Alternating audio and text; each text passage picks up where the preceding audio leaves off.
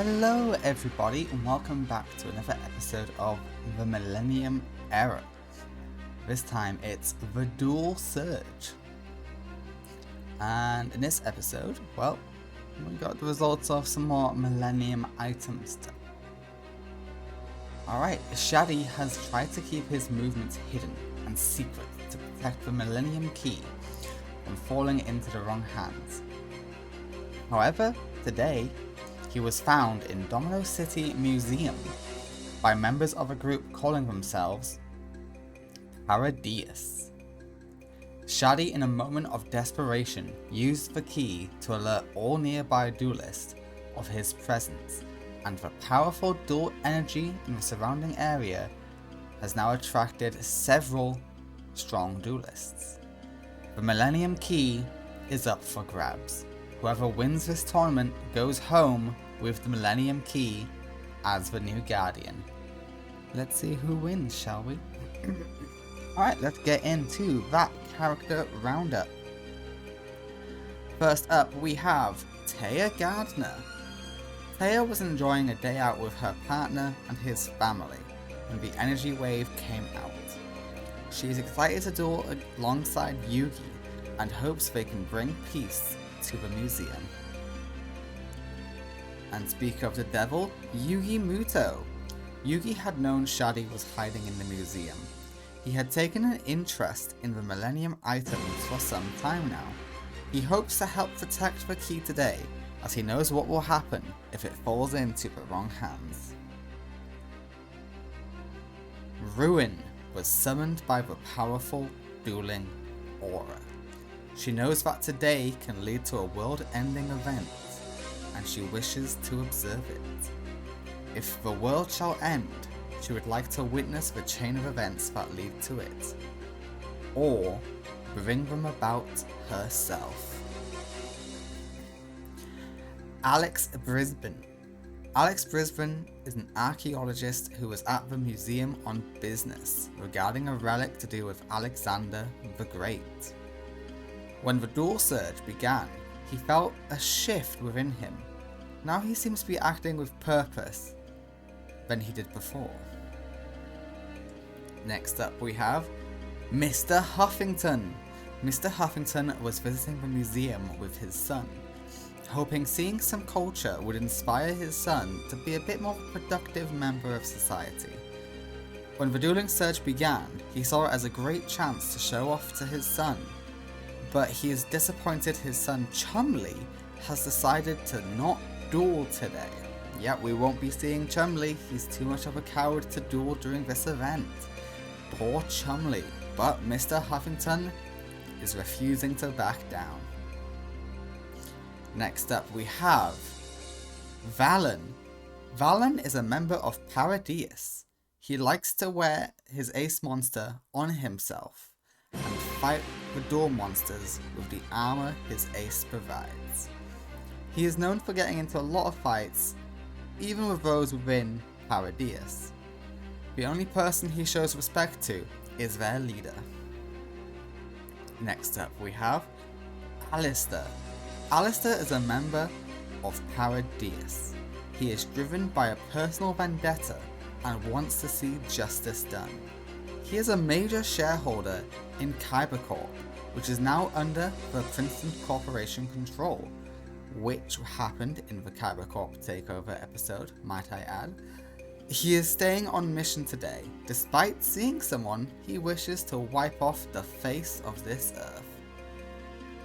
Next up we have Raphael. Raphael is a member of Paradies. He is focused and wishes to prove he is the strongest within the organization. He believes he can secure the key today and prove his dominance.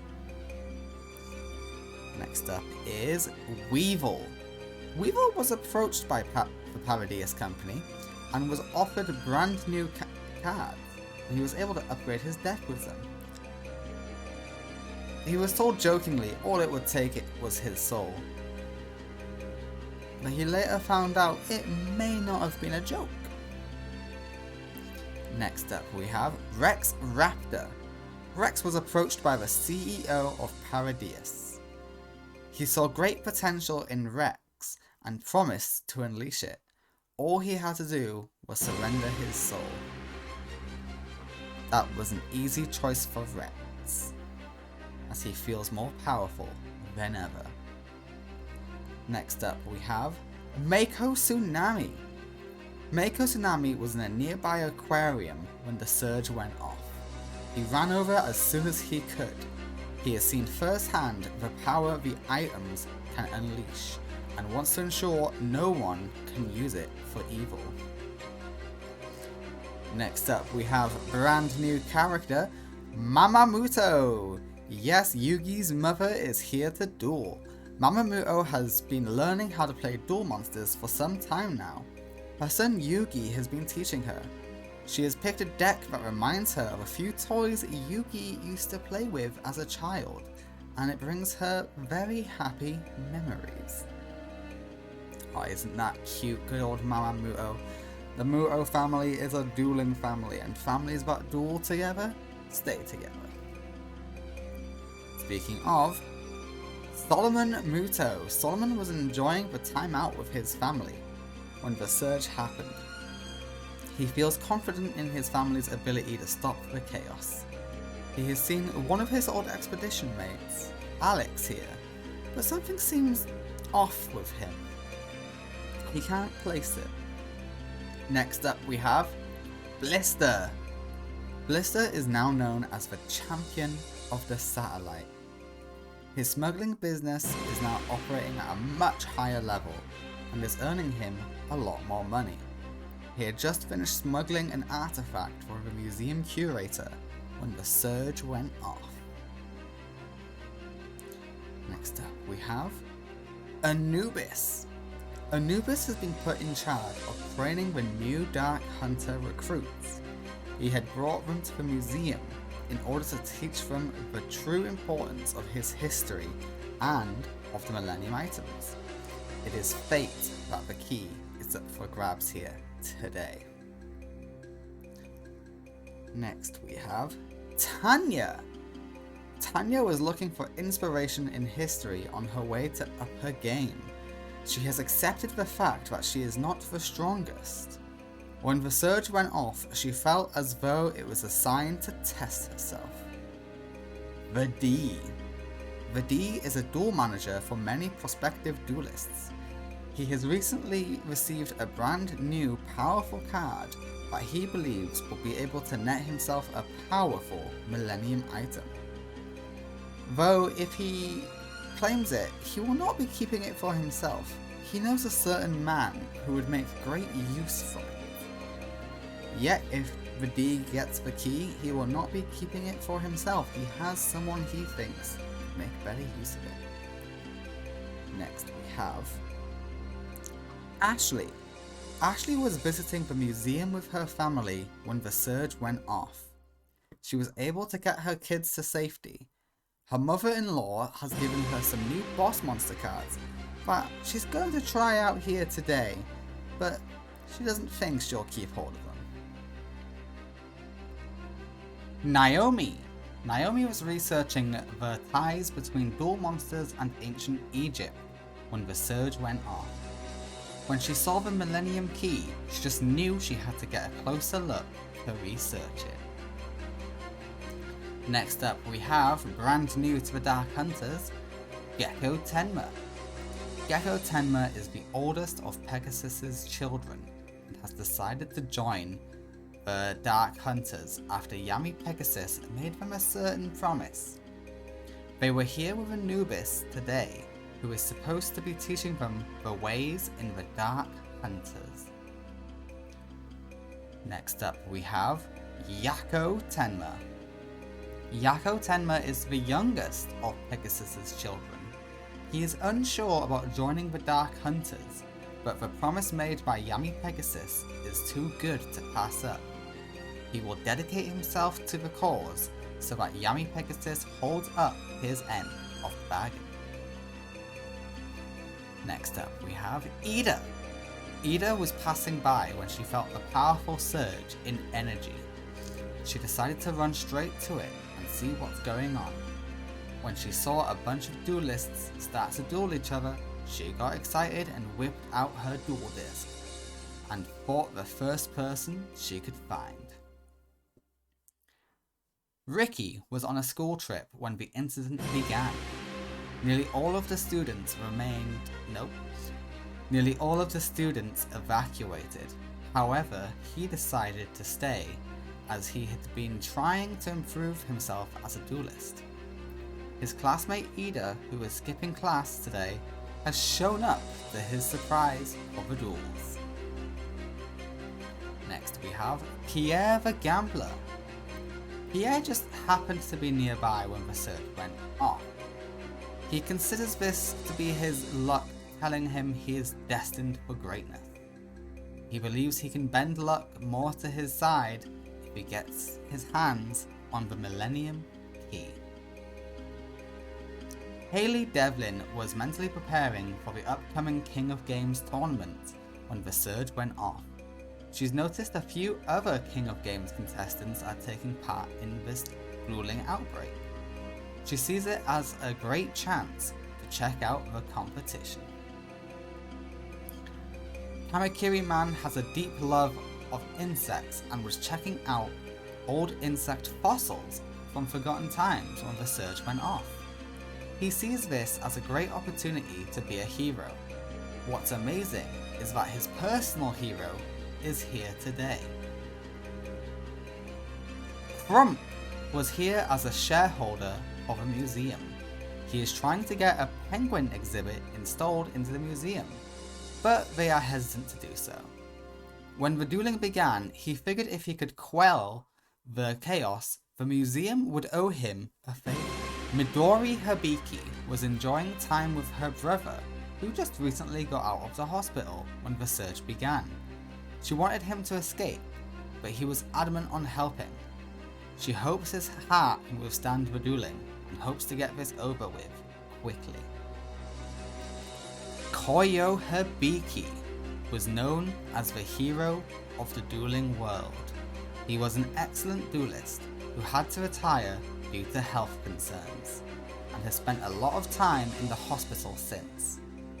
But now he is finally out of the hospital, and though dueling might end badly for him, he refuses to let innocence be harmed. Odeon knew Shadi was hiding in the museum and was here to provide a status update on the Dark Hunters.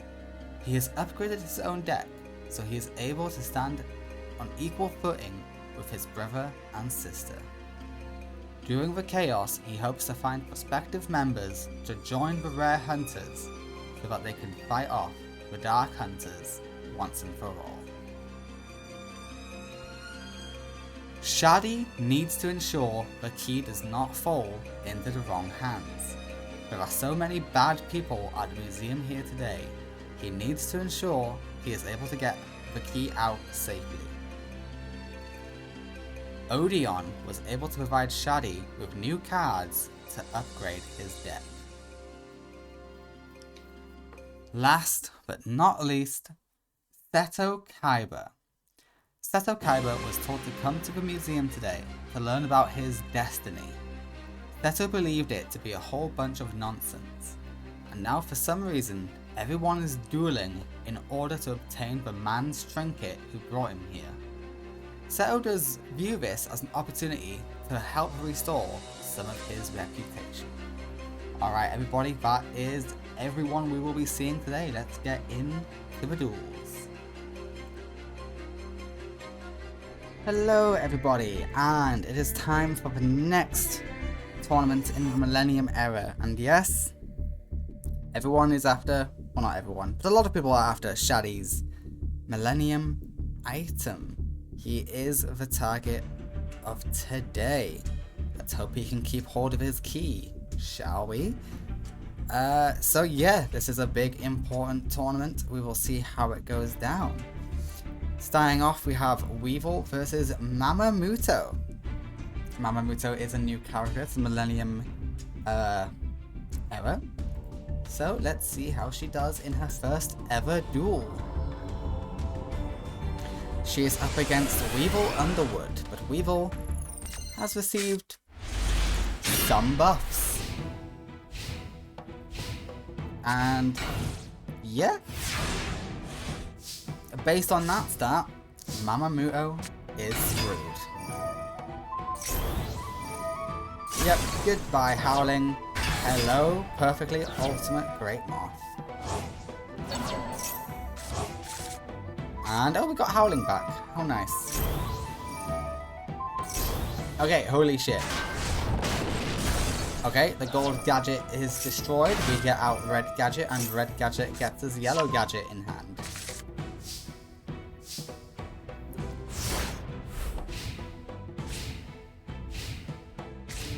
Good. Okay, Mamamuto is not able to fight back currently. Flying Kamakiri is here. Hopefully it can make a difference. It does not. That's quite lucky for Mamamuto. Mamamuto, do you have a way to get over this? Oh, that's just sad to see. Howling Insect is here. And unless you got another 15, okay, that will hold field. But not for much longer. Okay, Supply Squad will help you. I will give you that. Supply Squad does help quite a bit.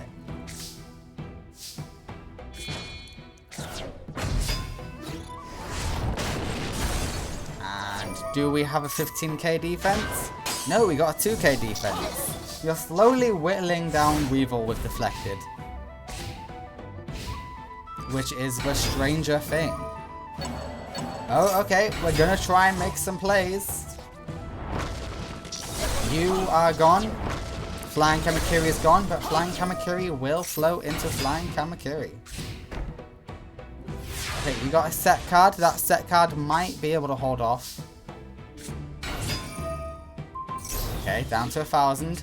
And negate attack does hold field. Have to give it to you, that did work. Okay, okay, we can weaken them off. Green gadget is in hand. You still can't beat the moth though. The moth is still too powerful. Mamamuto is fighting back with everything she has. But then Premature gets out Armored Insect, and this is going to be a lot of damage. 1500 straight to the face. Yeah, you do draw a card, Mamamuto.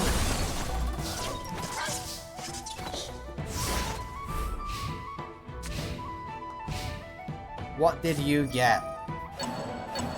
Okay, he's coming back out. Lovely, green gadget is here. We get red gadget. Oh, okay, is that game?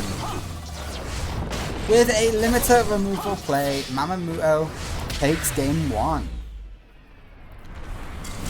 You know what? Decent first duel. Always good to win your first duel, but can she win her first match? She was on the back foot that entire match, or duel, so we'll see how she does in Duel 2. Okay, no way to cheat out the Ultimate Great Moth. So you're a little screwed in that department. Alright, gold gadget is here, yellow gadget is here as well, green gadget is in hand. Okay. I think that was a misplay. Not gonna lie, that's a misplay. Especially since you got bloody harpies.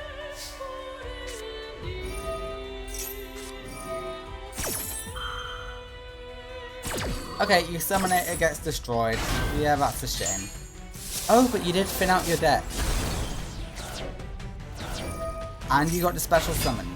So you know what? That works.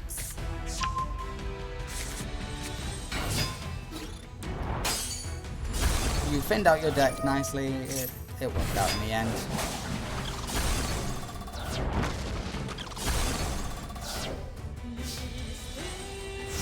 But you are now wide open. But I know you've got a card you can summon, so I wouldn't be too concerned.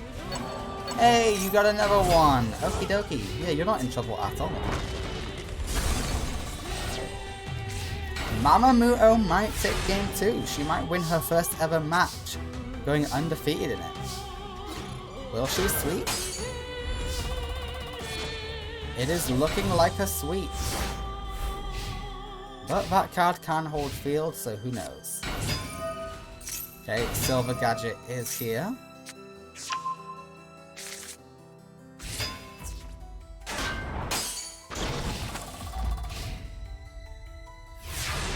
And we hold field. Weevil is not going out so easy. Red Gadget is gone. Oh, I thought you'd have gone for Insect Queen. At least hold field, you know? You might not have been able to attack without sacrificing, but you could have at least established a wall that you could beat.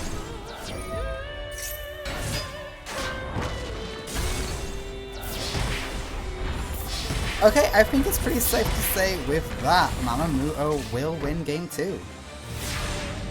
She's not done any amazing plays or anything like that, she just outdid Weevil.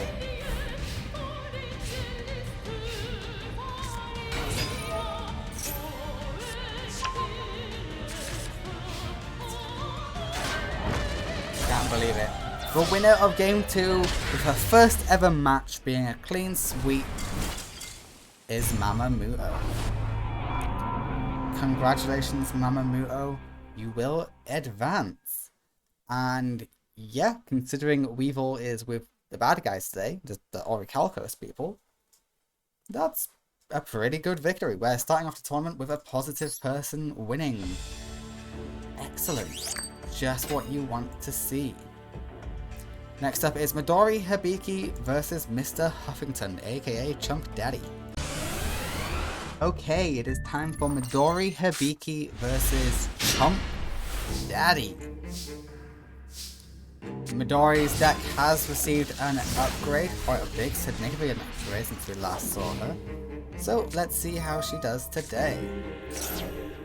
Okay, when you add Poly to hand, that only means you have the resources to make what you're after, and he does. These two come together to create Koala Koala. Koala Koala? Oh, it's Koala Koala. Okay, Midori, that was not a great start for you, I have to admit. Okay, but we special summon.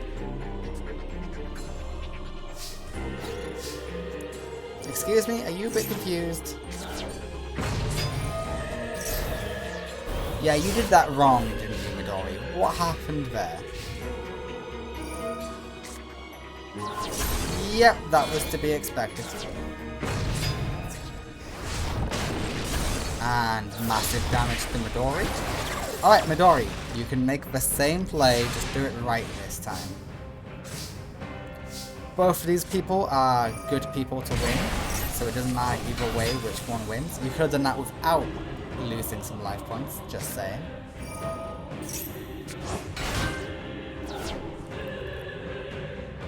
Alright, what are we doing?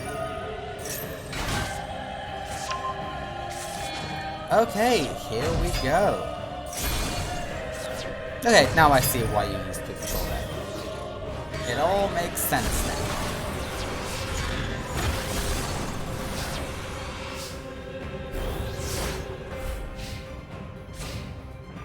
Can Midori turn her horrible misplay into a good thing? I hope she can.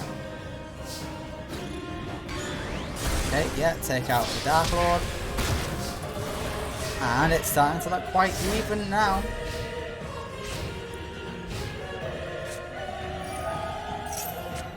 Okay, Harpies tries to get rid of the trap, but we activate it. What does Rebellion do? Okay, we pop. Okay, that's actually a significant pop. That will actually matter. Pot of Greed is here. Great top deck by Midori. Oh, that burn was... Whoa. That made things very unclear on who's going to win. You don't have piercing, so you're not a big threat.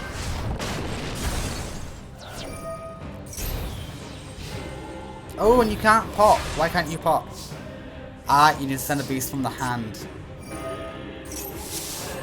And that is it. Game 1 will go to Midori. Her deck might be massively buffed, but her AI is still stupid. Midori takes game 1 on Mr. Huffington. He's got his son back home and he's being very strict on his son. He's trying to set a good example for him here today though. But so far he's not doing a great job of doing that. Can he come back from adversity? Midori's got a great start with Foolish Burial. And with that, Jesus Christ. The Hall of Valhalla is an amazing get.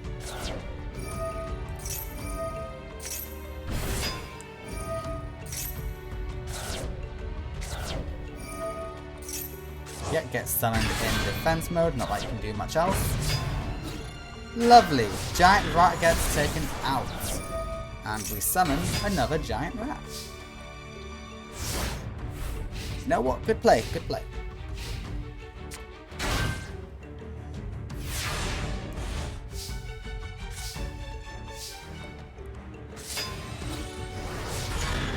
Giant rat is destroyed. In its place, we have a giant rat. 1600 damage is pretty good.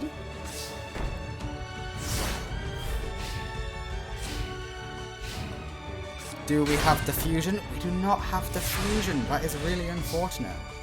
Or maybe we do, we just know it's not worth it. Goodbye. Oh, no burn for you. Everything was on field.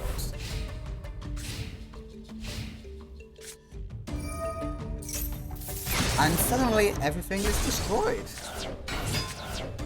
Go Chump Daddy, you've actually got a big shot here. Yeah, you get negated attack. Your attack gets negated. But Midori's top decking and she's not great at top decks. Okay, other than when she draws Mystic Tomato. Mystic Tomato's a pretty good top deck. Oh, you don't have another monster, so she will end on something decent. That is so unfortunate.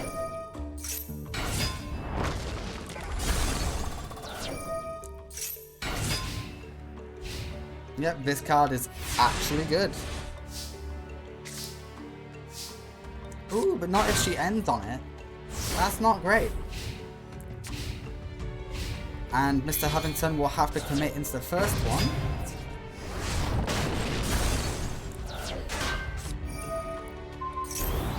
Okay, you know what? We'll see if that's a waste or not. You get a draw, so that's good. Nothing you could use this turn, though. Okay, Raigeki is a pretty good top deck for me. Alright. What do you have, Mr. Huffington?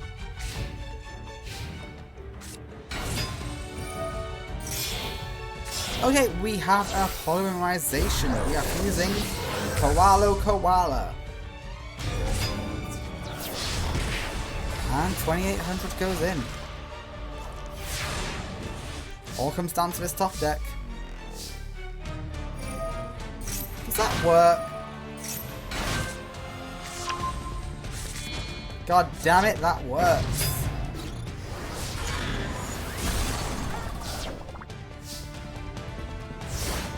Midori found a way.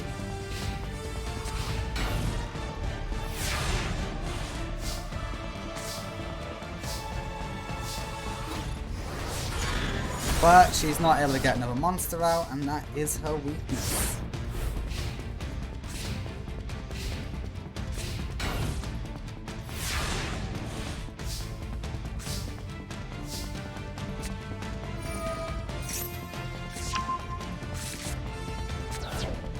Okay, she got another monster out. And you get more monsters out. King of the Swamp is no longer with us. The sea otters are gone. It's a very sad day when that happens. Why do that? Why? I don't understand the logic there.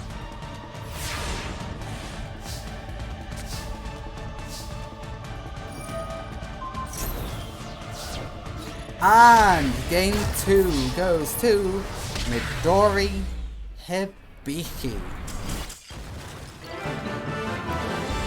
Congratulations, Midori. You are the winner of game 2.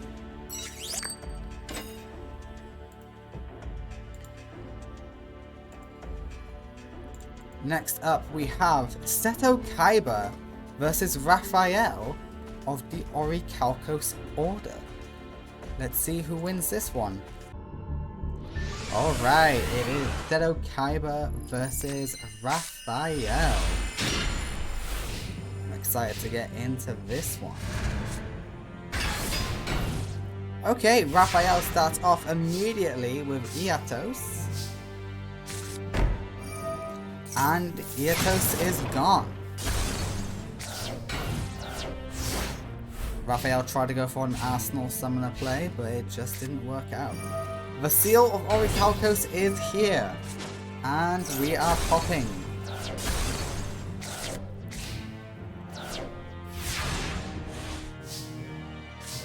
Yep, Crush Card Virus is an amazing card to get at all times.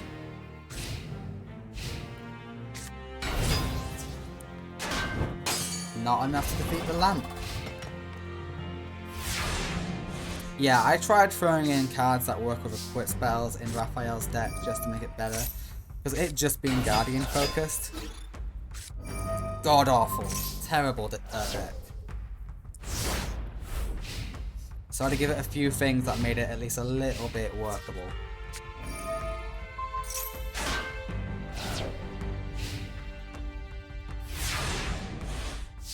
But so many of his cards are just... ugh. But try and be as accurate to the character as possible.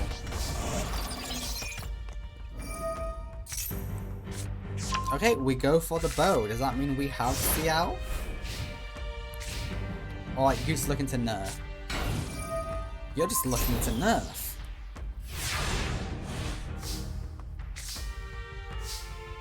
Which, you know what, is a valid strat. It did scare Seto, and Seto never plays defensive.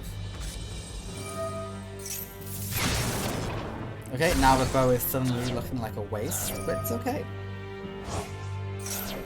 Zaggy is back. Even with the Seal of Orichalcos, you can't do anything in this situation. That is so sad.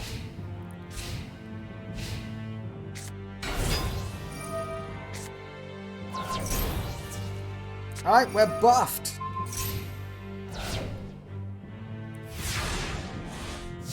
All of these resources to support Raphael, and he still can't do anything.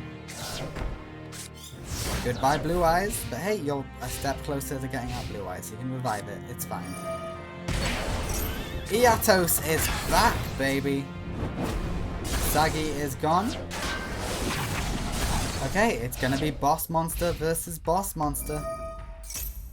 The Blue Eyes White Dragon is here in defense mode. Which is an odd pick. Yeah, we've decided we're gonna go Crash. Hell yeah, let's go. Immature on Lejin. Hell yeah, let's go. Okay, Elma is gone. Iatos is gone, and the Brotherhood guy is gone. We banish you, add Blue Eyes back to hand.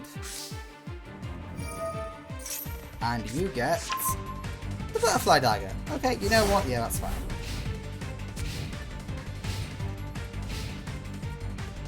And that is game number 1. Raphael did a lot better than I thought he would, but he does ultimately fall in game 1. And the thing is, Seto doesn't even have a good record in Millennium Era.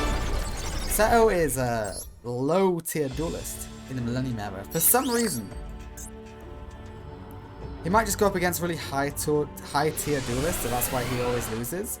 But I think he only has one match victory in the Millennium Era. Don't get me wrong, he's won duels in the matches he's lost, but he just can't do it. Iatos is here. We're searching for an equipped belt. We got an equipped belt. The one that matches Iatos. Oh, Iatos is super buff. And yeah, we are going to negate that attack.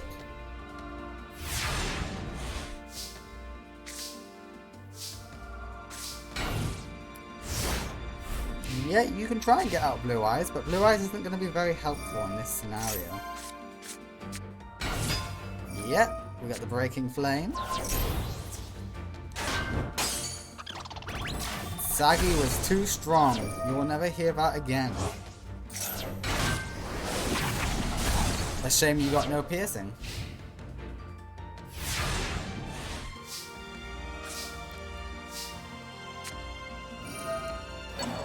We are reborning Saggy. You know what? We all make mistakes.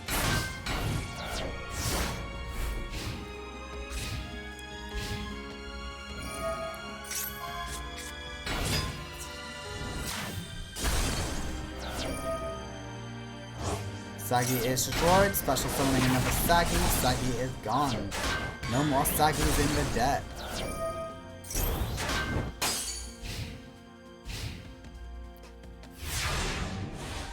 Oh my god. Is Raphael fully online? Raphael's not doing garbage?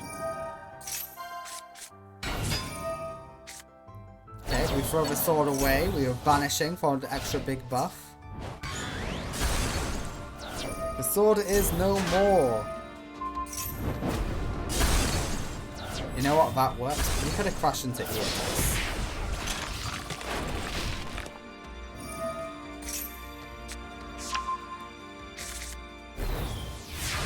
Alright, yeah, and we're starting to get the debuff. Why that and not the lamp? The lamp would have been a better choice.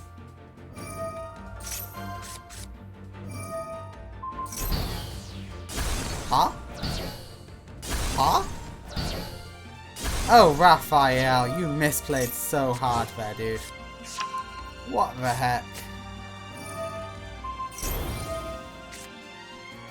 All of that just to do this.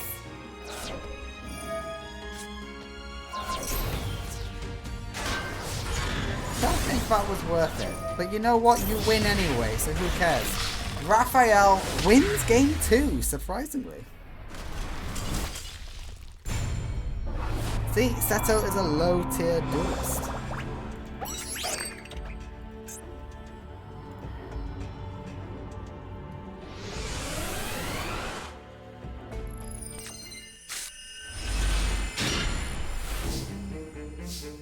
Alright, 2 low tier duelists. Okay, they're not actually 2 low tier duelists. There's only 1 low tier duelist. Well, in like, you know, I know that Seto's not low tier in actuality. But this version of Seto definitely is.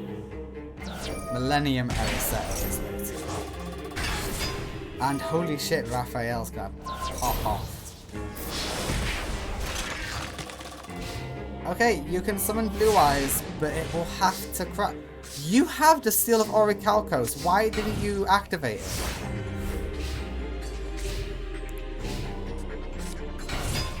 Activate the Seal of Orichalcos. You did it in the first duel. Holy shit, why aren't you the Seal of Orichalcosing?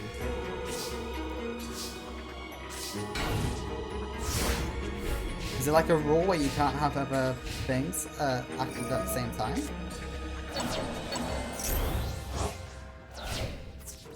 Whoa, you can just attach premature and not get destroyed. That's pretty cool.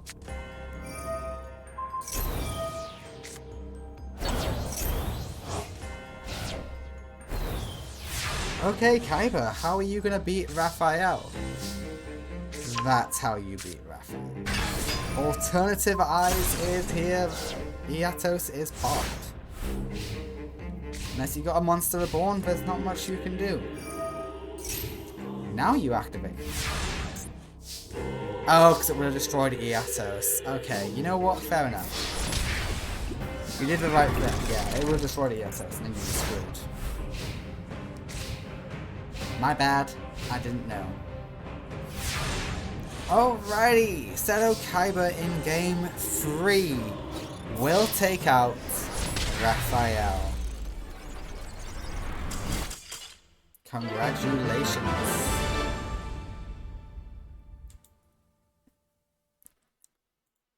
Seto, you have done the possible.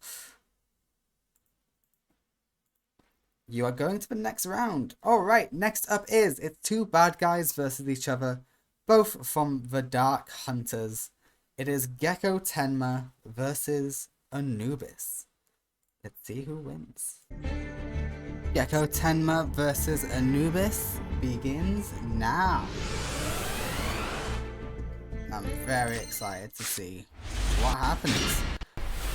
Both of these players are on the same team, so it will be interesting to see what happens. Gecko's hand is the worst possible start he could have got though.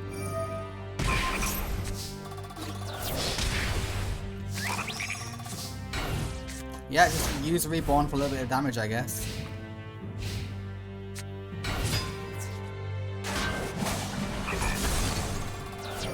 Unfortunately, the damage is still going through thanks to Mash Macaroon. Ooh! That does neutralize Gecko a little bit.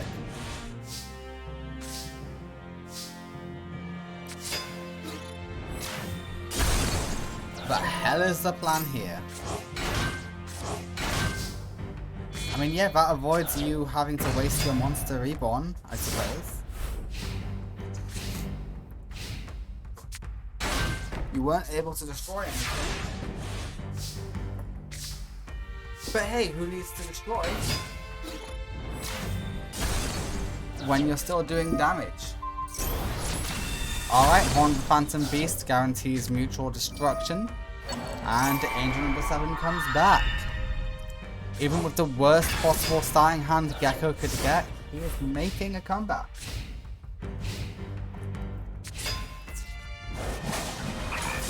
Gecko has this.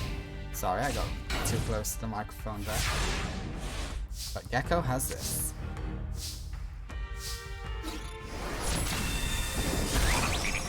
Well, Anubis could possibly make a comeback, but we'll see. Giant Rat is enough to hold field. It's funny, but it's true. Okay, Nova Summoner is gone. Nova Summoner will get out a Shining Angel. These two will trade places. What will Anubis get in the exchange? Nimble Momonga is not enough.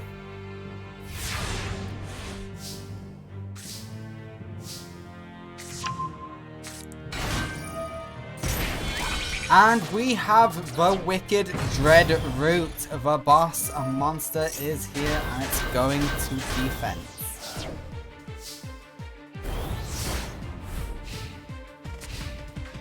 Everyone is halved. Okay, Angel number 7 is gone.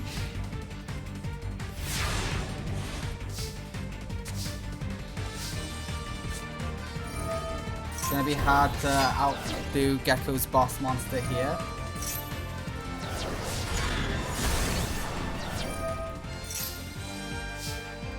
Anubis is hanging in there though. He's not letting this deter him.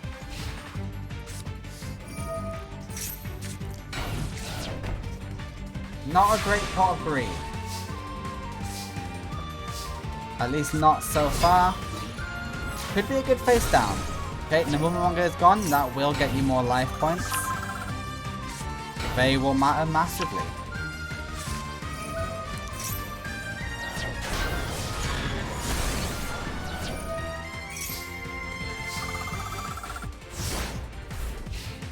Come on, Anubis, can you overcome the false Egyptian god? Reborn Tengu is back. But you know what? The more damage you do, the better.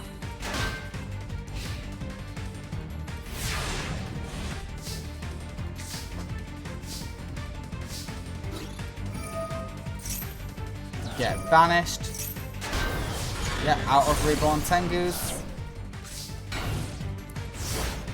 A Raigeki here would be amazing. Just saying.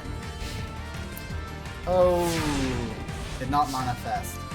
And with that, Gecko Tenma has won game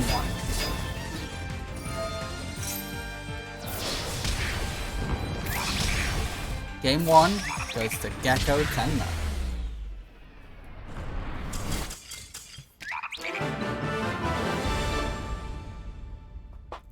Okay, both of these players are Shadow Riders. Gecko and his brother Yakko are new recruits. Anubis is one of the lower ranking members in the Shadow Riders. Not Shadow Riders, Dark Hunters. Yeah, the Dark Hunters. He's not the lowest Dark Hunter, but he's pretty low. Yakko and Gecko have yet to cement their status, but if this performance is anything to go by, they might end up being strong assets for the cause.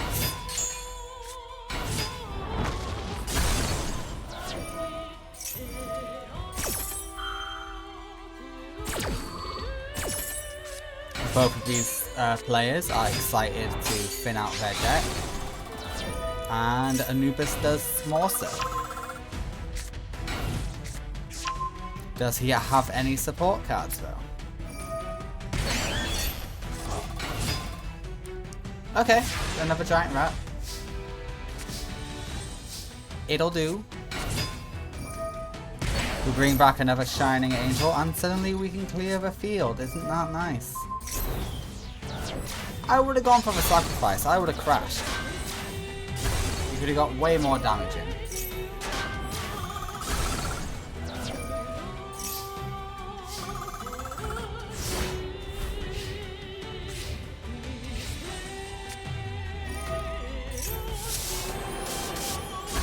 Okay, Harpies works.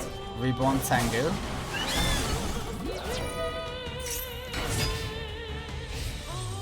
Okay, we're gonna try for a little bit of burn, it seems. Monster Reborn is here. We reborn the Nova Summoner.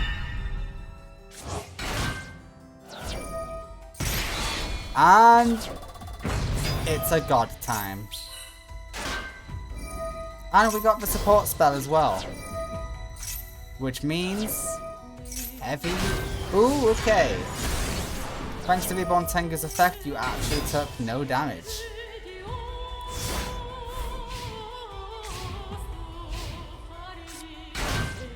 And we set.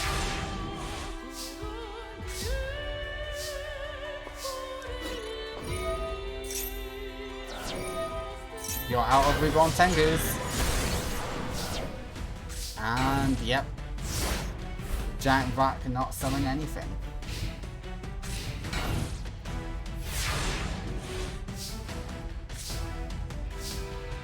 Oh, the wrong player got Raigeki.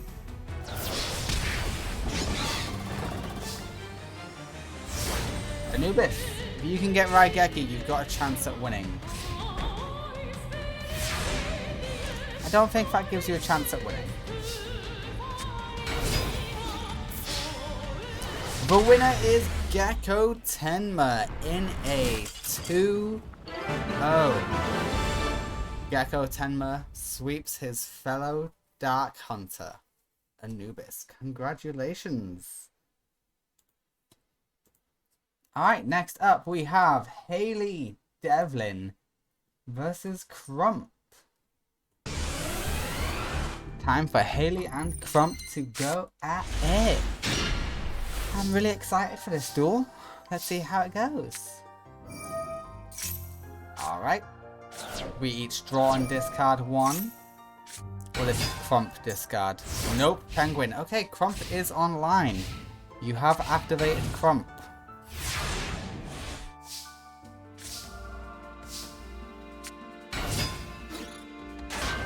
Yep, Penguin Warrior is what he wanted. Nope, Penguin is here to say, no, you don't go back to hand. You're banished.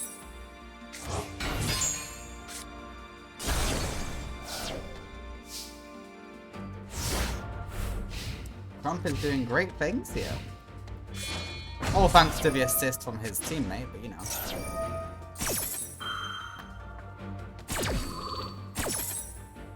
Nope, Penguin comes back. Gotta love Nope Penguin.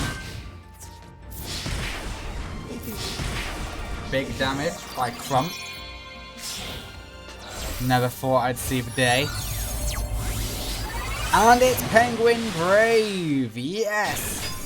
Crump's boss monster.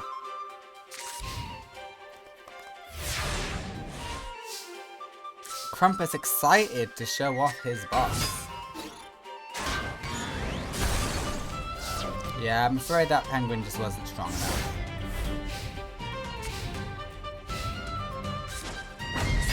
The Emperor is here. The Emperor throws himself away. Nope, Penguin will come back.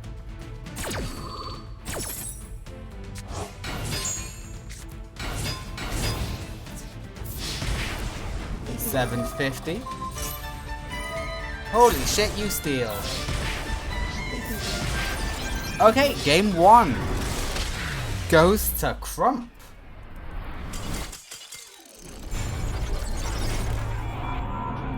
Crump did get a massive assist from Haley. Can't lie. Haley's deal worked better for Crump. Be out of the deal. Crump's a businessman. He knows his way around it.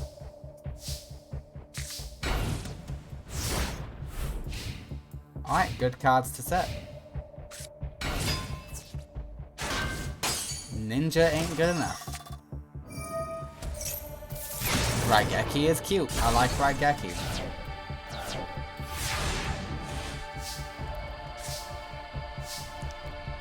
Pot of Greed is here.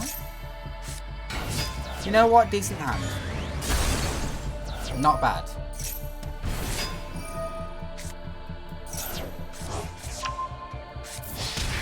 Not what I would have done, but hey ho, it worked out, I hope.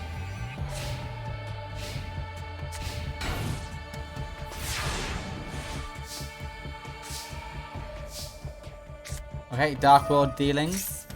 Is Crump gonna... No, Crump did not get the bitter end of that. Without Nope Penguin, Crump's strategy is a bit weaker than normal. And yeah, we save ourselves from getting banished. Good shout. Emperor Penguin is here. Emperor Penguin will summon out these two. And these two synchro together to create the bravest penguins of them all. Penguin Brave. And we have Squire in defense mode.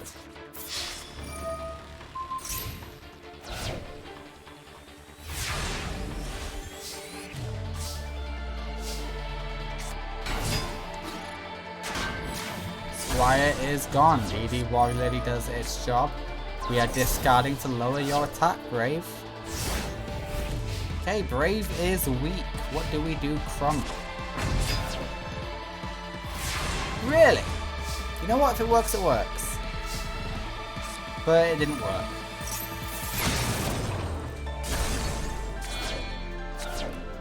And the Cyber Alligator is here. Haley's boss monster is on the field and it is dominating. Okay, Crump T-set. A T-set from Crump is less pathetic than from most people. Harpies gets rid of the trap though. Oh, it was only an ST. Nothing to worry about. And the alligator goes back to hand though. Crump was able to deal with the alligator.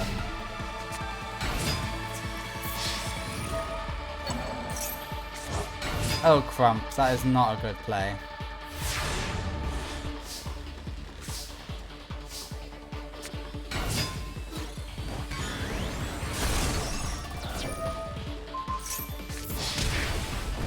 Alright, Crump. Penultimate turn of the duel, buddy. Unless you do some good plays. T-set. T-set is not bad.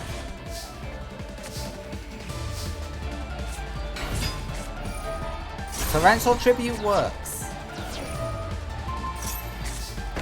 Why would you give them back their Call of the Haunted? Make it make sense.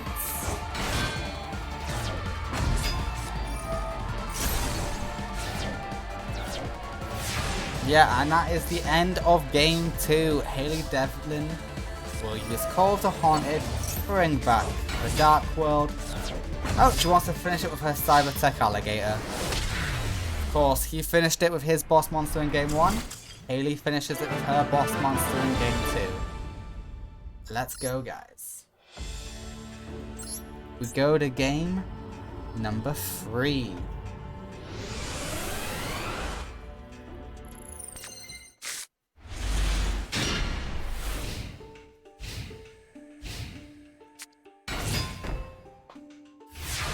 Alright, this is decent.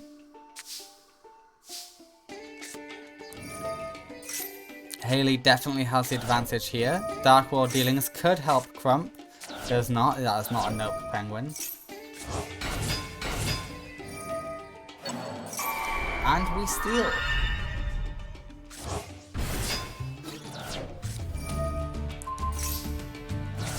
Okay, Crump was able to hold off, but that's a full field of massive threats. What can Crump do to that? He can steal. Stealing is always a good play. You might have wanted to have stole your old monster. Just saying. That might have worked out better for you.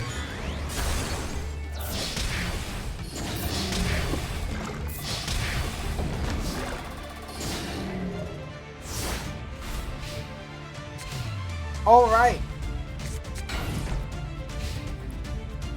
It's most likely the penultimate turn. It's the penultimate turn.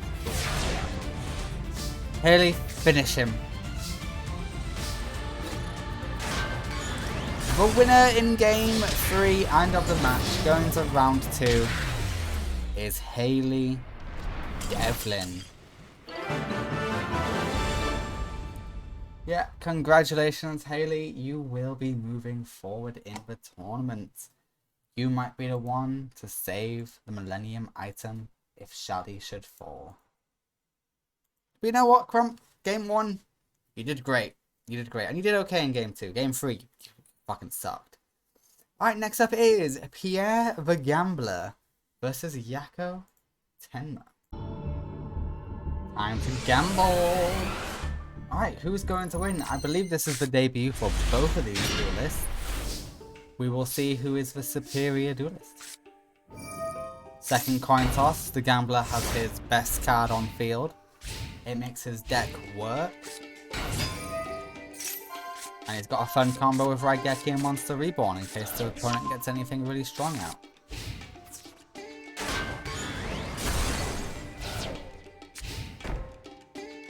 Alright, worst case scenario, Gambler, you get something with 1700 attack out. Oh my god, that is not great. Yeah, get something with 1700 attack out.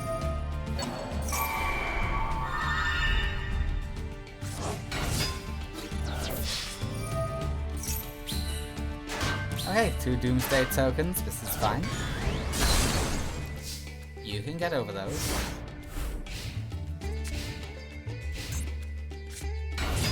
We love a good Doomsday token. Votis is destroyed though.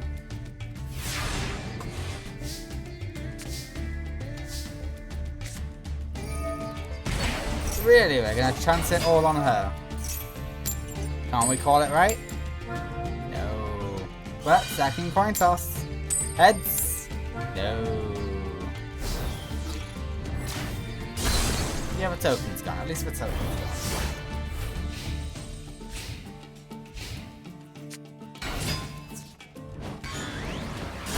Odessa is gone, and a lot of Gamblers' life points are gone too.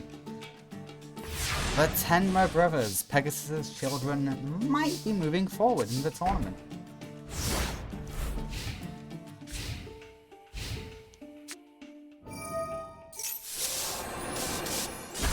Okay, can you get another monster out? Okay, it's not over, but it was very close. Pierre, most likely penultimate turn of the duel. What do you draw? You know what, that's actually a good monster. It's just, yeah, it's a shame you drew it now.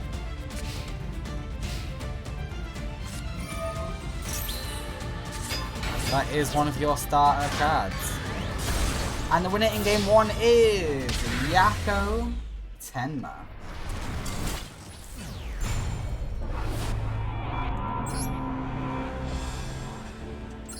Alright, we go to game 2. Will luck favour Pierre, or will Tenma's scary gods carry him all the way through?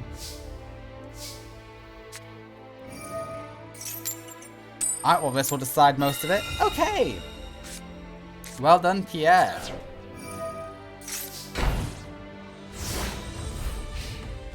Okay, you're playing very reserved.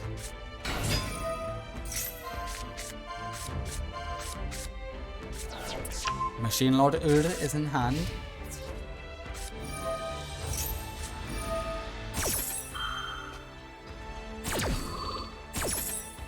Okay, and this is why you should have probably been in attack mode. Oop, heads. But we retry. Tails! It's already 0.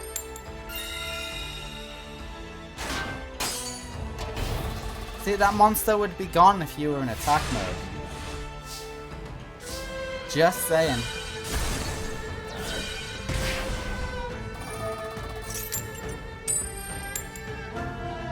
Ooh, second coin toss though. Heads? No. Yeah, you're very unlucky this tournament. I doubt this will work. Yes, you realize being in attack mode was better.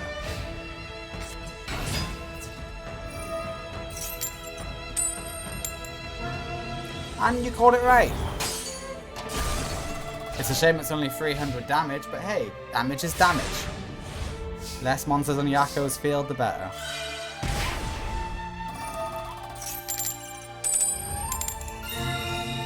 Second coin toss. You keep getting tails. Let me guess, tails. Hey, you called it right. Misjudge is here. And go in for average damage. I want to say lots of damage, but no.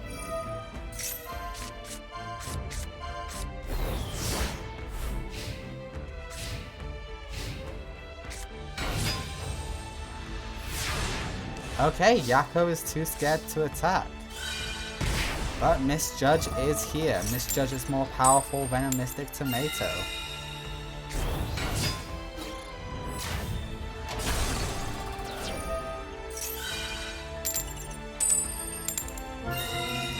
Okay, we did get the second coin toss. Okay, yeah, no, we get the special summon. Comedian is here. Do we call it right? We do call it right. So, get banished.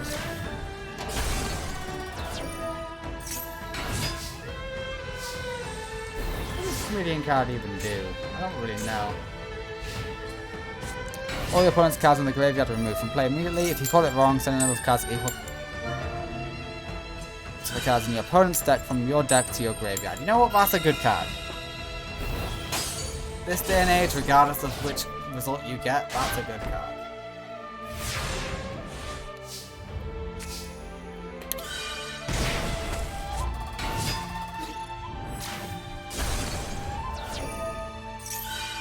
Mystic Tomato will get a special summon.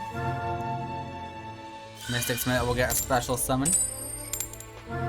Jesus Christ! Yeah, you're getting so many bloody tails. It's insane.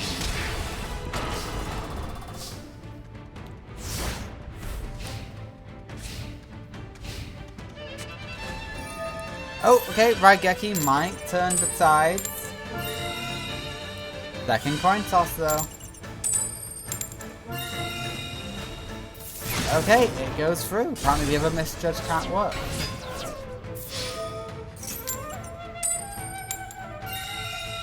And no damage is dealt. Pierre might be able to take out Yakko.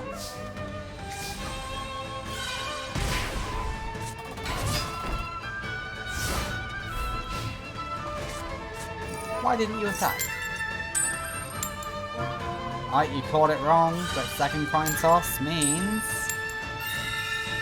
they're banished. Get out of there.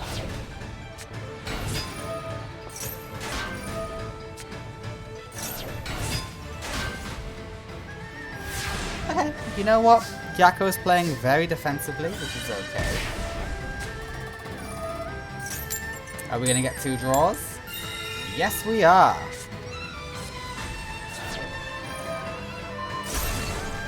Scapegoat is no more. Ooh, we called it wrong. Come on. I get why you called tails. You've been drawing so many tailses. Okay, great.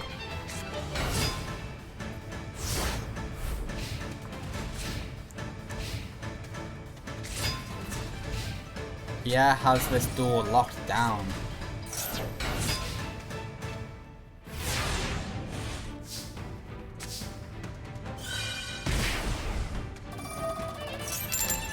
Alright, we're going flipping.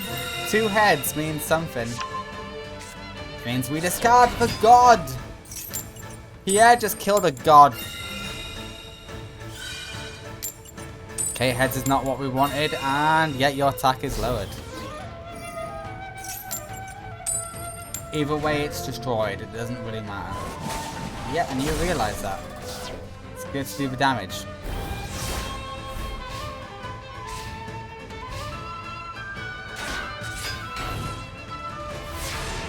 I think that's a surrender from Yakko. I think Yakko wants it to be over. We throw away a card in hand. We throw away another god. Nope, that does nothing. Oh, we try again. No, you're weak. You're weak. Okay, so you're still in the duel. That's the good news.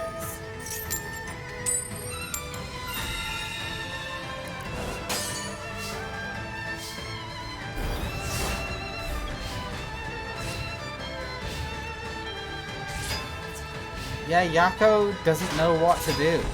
He's stumped. He's not willing to attack with Fairy Box on the field.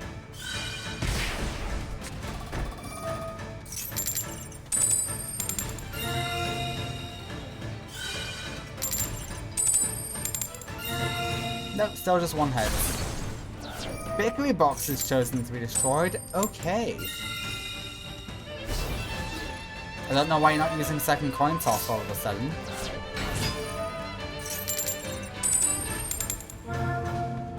Okay, Pierre is a little bit screwed. And he realizes that. Yeah, he's gotta try and do it. I respect your attempt. I respect the effort.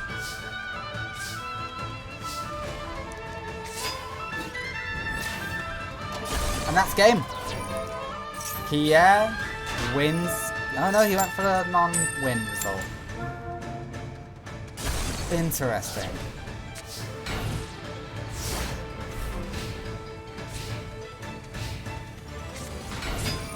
Votis is here. We can't select anything to add to hand. Second coin toss, it might not be destroyed. And it's not destroyed. Votis, get out of here. And the winner of game 2 is going to be Pierre. I can hardly believe it. Pierre defeats Yakko Tenma. Oh, except no, because of the token. The token manages to hold field for Yakko. If Pierre only put 1 more monster in attack mode, he would have been fine.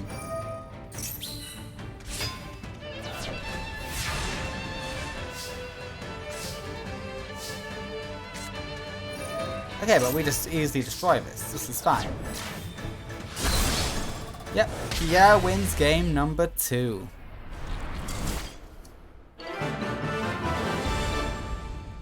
Alright, it's time to go to game 3.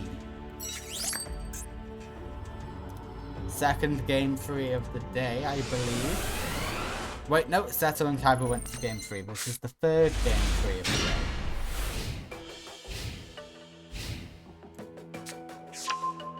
Okay, Wicked Avatar is in hand, but that's a special summon. We throw away Raigeki. Ooh, I don't like that play.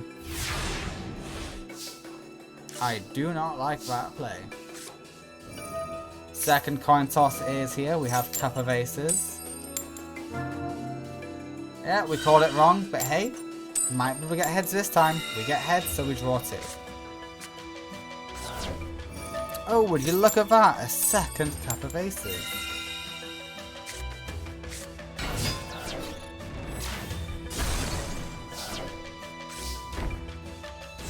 Yeah, that was to be expected. I was expecting Summoner Monk to do its thing, but you know what? Sure. Second coin toss says let's try that again, shall we? You're not getting any luck with those. Oh my god. Excuse me?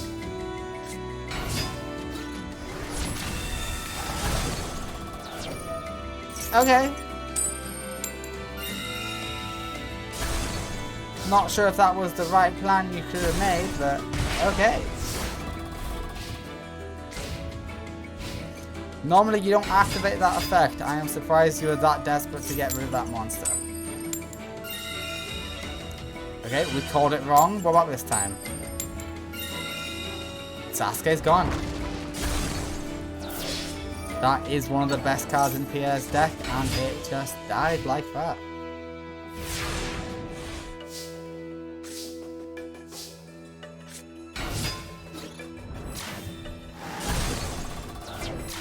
Alright, with both of these on the field,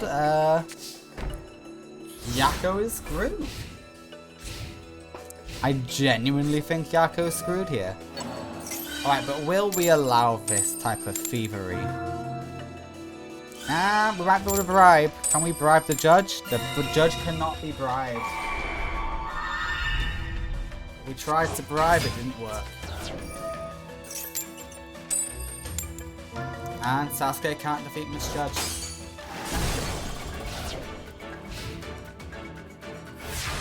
It's sad to see. But that is game. Holy hell. Game 3 goes to Pierre the Gambler. His luck stat is just better than the darkness within Yako. It's more powerful. Congratulations, Pierre. You are our victor. Ooh, that is the wrong duel. But you know what, Yako? You took him to game 3. We never got to see your boss monster summoned to the field, which is a shame. But hey, you did alright. You did alright. Next up is Alex Brisbane, another new character, versus Blister. A guy who's won a tournament. He won the Satellite Smackdown tournament. So let's see how he does here. Brand new character versus tournament winner Blister. Okay, this is not a bad start for Alex.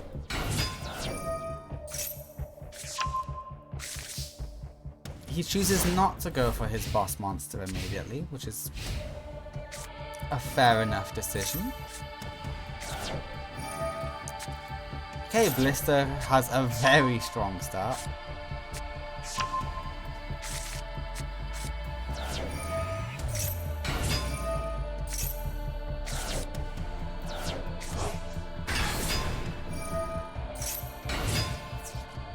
Yeah, that's about what I expected.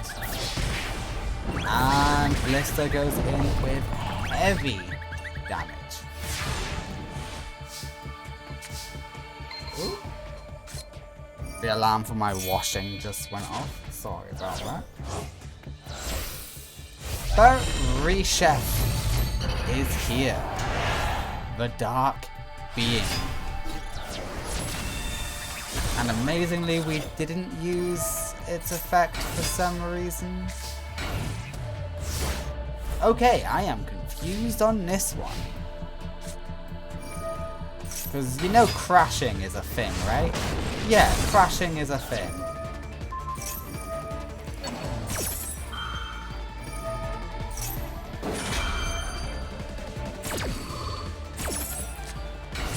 You know what? You do you, Alex.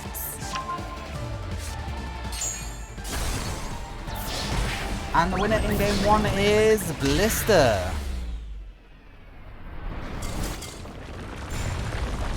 No wonder Blister was able to win a tournament. Just saying. Alright, we go to game 2.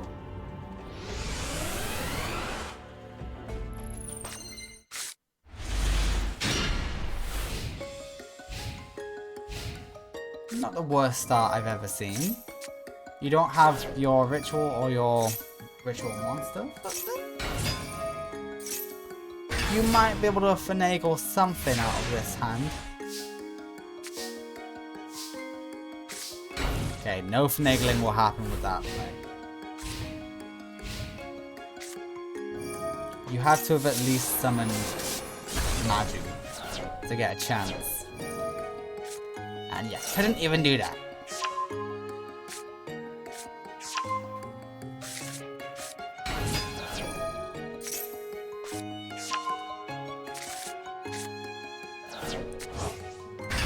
Yep, Fortress is back. And we are so close to a game already. Jesus. Someone stop Blister.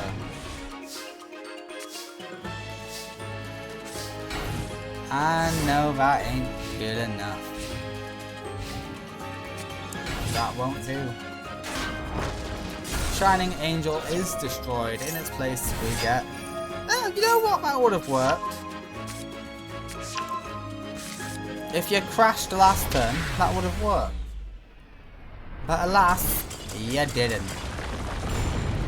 So, Blister will 2-0 brand newcomer Alex Brisbane. It's a shame you didn't get to show off what you could do, but this is as far as you go in today's tournament, which is honestly for the best. If he'd won the tournament, oh boy, dark endings approaching. Yeah, Dark Hunter or Alex Brisbane winning would have been a very, very bad ending. But hey, luckily Alex has not won. He's lost. Alright, next up is fan favorite Yugi Muto versus Ida. Yeah, in this universe, Yugi, he's a good duelist. He's not top tier. Well, he kind of is. But he's not going to a King of Games tournament. He's a top 8 contender. Yugi and Ida. Silent Magician versus Butterfly? I don't know. Control Insect? Not really. Versus Insect Misunderstood Bully Girl. Right, Geki's a very strong start. Howling Insect is gone. And Lina goes in for big damage.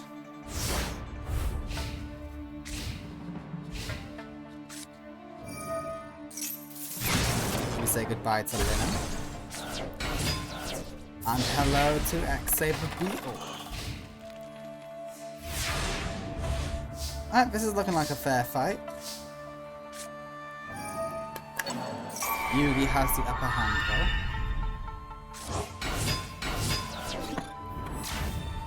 At least seemingly.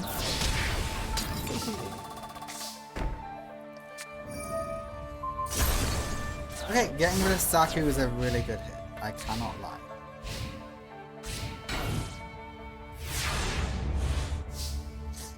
Just setting does not help me with my confidence for Ida here. Okay, Ida, you're taking a beating.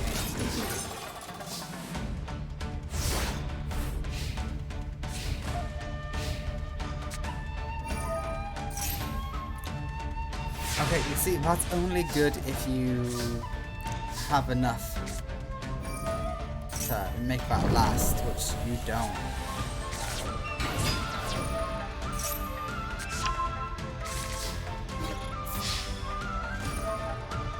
Okay, we negate. We take that. Okay, we survive one more turn.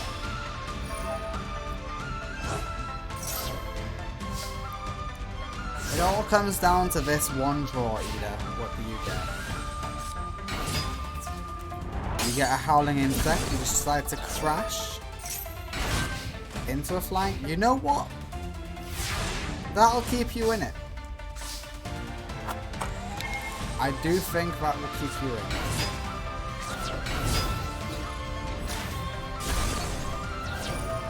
Yeah, and now we negate. You get destroyed, and now you can negate more. Yeah, we're going to negate that.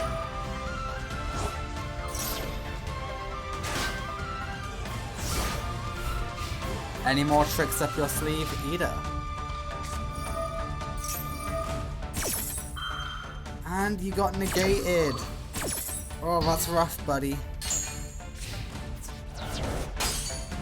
I saw what you were probably going for there. Okay, the Hex is here.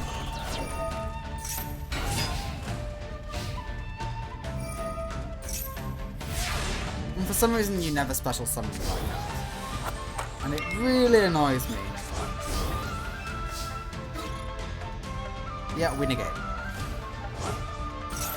And we negate. Yep, we are able to stay in this.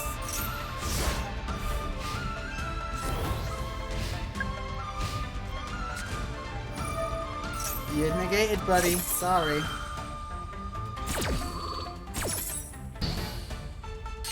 Can you set? No, but you can do that. You any insects in grave? No, you're done.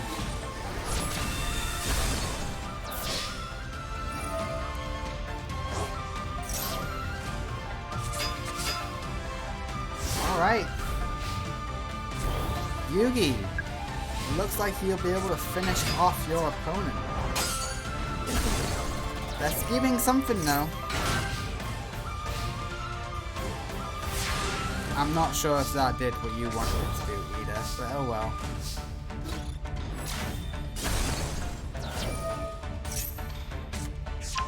Okay, Rose is in hand. You've not got enough in grave. Sorry. Lina will finish it. The winner in game 1 is Yugi Muto. You did quite a good job at stalling, but it wasn't quite good enough. You might have better luck in game 2, however. But Yugi is a menace.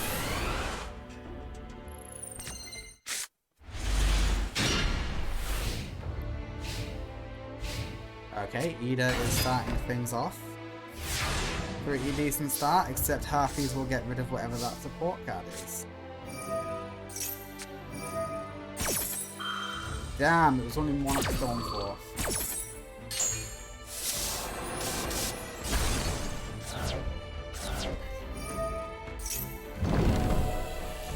Okay, we banish Silent Magician level 6? 9? 7? 8. The Hexa is here. You never special summon for some reason, and it really annoys me.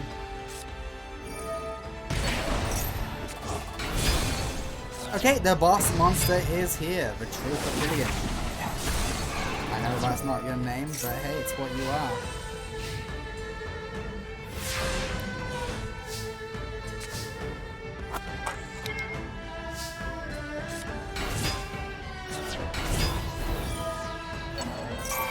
Oh, you want to crash so you can summon level 8, don't you? Yes, you do! You're going on full offensive. And there's nothing you can do about it.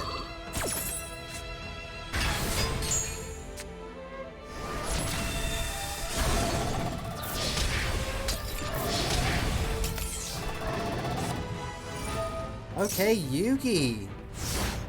Making the big boy plays.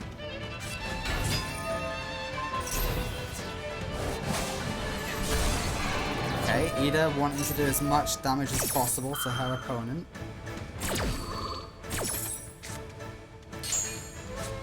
And it's over. Yugi Muto will 2-0 Ida. Level 8 is added to hand. Raigeki is activated. Armored B is no more. And with Silent Magician level 8, Yugi Muto defeats Ida. Congratulations, Yugi. You have dominated. That was great. Congrats. Alright, next up is newcomer Koyo Hibiki versus Grandpa Mudo. I think this is going to be a stomp. Koyo's about to go and slaughter Grandpa. Alright, it is the hero Koyo versus retired archaeologist / adventurer Grandpa Mudo, Solomon Mudo.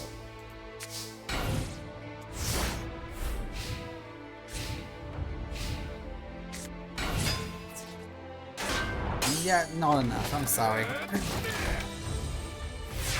Soldier of Stone's a nice try though, I respect it.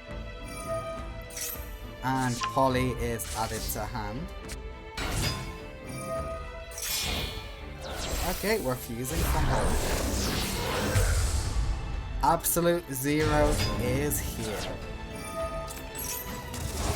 But yeah, let's fuse from the graveyard too, because when you are able to, why shouldn't you? Gaia is here. May as well activate it, do as much DPS as possible. And the damage is awesome.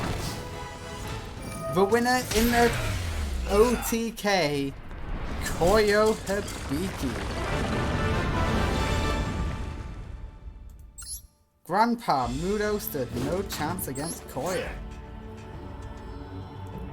He is here to save today. He knows if Dark Forces win here today, they are screwed. And he will not allow that to transpire.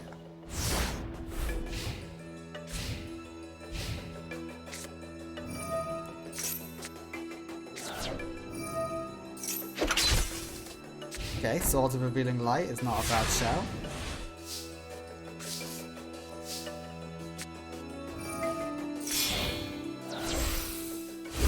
These two come together to create Absolute Zero. Can't do anything but the swords, but we've got a very terrifying presence on board. Voltic is being stolen. And we pop Absolute Zero, which is normally a board wipe. But in this case, nothing happens.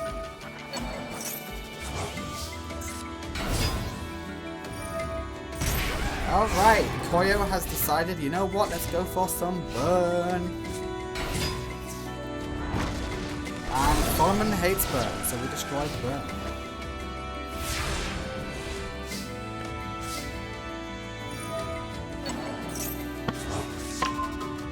Lady Heat is added back to hand.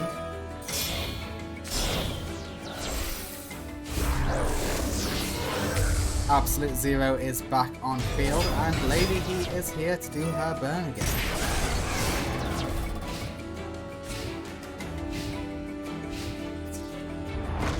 Lady Heat is no more. And we up our defenses for Solomon Muto.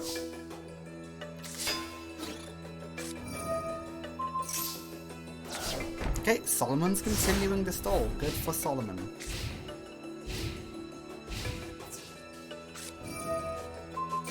Koyo also has a few tricks up his sleeve. And the burn's back online. Celtic Guardian stood no chance. Feral Imp. Ah, that's rough, buddy. And 800 burn.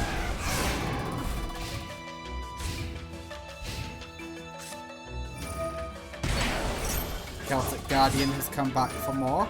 He's got the Horn of the Unicorn on him. Hey, Grandpa was able to reduce Koyo by 1,000 life points. Small victories. Small victories. They matter. Okay? I don't want people to think they don't. Because they do. Koyo Hibiki, 2 O's, Solomon Muto. Congratulations, Koyo. You have done amazingly well.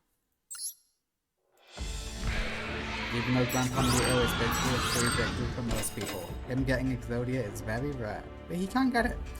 Alright, next up is Student Naomi versus Mother Ashley. More good people. We first saw Naomi in the Resurrection Tournament, where she was able to take a game on Yami Marik, I believe. And we first saw Ashley, she was randomly invited to Duelist Kingdom. She got very lucky, she won basically a lot. And that's how we got her. Alright, Naomi is starting off with a very bad starting hand, it must be said.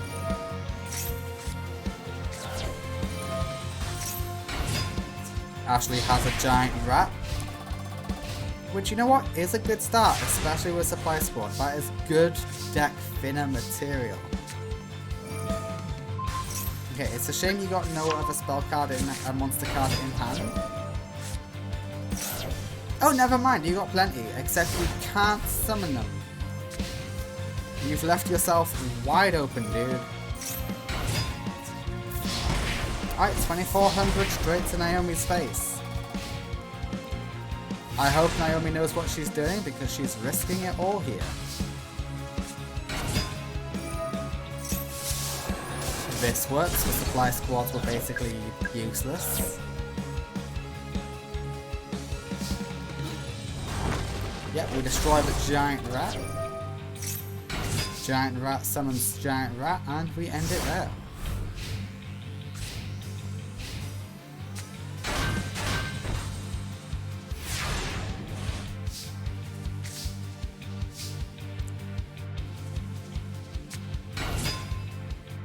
Two Abjuras are on the field.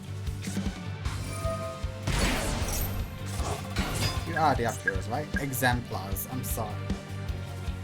I don't know why I always think you're the magical Abjura though. Abjura? Yeah.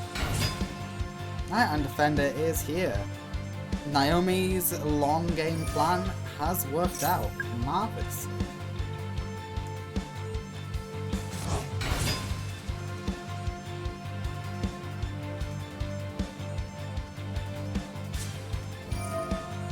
Oh, Spellbook of Power is activated.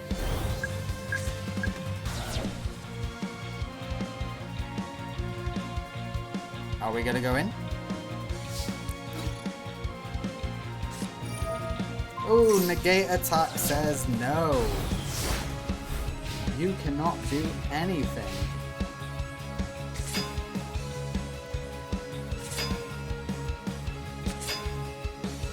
Interesting.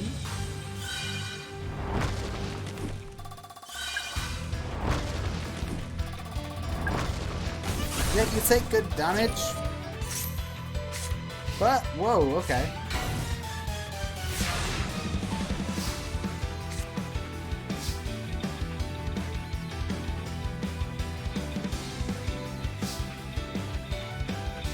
You got plenty of options here, that's all I'm saying.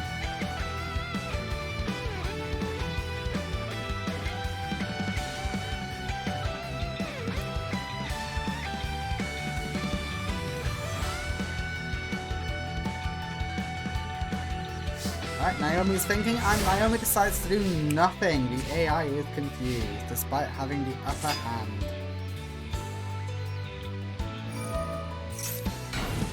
Interesting.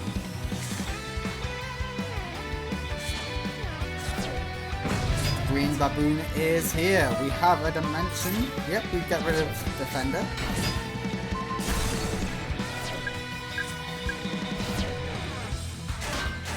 Not a bad play from Naomi. Really good play to stay in it. Not only does she stay in it, she has a chance of actually winning.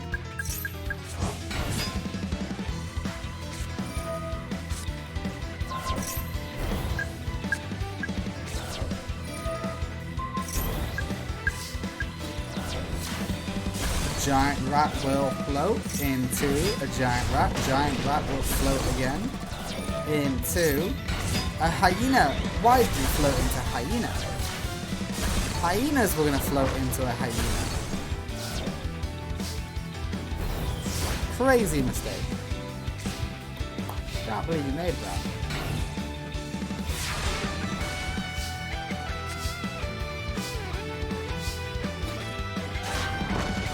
Nimble manga will hold.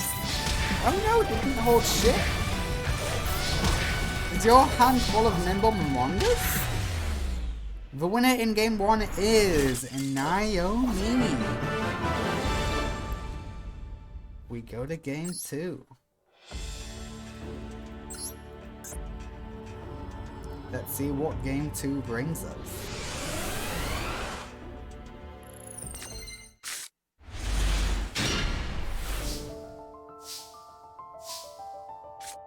Alright, game 2 so far is a good hand for Naomi.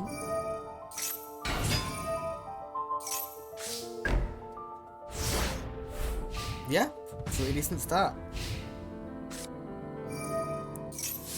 But not from a Harpies. Harpies makes it only a bad start. Oh, Death Koala in attack mode, you disappoint me. Disgusting.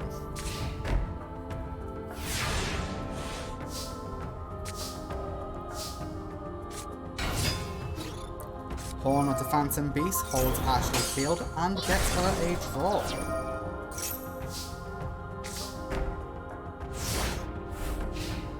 Ashley's hand is nice and healthy. Should have done that with Death Koala. Could have got a draw. Less damage but more advantage. Think smart. You gotta destroy the horn. No, you didn't go for the horn?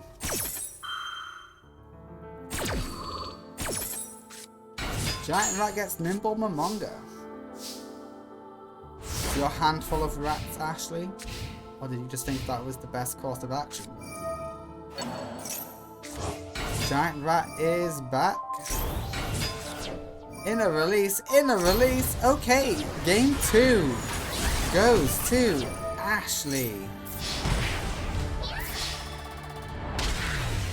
The housewife strikes back. Okay, that's all I'm saying. Just because she's a housewife and a mother does not mean she can't fight. She is here to go all the way. She wants to protect her family, god damn it. She doesn't fully comprehend what's going on, but she knows she needs to protect. Her motherly instincts are kicking in, god damn it.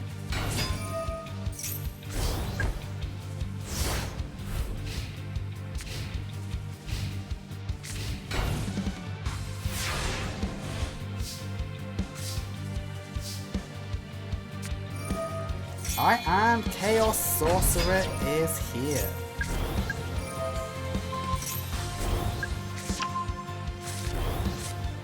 It's got 2900 attack, that's pretty strong. We get rid of Airthwart Sunrise, which you do love to see.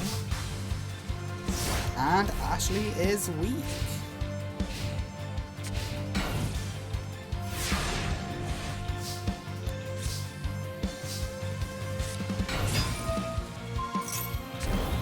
More spell counters, more spell counters. 3800. Okay, Ashley is able to hold field for one more turn at least. That's the good news.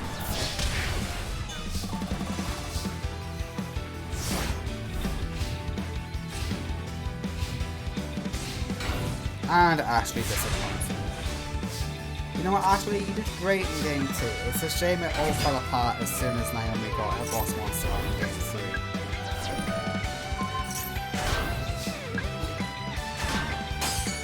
Ah, minimum burn. But hey, it's not a perfect victory. At least there's that. Oh, it's still going. There's still a chance for you, actually. Raigeki and you're Gordon. No, you didn't need Air's Rock Sunrise. Actually, that might keep you in the game depending on what other set card. Never mind. It's over either way. Best Koala is gone, Giant Rat is gone, and Giant Rat cannot survive this hit. Naomi wins game 3 with a very strong Chaos Sorcerer. Congratulations, Naomi, your studies are paying off.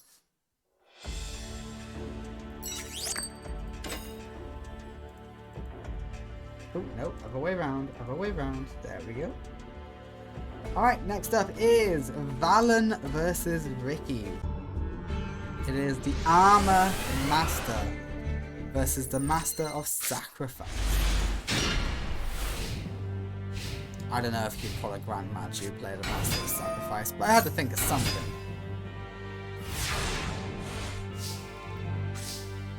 Alright, and this is a perfect start for Valen.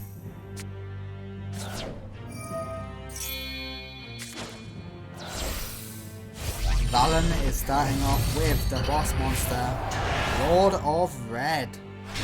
Lord of the Red. And it brings out Maju for fun. Why aren't we Seal of Orichalcos? Oh, because it destroys special summon monsters. Yep, you should have activated it beforehand. Valen, you fool. Activate Orichalcos first.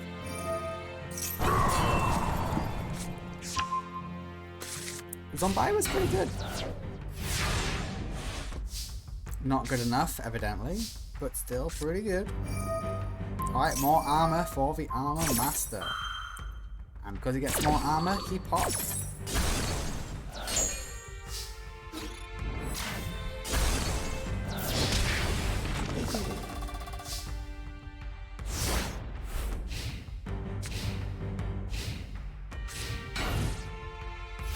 Lord of the Red is quite an annoying card to defeat, I must admit. Especially in the current era.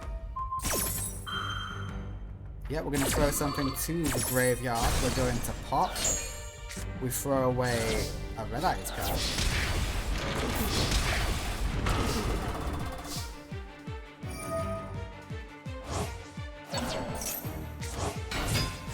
Yep. Valen's deck is a fun ritual Red Eyes warrior deck. It's an equipped card. It's a weird fun deck, I must admit. Marmiting stood no chance, and the winner is Valen. In game 1, at least, but still game 2. It's not over until it's over.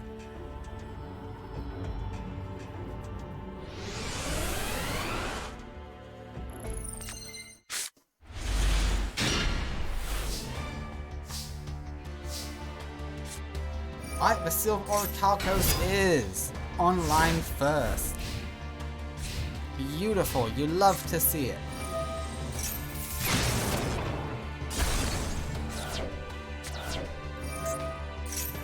Okay, Marauding Captain is here.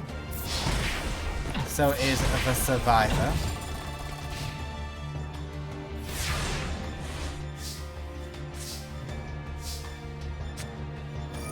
Raigeki will ensure none of them survive. I'd go Senju at this point. But you want to go Armored B. You know what? That's fine.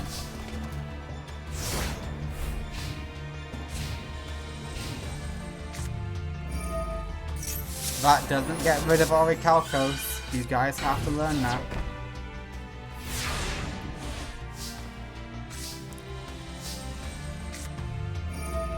We throw away the Red Eyes card. Yep, that's pretty decent. And we get Lord of the Red to hand. Right, yep, floating is pretty good.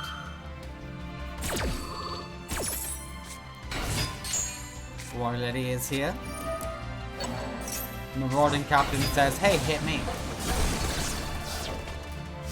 Which in my opinion is a bit of a waste, but hey ho.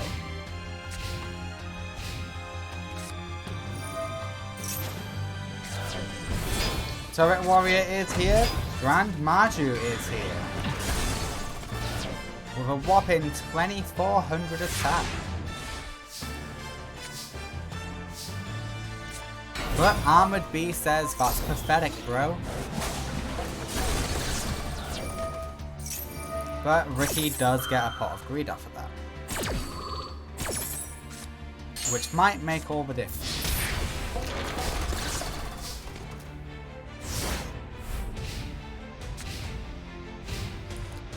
It is yet to be seen. Wait, Zombira will hold field. Except Armored Bee will decrease its attack points, so never mind. And the winner in game 1. No, that was game 2.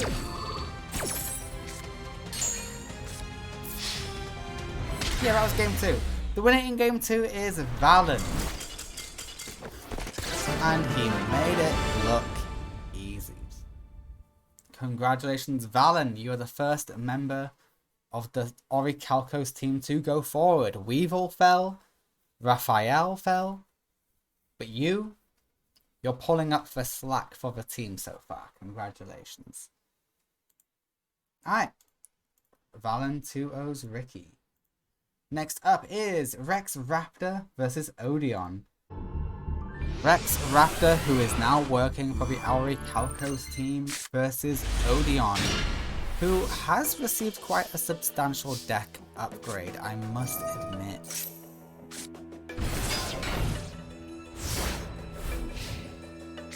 Hey, let's see how this goes. Raigeki, ooh, okay. Odeon starting off real strong. Which the Black Forest goes in. Except we say, no you don't.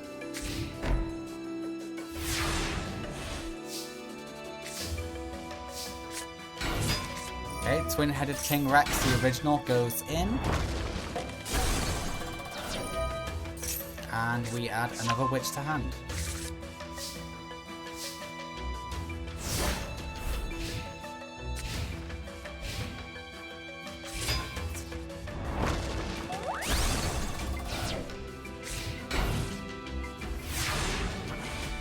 Come on, Rex. Can you do anything about this? You can get a Fossil Dig. Fossil Dig will get you Hammerhead, and Hammerhead can probably do some good things.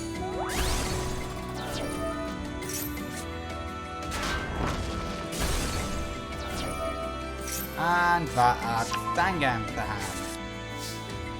Yeah, Odeon has some good deck thinning searches.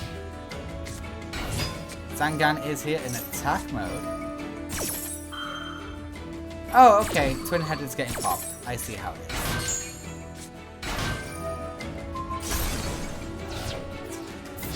And Zangan goes in for 1000 damage. Really good.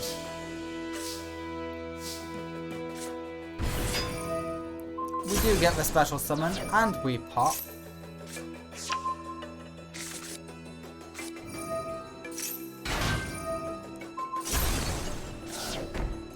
Yeah, that's rough, buddy.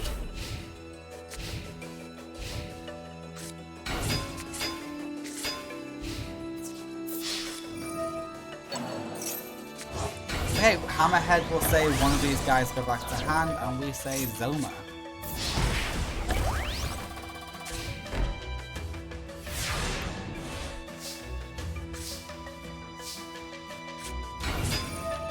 Yeah, you know what? Worth it. If you special summon the other card first.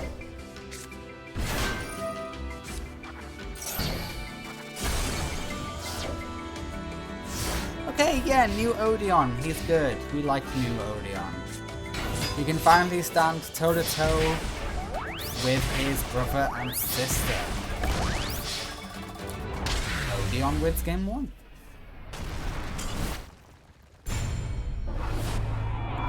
We go to game number 2.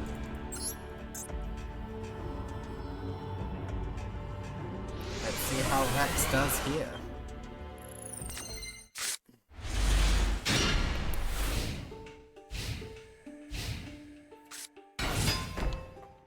Hello, Sangam.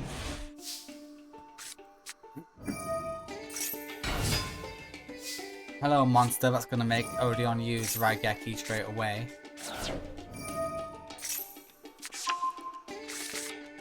Yep, twin head first. Really, just gonna straight up pop the Sangam. Fair enough.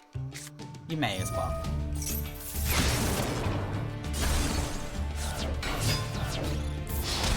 Yep, 3200 is pretty good direct damage. And Saku's great fun. We all love Saku.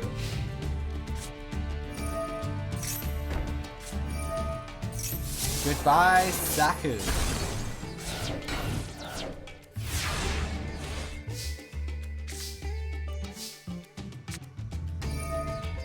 Fossil Dig gets Stabosaurus. Stabosaurus is always nice. Goodbye, Witch. And goodbye, Odeon's life points. Odeon's good now, you can always, you know, pop off.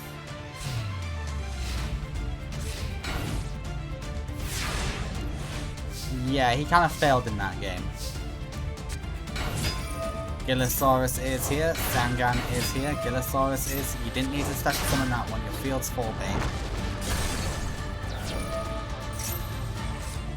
That one was a bit foolish. But hey, you win either way. Rex wins game 2.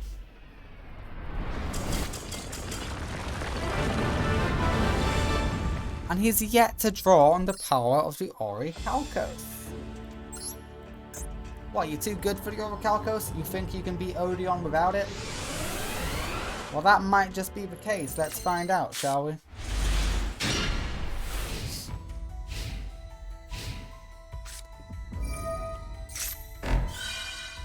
Holy shit. Okay, Apophis is here. If you can get a Harpies, you will be golden. No Harpies, and that's a waste of a Raigeki. Way too early for Raigeki. Yep. Saku will help. Saku will help.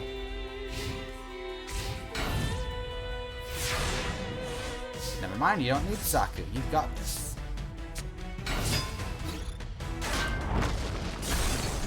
And Hammerhead of a Curse. Feels like an obvious play. Yep. Lose 300 to deal 1600.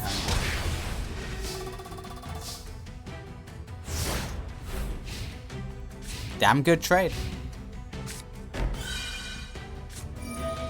And Apophis is here. Hello, Apophis.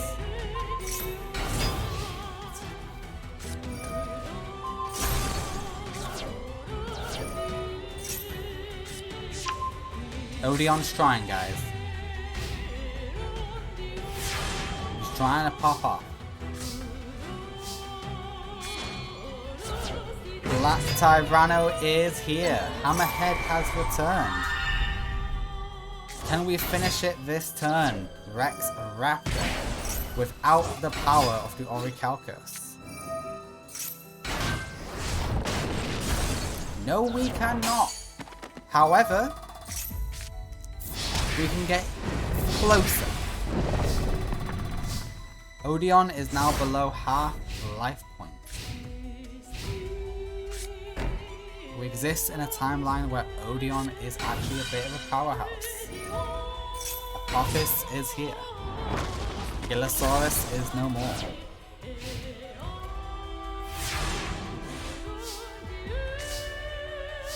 Black Tyranno number 2.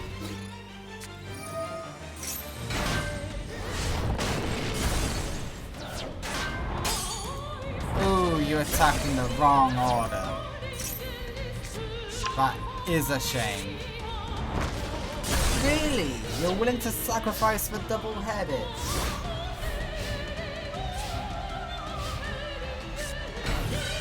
That monster's an icon. Okay, for the Haunted, gets out Sangan. But I fear that is game. Giant Rex is here. Sangan is no more. Sangan gets Cat of Ill Omen. Sangan is no more. Zoma can hold field. Zoma is just enough to stall. It all depends on your next draw Odeon.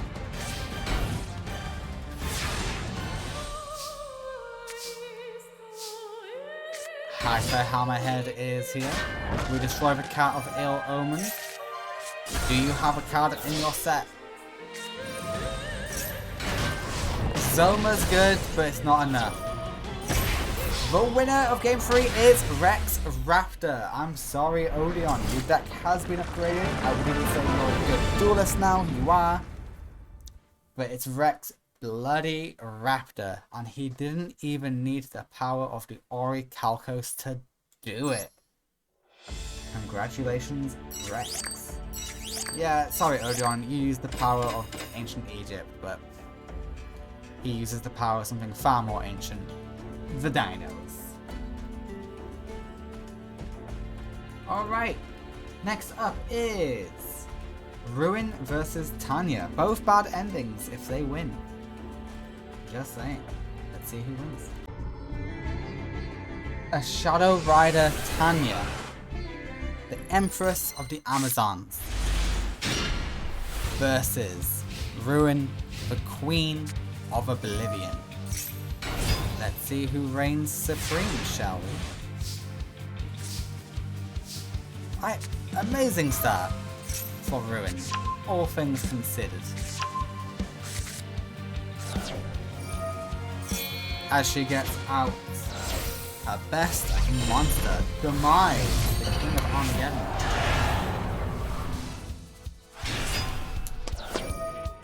Demise pays 2,000 life points to destroy everything.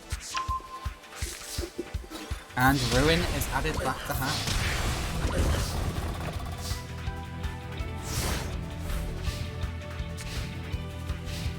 It's a shame a lot of the bad endings were facing each other.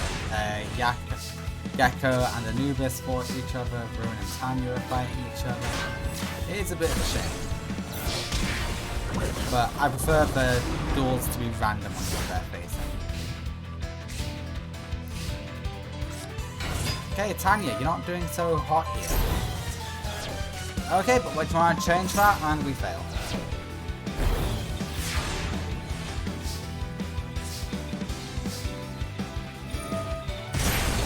This is for the Millennium Key. Remember, the winner of this tournament gets the Millennium Key. We've yet to see Shadi Duel. But Ruin wins game 1. Let's go to game 2.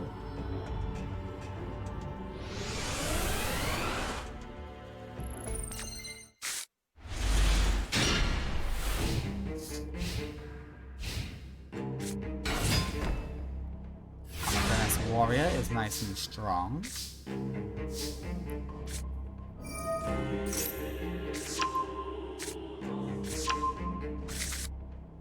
Okay, and now we see Demise. Nice and fast Demise.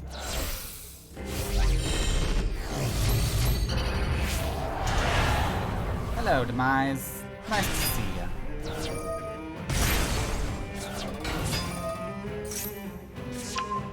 Ooh, Ruin. I love Ruin.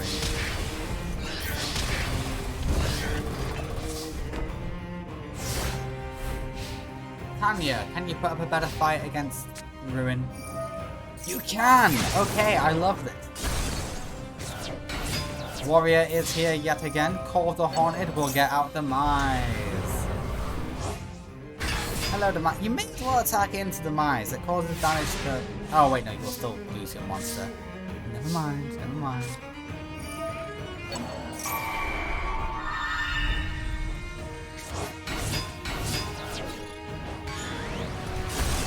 And, okay, this doesn't quite finish it, but they're quite low. You are close to finishing it, Ruin. I think it's a bit too late for that. Okay, Tiger is defeated. Tiger will get out. Tiger? I've got to question your logic there, Tanya.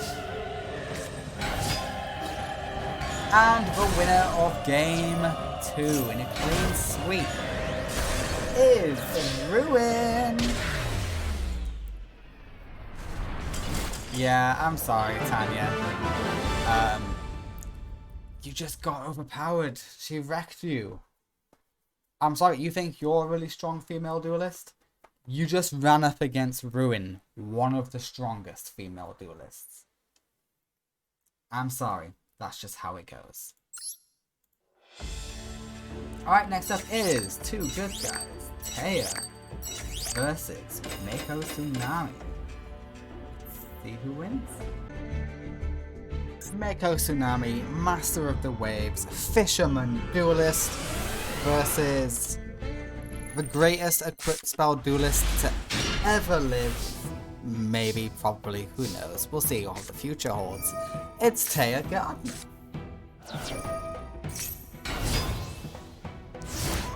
And yeah, Mako's off to a pretty decent start, but this is very counterable. Never mind, apparently it is not. Alright, Abyss Shark is here. We throw away to get rid of that spell or trap, whatever it may have been, and Taya is at half life points.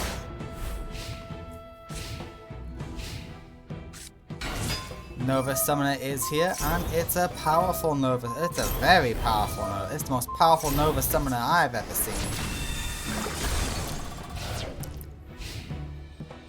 It is a shame about that Raigeki though, isn't it, Taya? And just like that, game 1 goes to Mako Tsunami.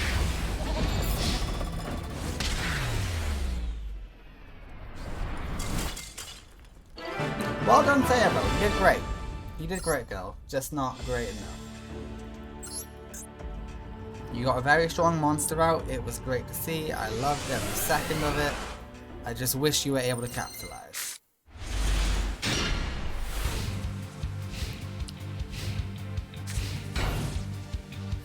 Alright, the humble tea set by Taya.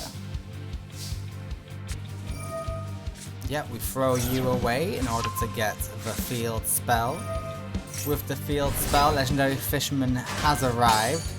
But we cannot get rid of that. That is a very annoying card to deal with. Taya will have time to build up an annoying field.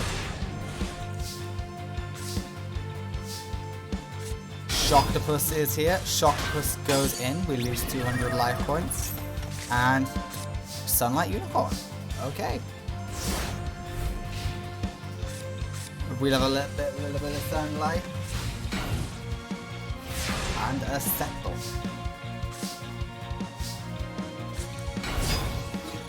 Doom Kraken fails to kill.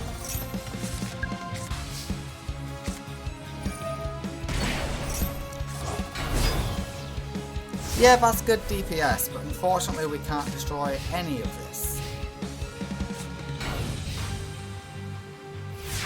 You could Torrential. It's a bit drastic of a move, but you could technically do it. Nova Summoner is destroyed. It can summon in defense mode, unfortunately. So that's not much of a capitalization for you. However, Shining Angel cannot. So, big damage, 1,000 damage. And Shining Angel is gone, leaving a Nova Summoner. No, Element Valkyrie. Anything for water types? You are lucky the field is full.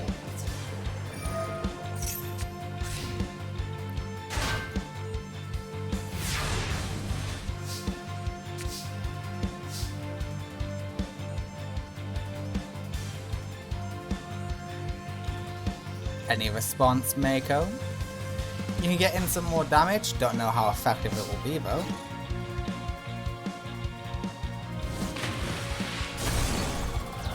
Yeah, 600 is better than nothing. And Karyushin gets rid of the field! Why didn't you do that in main phase 1, Mako? God damn it, you could have won. Oh boy. Taya with the hyper-aggressive plays. Sunlight Unicorn is here. Sunlight Unicorn is dead. A tail is all this time. Yes. Alright, Taya is at half HP. Her ultimate defense has been broken.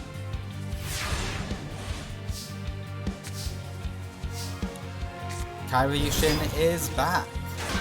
Element Valkyrie is no more. Alright, Taya, get something good or you're done. Mahavelo could save you with an equip spell. We try to go for Sunlight Unicorn, it works. And Sunlight Unicorn is very powerful. God damn. Yeah, goodbye Legendary Fisherman. Hello, Citadel Whale.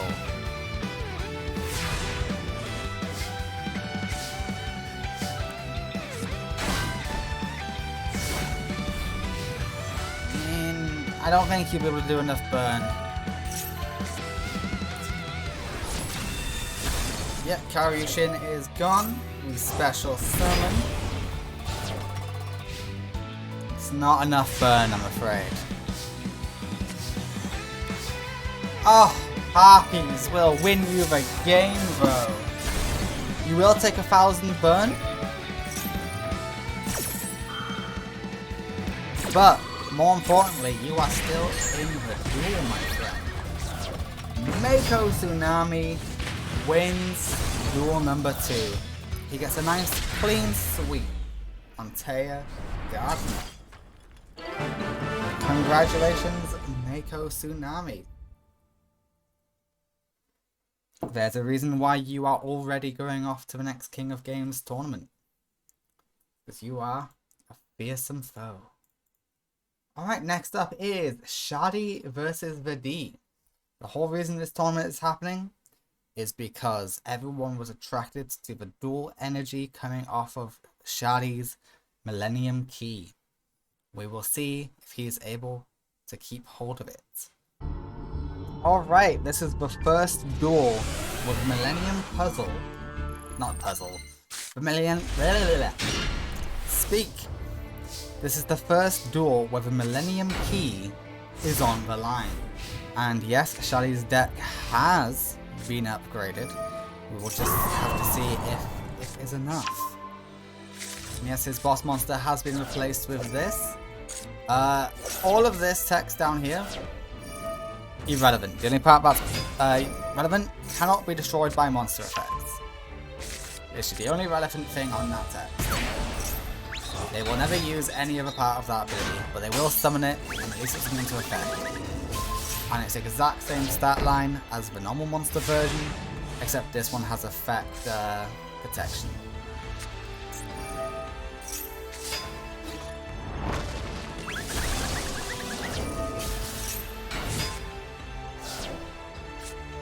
Alright, and we should have done that first, because that was really dangerous, but hey, it worked. Okay, Drill Dark is here.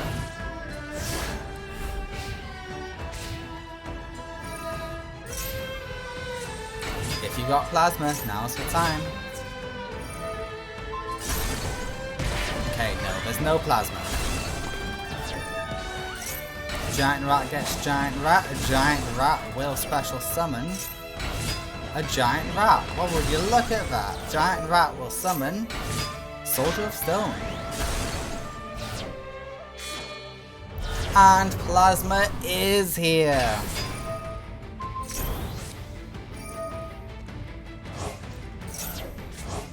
Okay, it's time to start worrying for Shadi.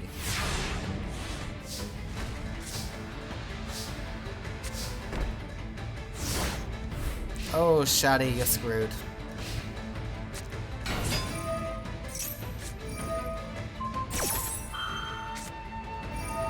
Destroy the soldiers stuff. Well, Mystical Space Typhoon is activated. Targeting your own tower? I'm confused by the logistics there, but okay.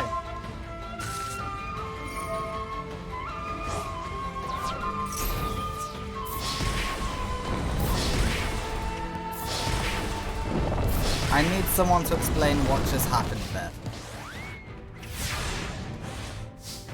Because I don't quite get it.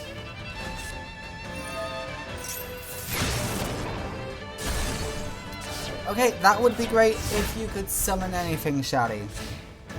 Great pull, terrible hand for it. And the winner in game 1 is the D. Shaddy, if you lose one more game, you're screwed. You've lost the key forever. And that's the only Millennium item you hold in this universe.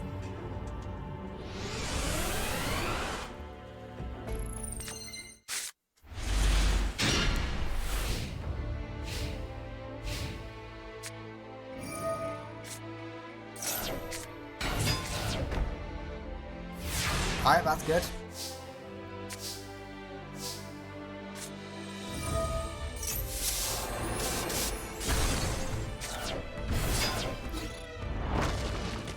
Yeah, decent damage.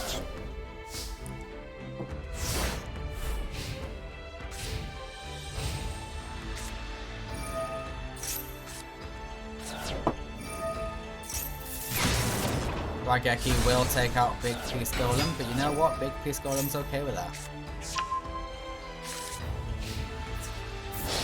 Stratos goes in for good damage. Shadi, there is hope for you yet.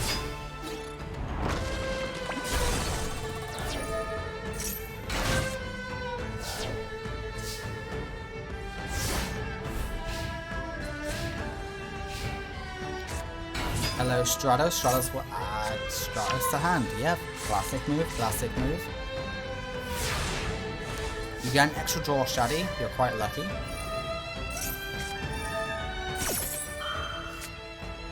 Never mind. Oh, no, you do get the extra draw.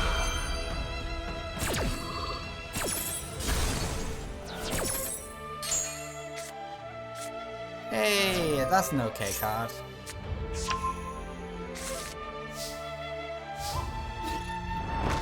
Stratos is no more.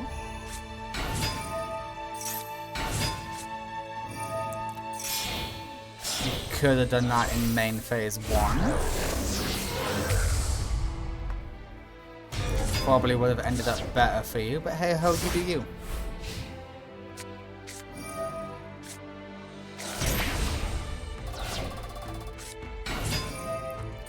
And Plasma is here. Okay. It is time to panic, Shaddy. Get Raigeki or you're screwed. Sengajin cannot help you here.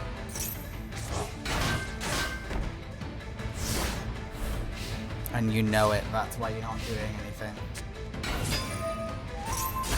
Stratos pops calls are haunted. Small piece golem is gone. Soldier of Stone is gone.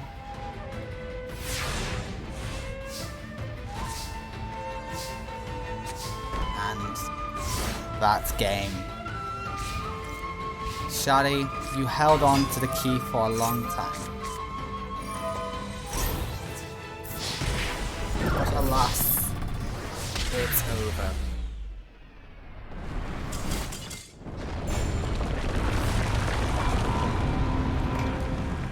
The winner is the D, and the key transfers hands.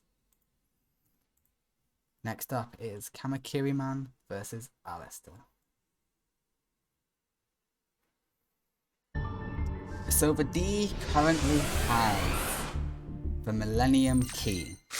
However, he is not officially with any organization that is known at the moment. So who knows? Well, this has not been revealed if he is. Anyway, it is the last match of round 1. It is Kamakiri Man, good guy, versus Alistair, bad guy, with the Orichalcos organization. Okay, Big Blue is here. And we have a recreation. We throw that away to send you back to the hand. Limiter removal, that is a waste of a limiter removal. Every machine deck gets limiter removal, but only one copy. Okay, you got an engine token to protect you, but it's not that much protecting now, is it? It's only 200 attack. And we're back in this problem. Alistair is taking a beating. Yes, he is. Big Blue is back. And we send it back to the hand. Kamakiri Man is dominating this duel. And oh hey, you also like to generate tokens. And that is game 1. Nope, not really. Almost. But barely not. Okay, Big Blue is back, and if he is destroyed, that will get you a token, and that token defeats that token. But with no support cards, I don't like your chances, because Armored B is here. And, oh, we don't even need Armored B, we've got Insect now. The winner of game 1 is Kamakiri Man. Kamakiri Man takes down Alistair in game 1. Alistair, you did not get the Seal of Orichalcos. Get it, and you might win.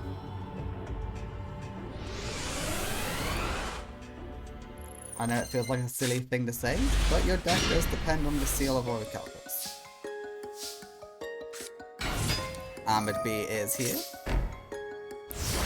And with lots of protection, except Layer Y doesn't work until there's an insect engraved. The seal is here. Big Blue is on the field, Armored B is gone.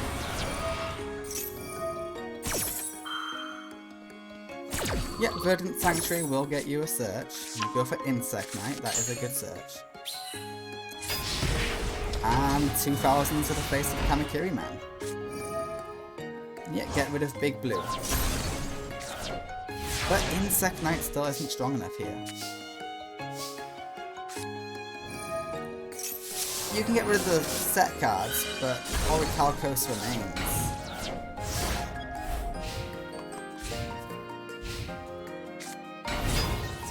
Yeah, Alistair gets to show off right now. Another 2,000, you're now below half.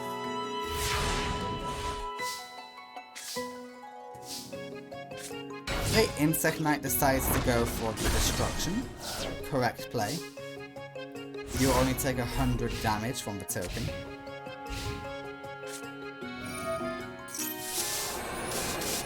And that fixes most of the problems for you. Yeah, nothing for you to take. But you do deal a lot of damage. Okay, Kamakiri Man, get a play in mind or you're done.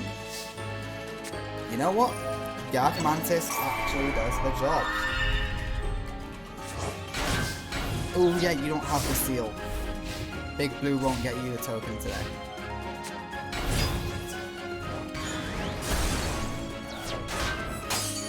And you're still in the game, Kamakiri Man. Barely, but you are still in. That's all that matters.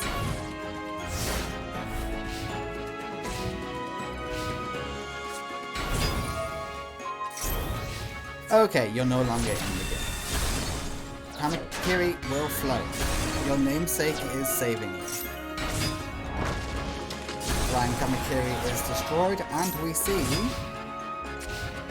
Yeah, the field is too full, I'm afraid. Praying Mantis is not good enough.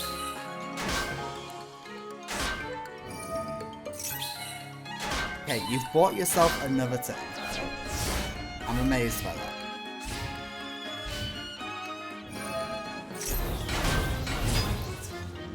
that was an attack mode, you would be screwed, but it wasn't an attack mode, they summoned it in defense, so you're fine.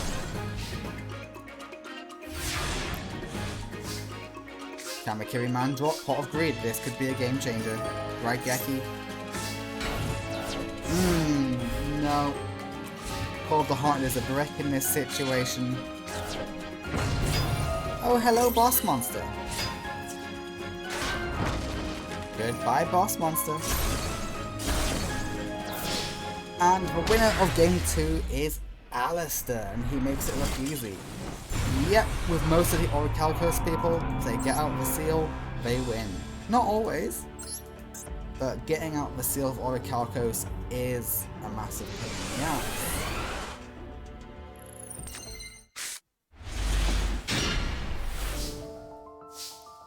Alright, how will this Mantis deck deal with the engines? No seal of Orichalcos, so I think you're fine.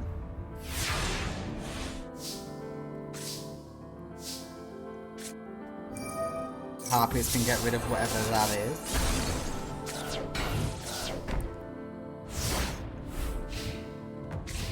Yep, we can slowly whittle down Alistair this way.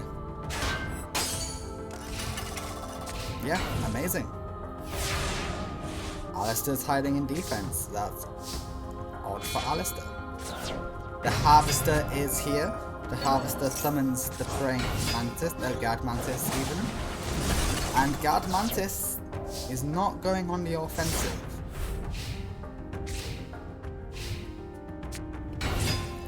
Big Blue is back. We take out Guard Mantis. We start to launch the offense.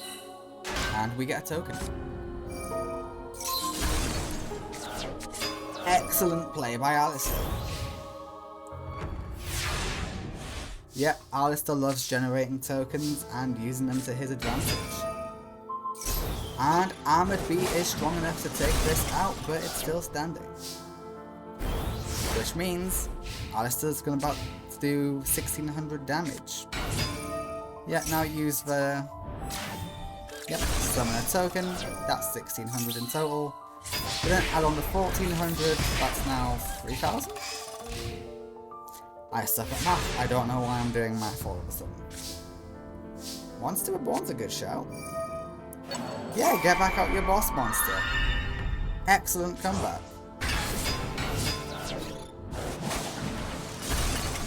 Take out Big Blue. Lovely.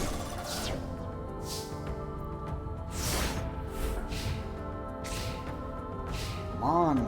I'm a Kiri man, I believe in you. Okay, Praying Mantis is destroyed. And there is a support card. The support card is slightly worrying. Guard Mantis is here. Okay, the support card did nothing.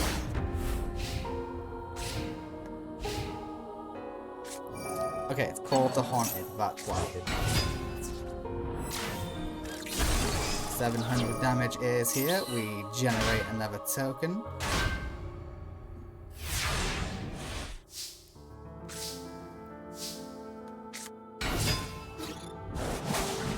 The thing is, even if there was a Silver Orichalcos, the boss monster is too strong.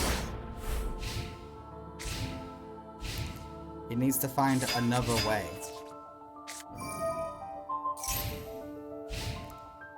Okay, nice.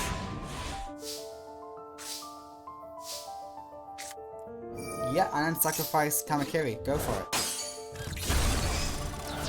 Get a bunch of searches. You may as well. Yeah, Insect Knight is amazing.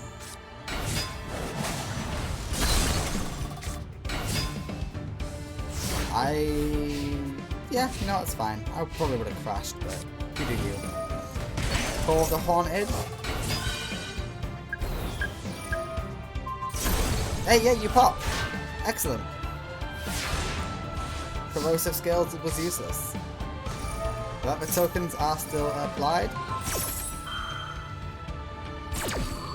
And I feel like that's it.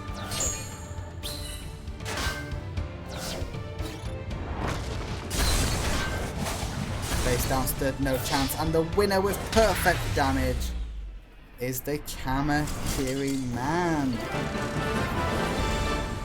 Good match 3. That's how I like my match 3s to go. Nice back and forth where it's unclear who will win. But I'm glad the good guy won in the end. Congratulations, Kamakiri Man. You have a shot at reclaiming the Millennium Key off of the D. Can you get it for a good guy? That is the question. Alright, so the bad guys, we've got 1, 2, 3, 4. Oh, they're fighting each other. Nice. 4. 5. Okay, we've only got 5 bad guys left in this tournament. Seto is a bit ambiguous. Is he a good ending? Is he a bad ending? I have a way of determining that. Mamamuto, Midori Hibiki. Let's see how they do. Mamamuto is doing quite well for her first ever tournament. She's doing quite great. I'm very proud of her. And Midori already has Desire in hand, which is terrifying. And Desire is here. Okay, Mamamuto, can you do anything about this? Maybe not. You can negate the attack at least once, so at least there's that.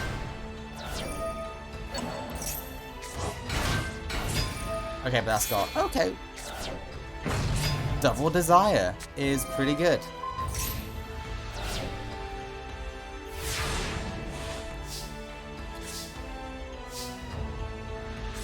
Alright, Silver is here. Silver takes out the easy monster, of course.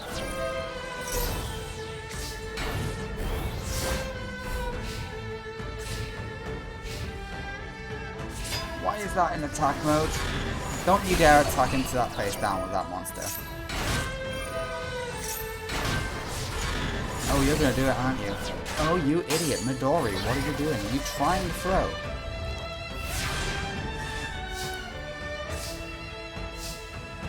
Are you trying to lose? Because that is what will happen if you keep playing like this.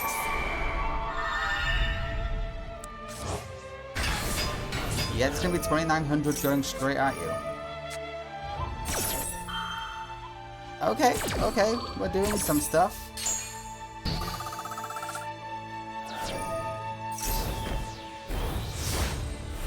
Hey, that was not a bad play. You saved yourself a lot of damage. And now you finally get to do some of your own.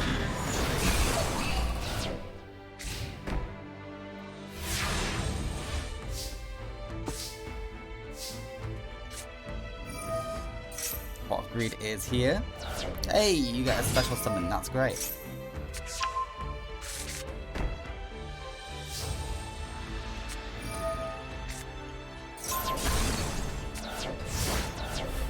You know what? Sure. If it works, it works.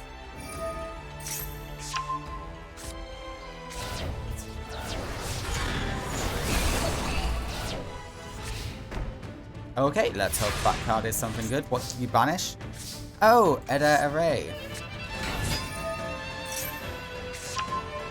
Okay, Mamamuto. With Saku, you can begin your comeback if Desire falls for it. And Desire is gone.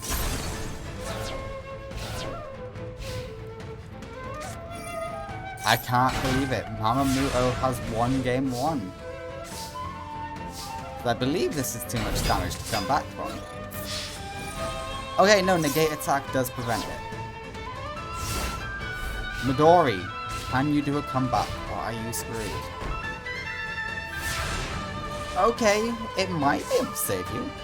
Ooh, okay, limiter removal. It has to be something good. It's not enough.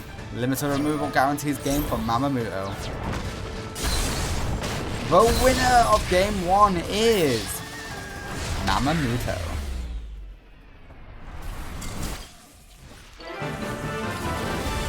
She is doing extraordinary for someone who's never dueled before. I must admit.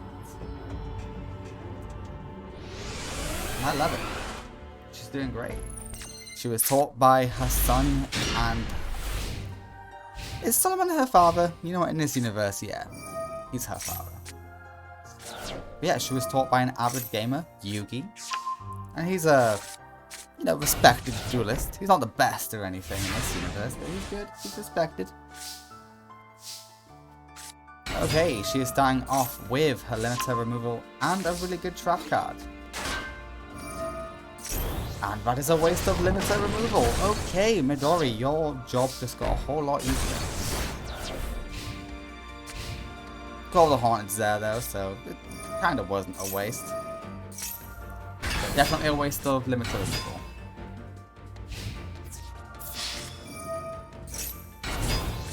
Holy shit, okay. That is strong. Even Desire can't do that in attack once. Okay, green is here. All the reds are in hand, and we add yellow. What's the play from here, Midori?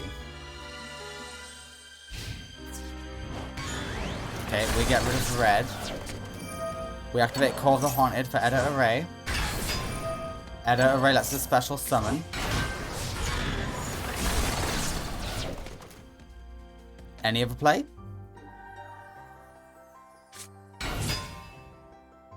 Okay. Anything you can do with that? Desire is in hand.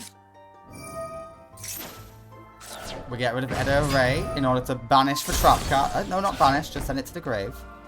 But you know what? That's good enough. Good plays, good plays.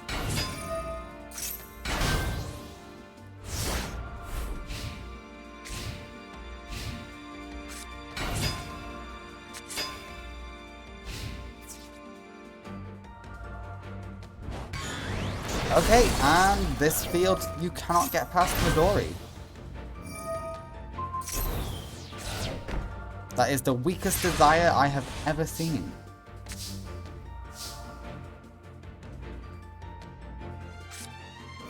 Monster Reborn on Edit Array, of course. Why wouldn't you?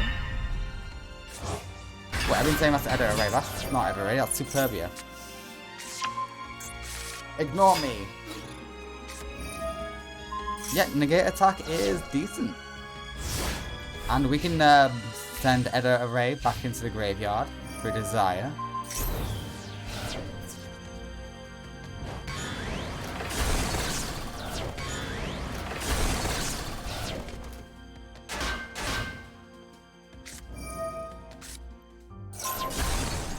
Okay, the field is clear. You could have done that main phase 1, you could have done a lot of damage. But hey ho, whatever, it's fine.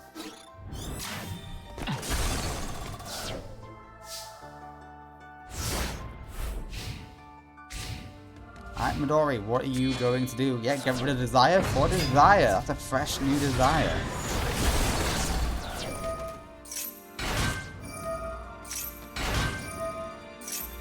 Ooh, they won't be lasting long, I'm afraid. Silver is gone, but Silver likes that. Oh wait, no, Silver does not have a summon effect on Graveyard.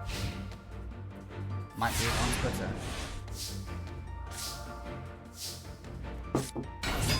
Yellow is here, yellow adds green.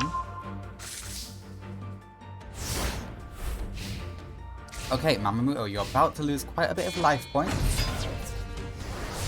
Okay, Mamamoto, I think you've just lost. Yep, Midori Hibiki takes game 1, and that is the first duel Mamamoto has ever lost on screen. So congratulations, Midori Hibiki.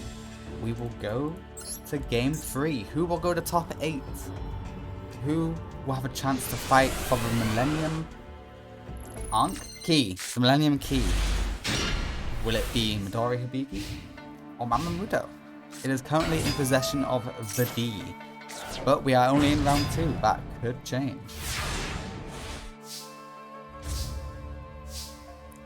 The D is set to face Kamakiri Man in round 2, so Kamakiri Man might have it. And if that's the case, that's a good ending. But for D, he's a bad guy. Alright, gold is gone, but gold loves that. And supply squad, well, we're just emptying the deck. Hello, silver. Hello, harpies. It's always nice to have a harpies. Except when your opponent doesn't set a card. It's less nice then. Oh! It's the boss monster. Yes, her boss monster is a trap card. Midori, are you able to out the trap card? Okay, we bring her back. Don't you dare attack with it. Okay, good, good. You're not a complete idiot.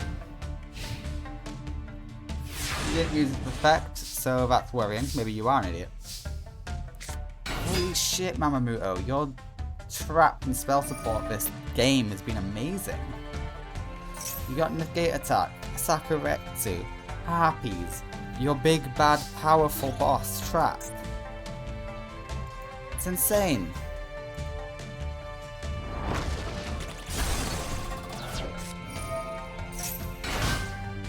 Though it is in defense.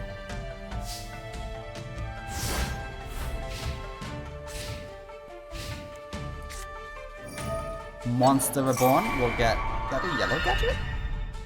Gold gadget, sorry. Questionable choice.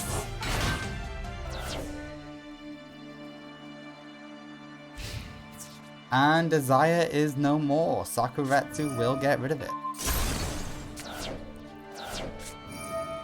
And you're forced to use negate attack. Yep. Superbia says, hello, can I join this fight?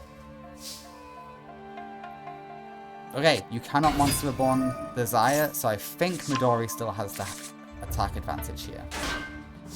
Yes, you do.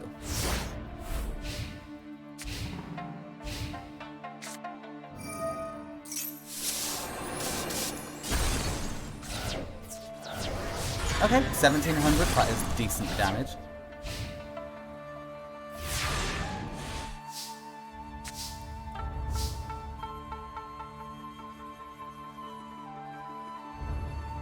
You gonna try Monster Reborn something, or is it not worth it? Green gadget gets red gadget. You do love to see it.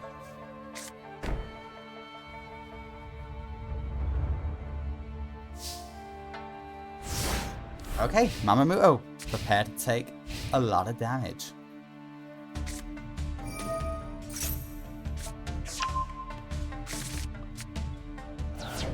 Okay, what's the plan from there, Midori? We normal summon you.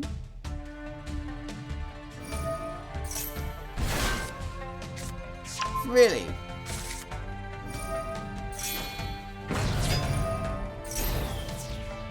Yeah, you know what? Good plan. Good plan. I respect that plan.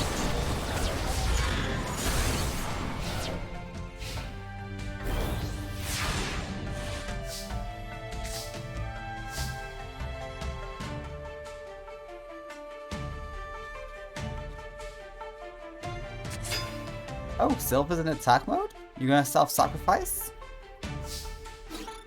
You are gonna self-sacrifice. What's the plan, Mamamuto? Yeah, obviously only take 100, don't take way more. Gold is here, gold special summons. Red gets yellow, and then you're gonna Monster Reborn Silver? No, you're gonna stay like that. Okie dokie, well you're still gonna take 1300 damage. You can only afford that for so long before it starts becoming an issue. Red gadget's out of the hand. You know what? You emptied out your deck quite a bit. You're gonna get a good pull soon. You've already got quite a few good pulls. You can get a Raigeki. Raigeki would help tremendously.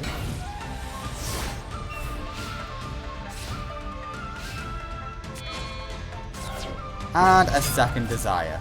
Not what you desired. Yeah, Silver will special summon Ancient Gear.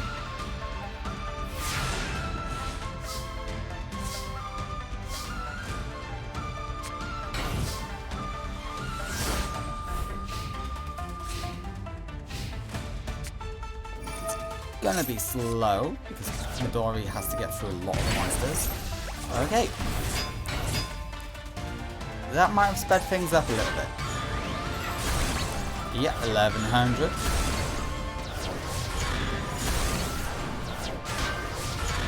Okay, now on row. Get Raigeki or you just lose here. It all comes down to this top deck. Ooh. Not quite enough. You do get rid of Dark Lord, but the piercing wasn't the biggest threat.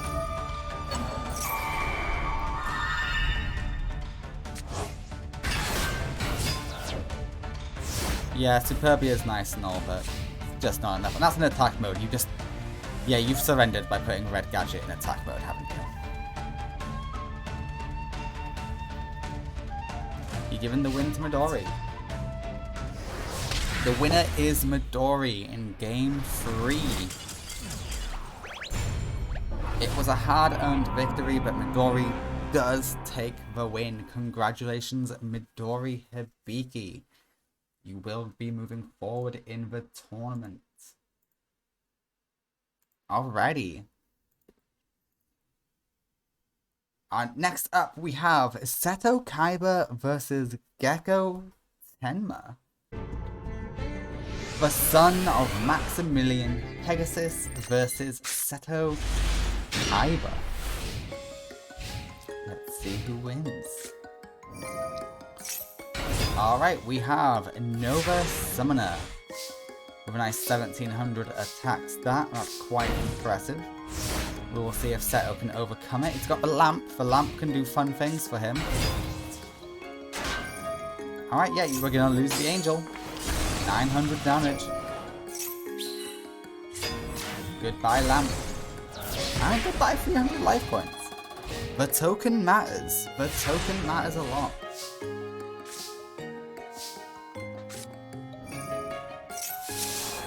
Okay, we're going to use Haki's Feather Duster. We're going to waste our Monster Reborn. And Gecko cannot overcome this. As today's upbound, 1400 is too much to overcome, apparently. And that's a really bad hand. And that's a waste of a negate attack. You only get one of those, Gecko. Only get one.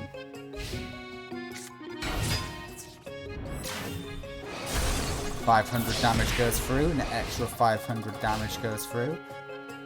And Gecko has 4 cards, which means he is able to summon it. Why are you just getting lamps? This is not funny.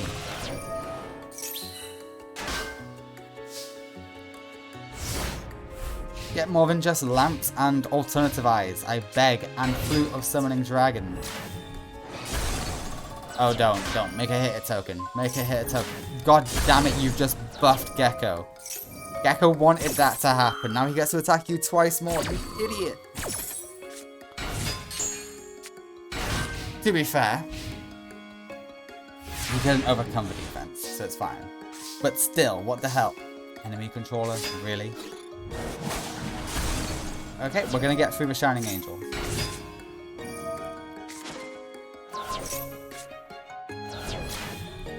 Why Marsh Macaroon? Just out of curiosity, why that one?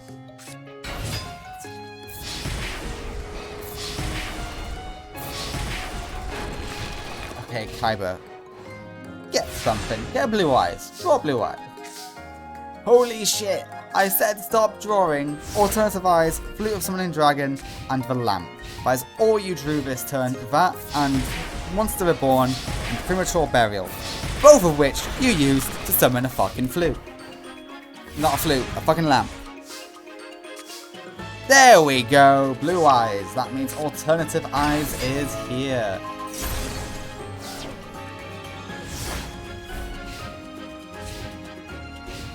Nothing can beat the blue eyes except the Raigeki. Oh, Kyra. Oh, Kyra. The winner in game 1 is Gecko Tenma.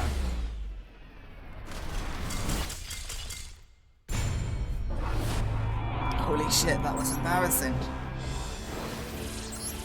We go to game 2.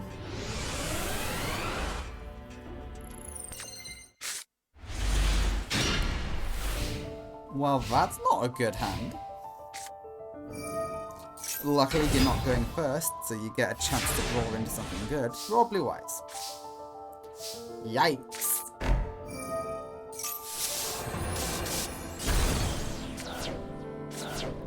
Yeah, Color Demise is your only shot. Okie dokie. Well, yeah, that works out for you. Yeah, no hits in Gecko's deck. He doesn't run many beaters. Even his boss monster, its attack is a mystery. So it's a shame you're against the one person where that did not matter. But alternatively, not be summoned from the grave. Oh yeah, no, cannot be summoned from the grave. That is a shame. Disclosing copy effects.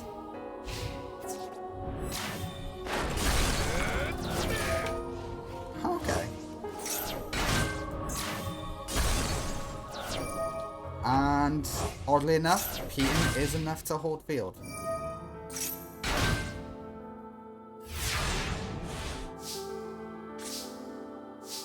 Okay, that's a good card. You can use that. Thank God.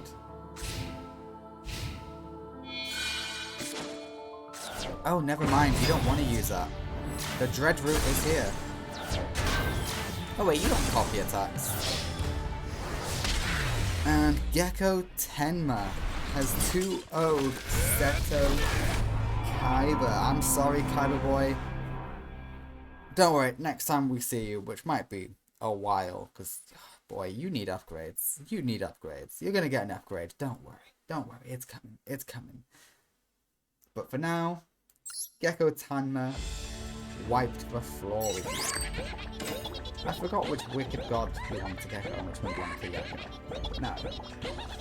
Alright, next up is Haley Devlin versus Pierre the Gambler. Let's get to it.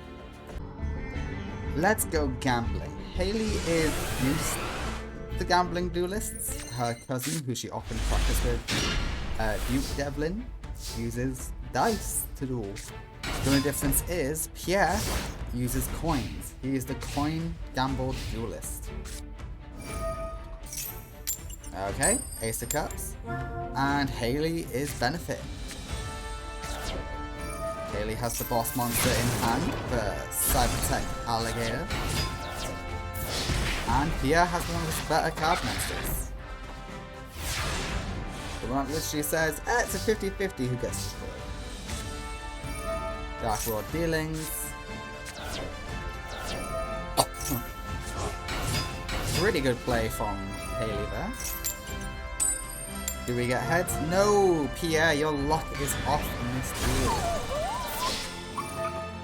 Oh, Misjudge is here. Do we deem it worthy? Oh, we're trying, and we succeed. You got 0 attack, 1500 damage does go through.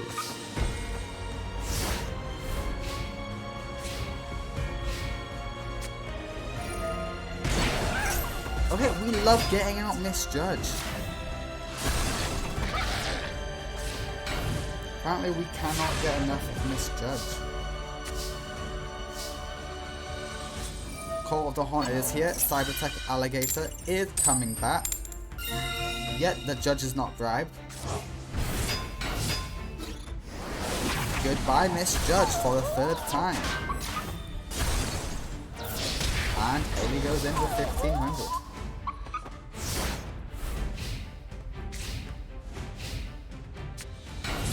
Sand Gambler is here.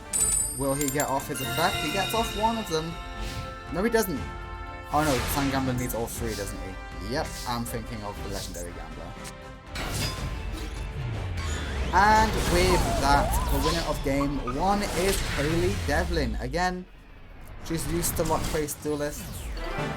To some extent, she's able to manipulate luck to be in her favor. Alrighty, we go to game 2.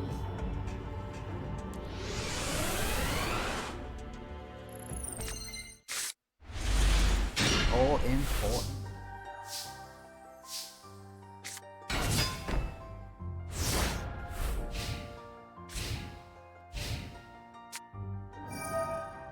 Okay.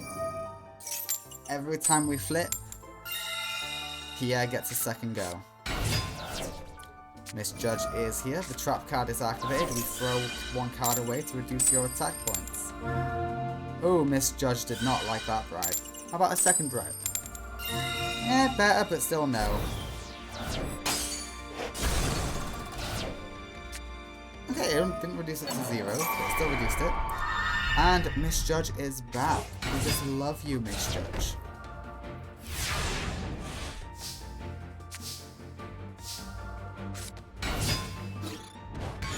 We go for the crash for Crash Works, Call of the Haunted, and Miss Judge is back. We love Miss Judge in this house, apparently.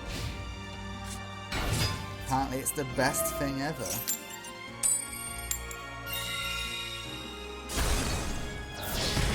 Oh, damn it, okay.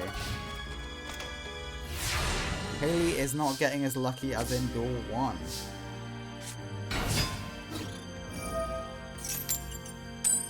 We say tails, it's head, but you get a second go. Still heads. Okay, Sasuke, get out of here.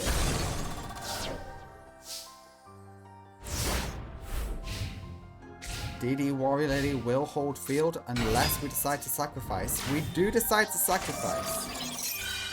Oh, but we're gambling on the bribe. It doesn't work the first time, but what about the second? There's a second bribe. It's bribed. Get out of here. Go to the graveyard.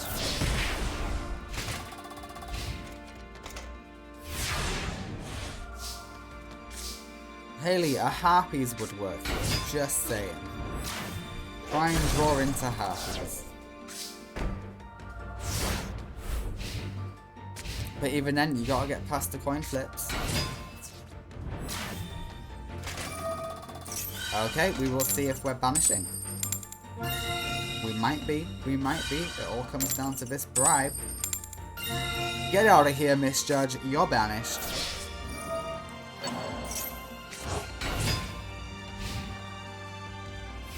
Alright, excellent.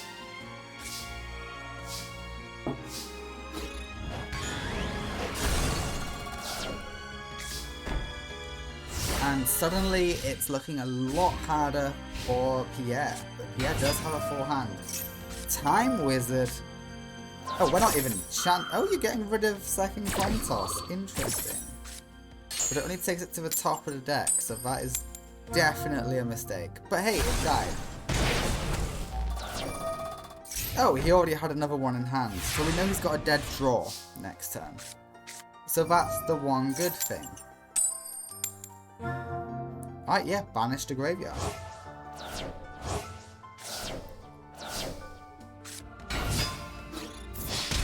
$1,800 attack, 1,800 attack. Yeah, it's time. Do your dead draw. What's in your hand? Nothing. That is game. Hayley manages to find a way, and she does 2-0 her opponent. And she finishes it all off with her boss monster. At least she showed respect right at the end, defeating Pierre with the boss. Congratulations, Hayley. You are off to the top 8. Who knows, you might be the one to hold on to the Millennium Key right at the very end. Alright, next up is Ballista, the champion of the satellite, versus Yugi Muta, best friend to the King of Games. I do not know who will win. I do not know who will. Yes. Yeah, I wonder who will win. I do not know whether it will be the champion of the satellite or whether or not it will be... Ooh, I have their decks in the wrong place. Their faces are in the wrong locations. Let me fix that by fixing their faces. I'm so sorry. They should be the other way around. But yeah, with a start like this, Blister's winning. Game 1, at least. Don't know about Game 2, but Game 1, definitely go into your boy Blister.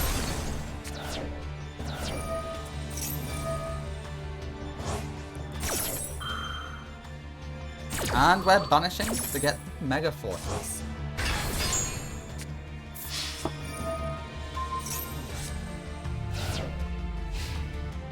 Okay, Yugi, now you can do something thanks to Monster Reborn.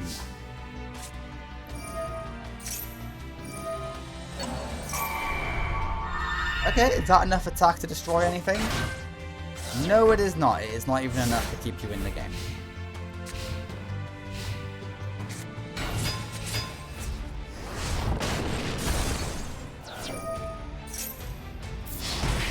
Do you survive this turn?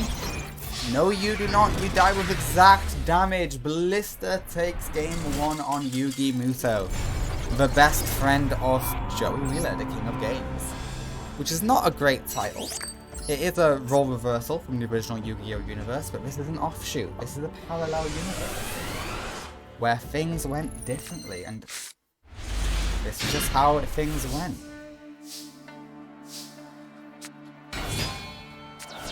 And strong start for Yugi Muto.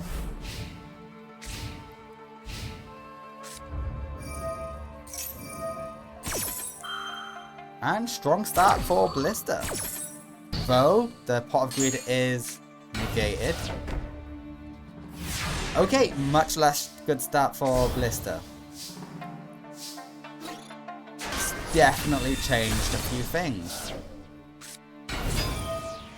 And the Paladin will add you.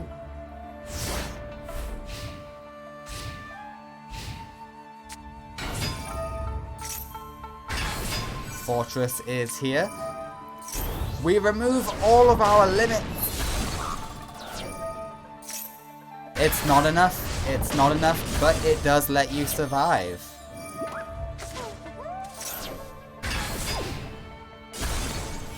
Can you believe it? He actually did it. He found a way.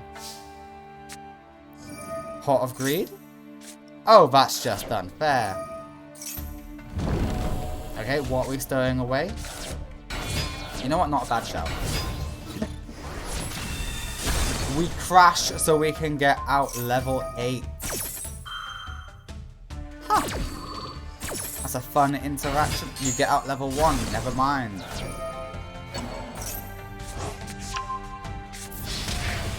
We deal 1,000 damage. You know what? Respectable. I respect the hustle.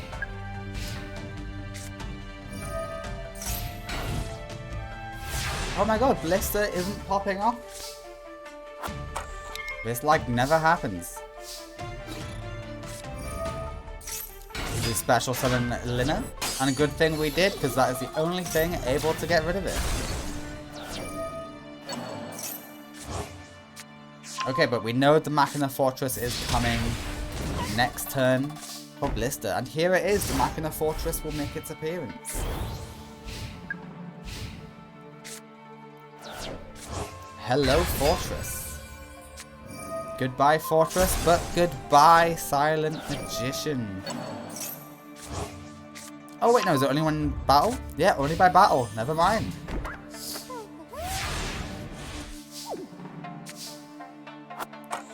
A second Lina is all you need for game.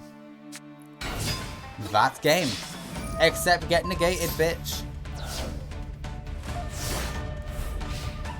Okay, and the Fortress is coming back out thanks to being in hand. Yep, discard both.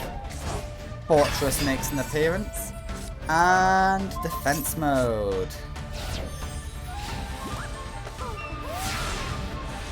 I can't believe it. Blister is about to lose to Yugi Muto.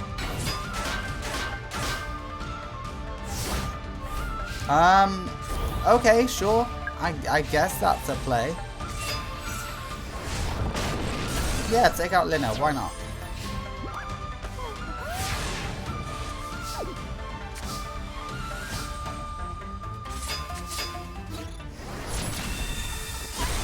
Okay, and we're gonna pop Silent Magician. Yep, thought so. And we just add you back to hand. Ready to come out next turn. And this is no longer enough damage. We should have done that last turn. No, honestly, you screwed up there, Yugi. You might have been able to take a game on Blister.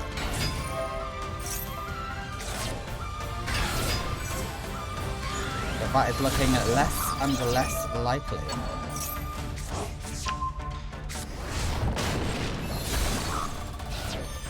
Still possible.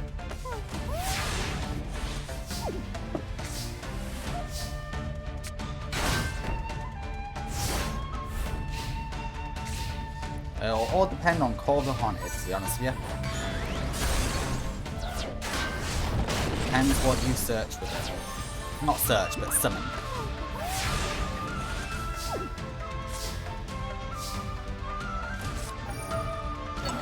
Yugi can't keep getting away with this. Yeah, goodbye Fortress. You got a popped Marshmallow. But you know what? That doesn't matter to Yugi. Because Blister, your life points are going to be too low to do a sacrificial play after this.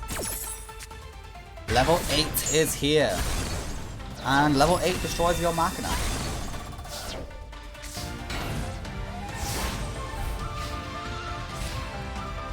Blister, you're on 50 life points. Can you get a victory? You discarded your prize card. Interesting.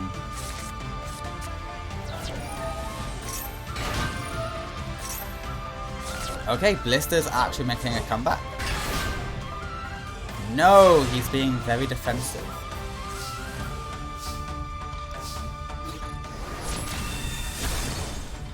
That works.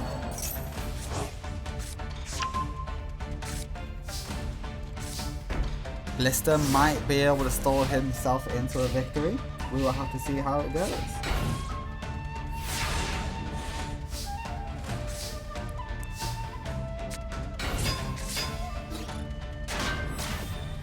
And the winner.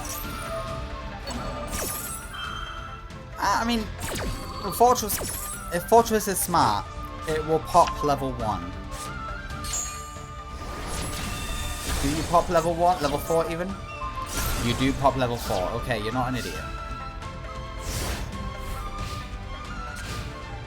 But you cannot get another Fortress out. You can get another Mega Fortress even.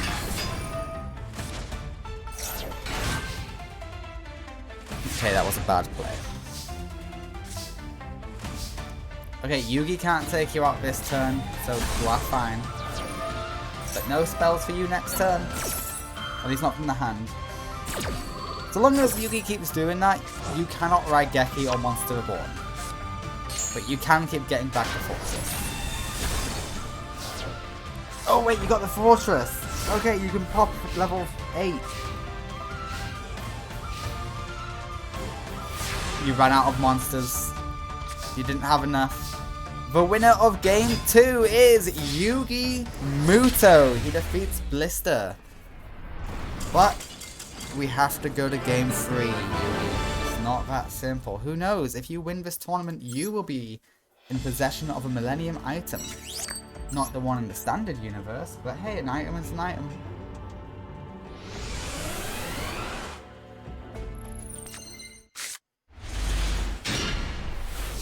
Yugi, sort out your bloody starting hand.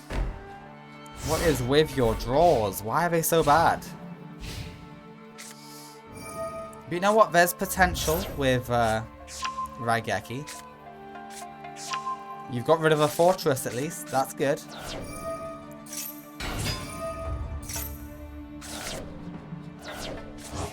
And Fortress is here. Okay, you are going to lose a mega shitload of damage though. Holy shit, okay, I think Blister's just won game 1. Game 3 even. Unless you get like a monster born and you steal his monster. Nah, you're out of here, Yugi. Why didn't you Raigeki?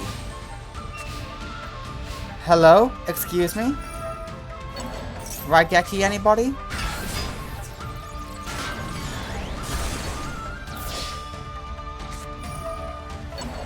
Yugi, that was just so dumb. The winner in game 3 is Blister, and he makes it look easy.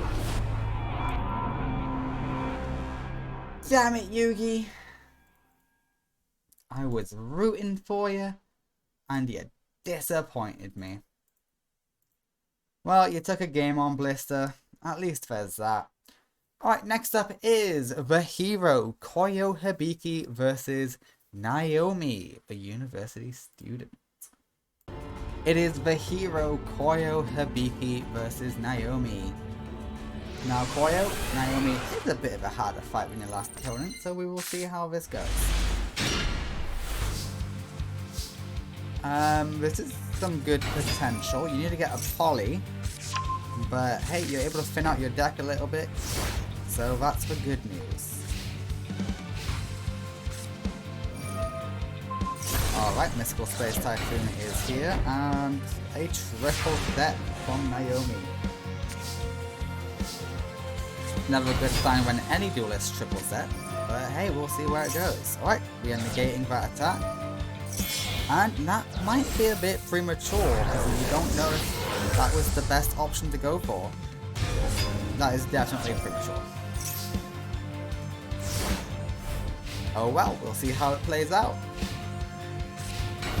And Naomi just sets them off. Okay, not great from Naomi. We show off Inferno, he is in the grave, and he is on the field. You are not known for your defenses, Naomi. But you will mitigate damage this turn, thanks to the floating. Conjurer is gone, Abjura is gone. Not Abjura, what do I always think you're Abjura? You're Exemplar. One day I will learn, god dang it.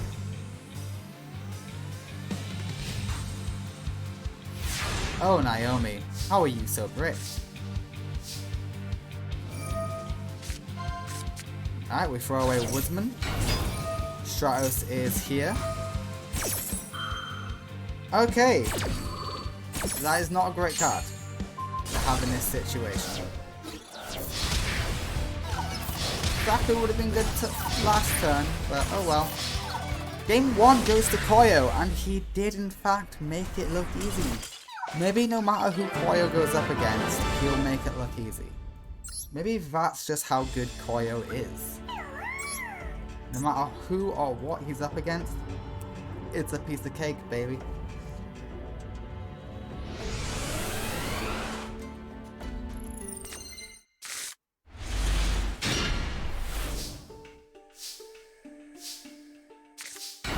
Alright, Woodsman is set. It will be hard to beat that. The signal is no more. No more special summons for you. Alright, Magical Dimension is here. Yeah, that's a buttload of damage. But we say, hey, let's swap you out for our boss, the Chaos Sorcerer. Do you have anything to buff it? You do not! Oh no!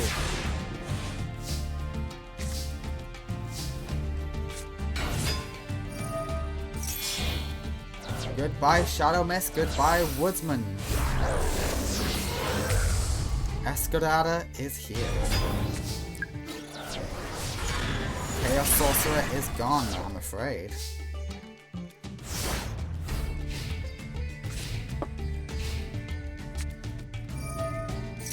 Hey, Escudada is no more. Which is good for you, because Escudada is an annoying card, and woohoo, that's the use of a Spellbook of Power, alright.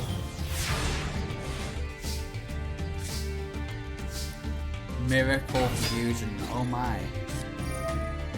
Somehow, Naomi is finding a way to stay in this.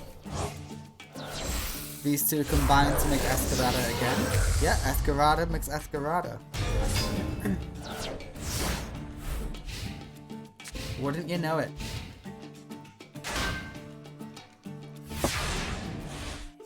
What's in your hand, Naomi?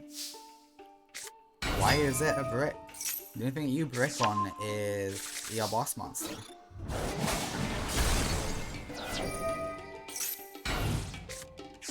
I don't know why you chose Conjurer. You could have gone for another Princess Magician.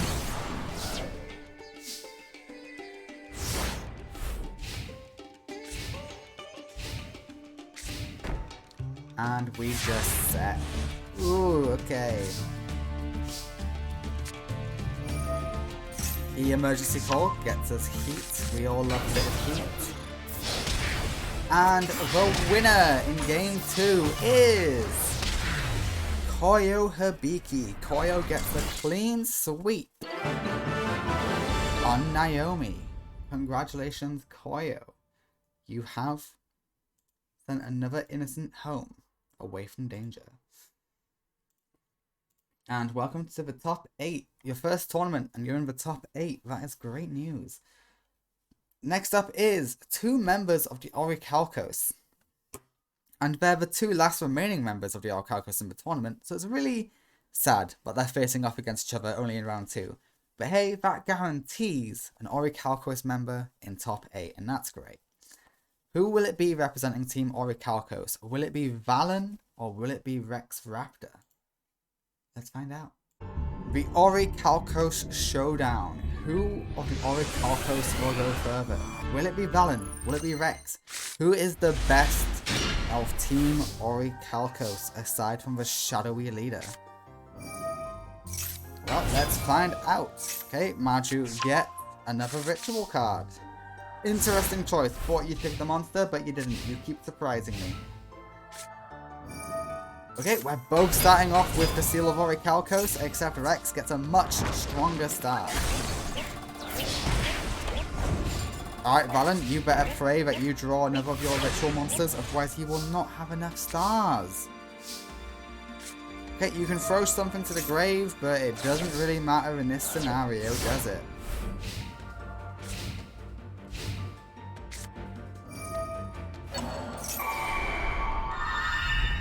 In the Orichalcos Showdown, the winner is Rex Raptor. And he made it look easy. He absolutely demolished Valen in game 1. But we go to game 2.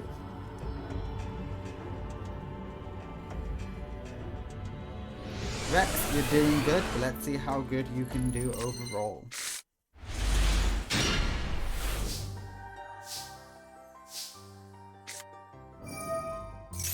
Alright. Beautiful card. Beautiful, beautiful.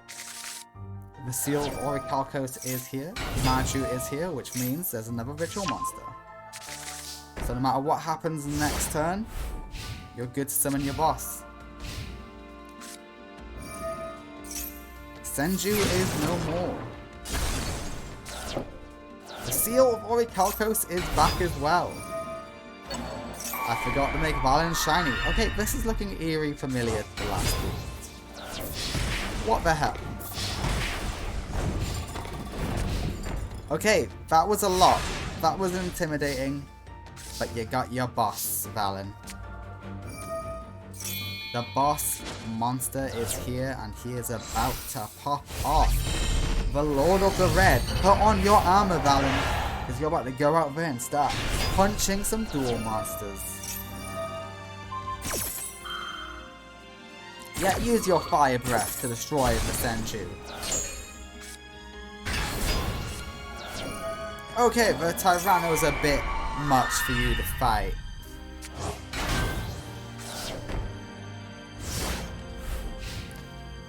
Is Rex gonna 2-0 Valen? Is Rex gonna be like the leader of the Orichalcos aside from the shadowy leader?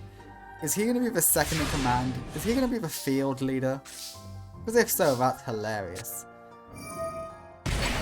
Alright, we bring back the Lord of Red. Alright, we've got to hope Rex activates an effect, but he doesn't activate a lot of those. And he did! What? No, Lord of Red does not pop.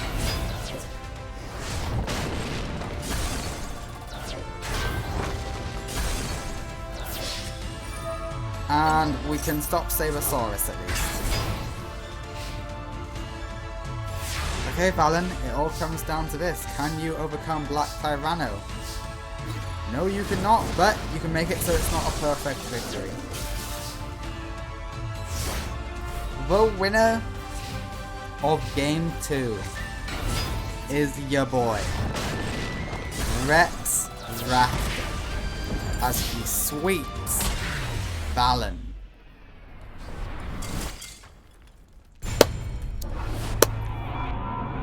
Wow. Congrats, Rex. I don't know why I underestimated you. I didn't think you'd be able to do it. But you just demolished Valen. Congratulations. I am proud of you. Rex Raptor moves on to top 8.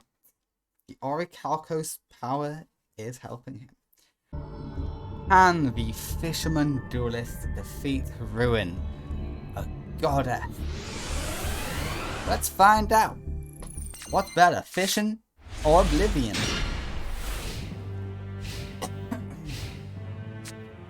Pretty spectacular start for Ruin though. Gonna be hard for Mako to overcome this. Oh, made even better for Ruin. She already has Demise.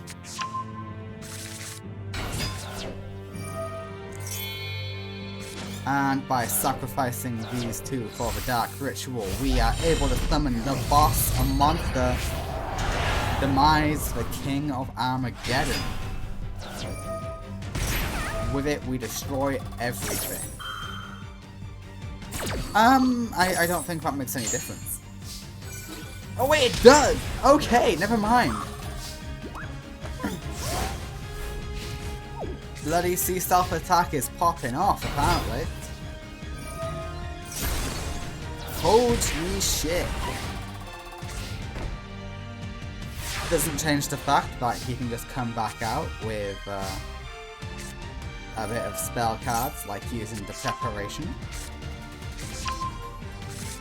But Mako can just do the same play over again. Yep, we sack out Ruin. She uses herself in order to bring out her partner, Demise. PT, baby? Big plays, big plays. 1200 goes through. Alright, and now Mako's firmly in control of this duel. Okay, apparently the key to defeating the god of destruction, oblivion, and all that type of shit is just fishing. You just gotta love going out fishing, hitting the open waters, and reeling in some big fish. That's the secret. Mako takes game 1 on Ruin. Mako's a goddamn genius. Okay, we go to game 2.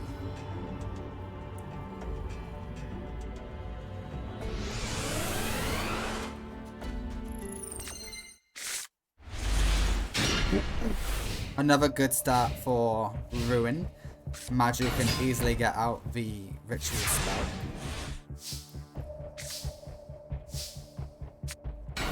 Yep, Maju does just that. The end of the world is here. We're gonna sack off a... Interesting! We've decided to... Ruin is gonna summon herself. Probably for the DPS. She has learnt Mako can overcome. But we don't want to attack the Shocktopus. Interesting. Oh, that's just evil. We destroy Maju, and we deal some nice heavy damage. Alright, Ruin, what's next? Pot of Greed will most likely get you a ritual spell in some way. Holy shit, no, it just gets your ritual monsters. Yeah, we sacked you off in order to get a legendary ocean. We throw you back to hand. Legendary ocean is here, and not enough monsters in hand, but it's fine, because that's still a lot of damage.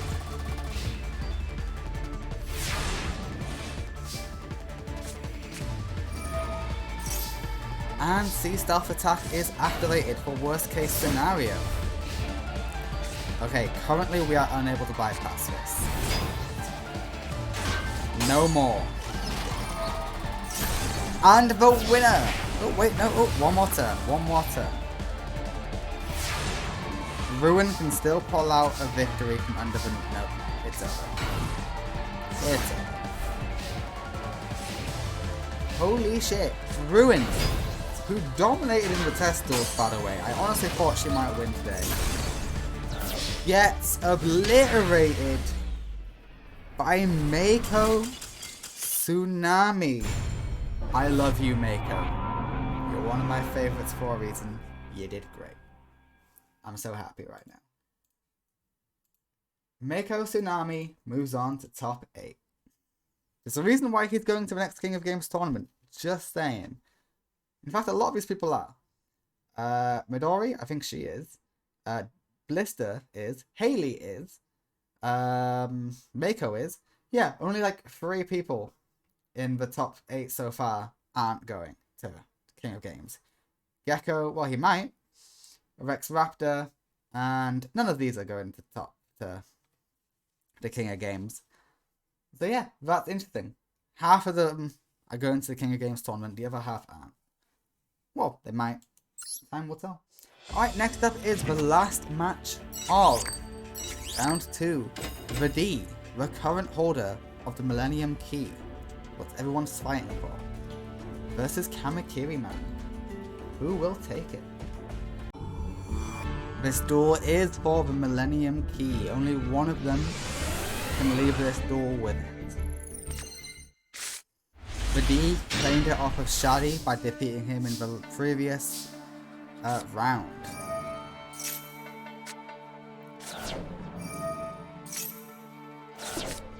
Okay, getting this commander engraved when you already have a premature is pretty good. Insect Knight is not afraid to go in. It's a fairly respectable DPS. Okay, which one are you going to hit? Okay, Negate Attack is a good hit.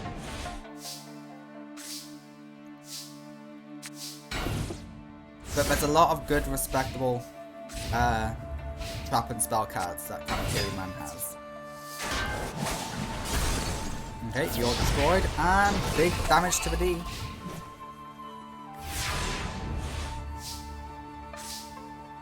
Ooh, okay. Now we should always worry. Plasma's here. The D's done it. Plasma is out.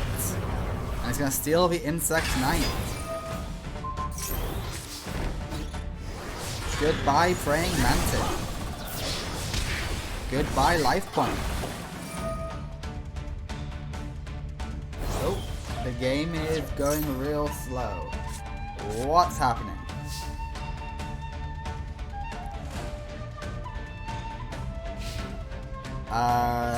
Hello? This is showing up on the recording, right? Oh, okay, it's slowly going back to normal. Slowly but surely, the frames are picking up. Or not. You know what? The duel is almost over.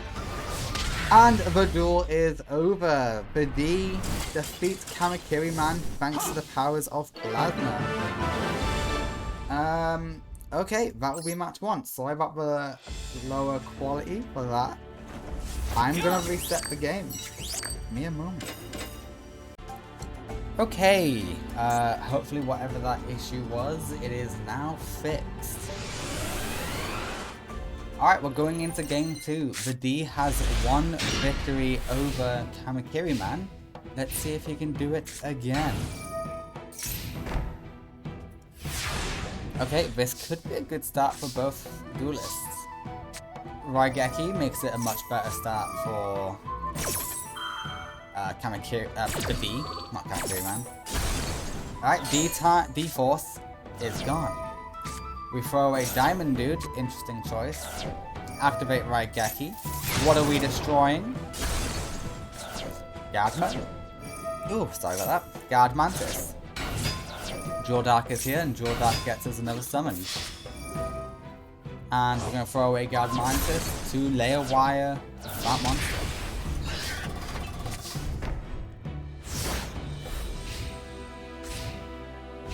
What are we going to do? Okay, Insect Knight is always a great card to have. No one will ever talk bad about Insect Knight because Insect Knight is a goddamn staple.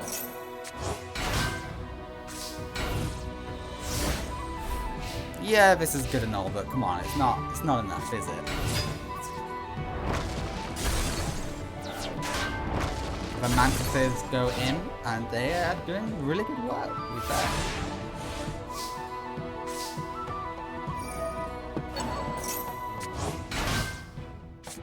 Special summon of Drill Dark, Stratos is here, Plasma is in hand.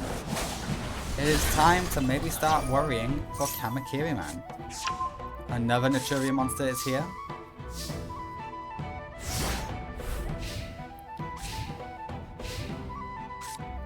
Naturia Mantis rises from the ashes. Stratos is gone, so is Drill Dark. Kamakiri Man will not make this so easy for you, the D. Ooh, D-Signal will not work here, I'm afraid. Bottom 3 is amazing.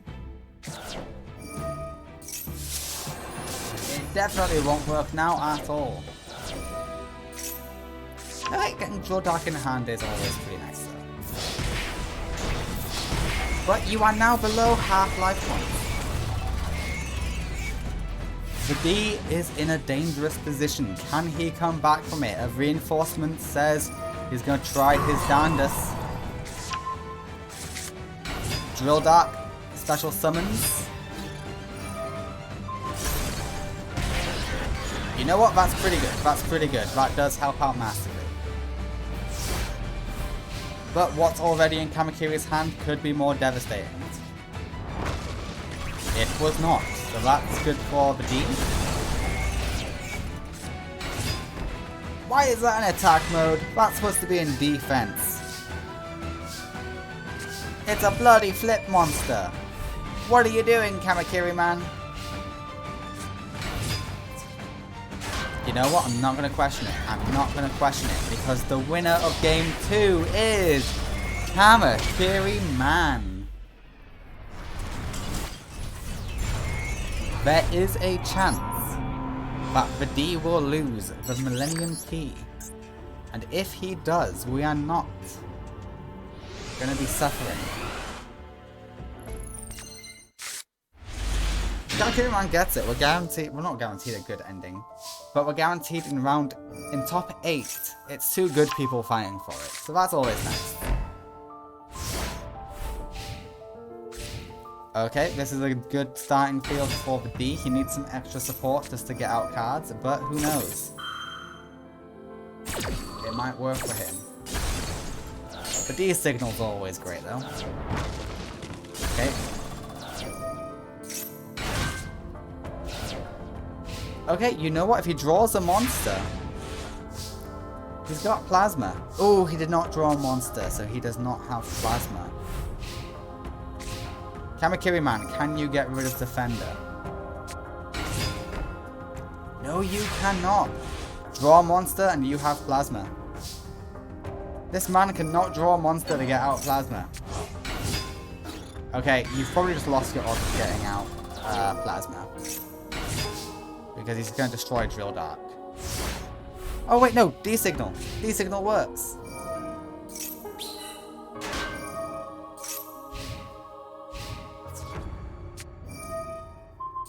Oh, you don't even need the signal. You got the gate attack. Okay, you're fine. You're fine. You're fine. Videe, you've got this. Stratos is summoned.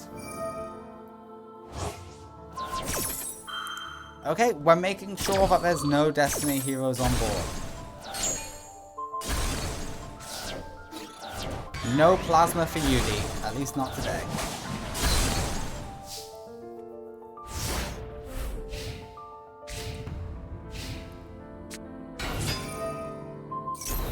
Armored V is an amazing shout. Stratos is gone. Drill Dark is no more. Videe is so far from getting a plasma, it's pathetic.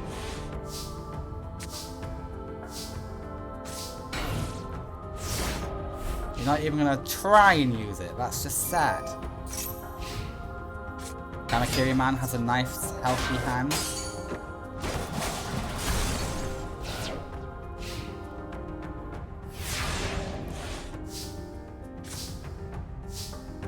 Alright, not exactly what you need, but you get to you something.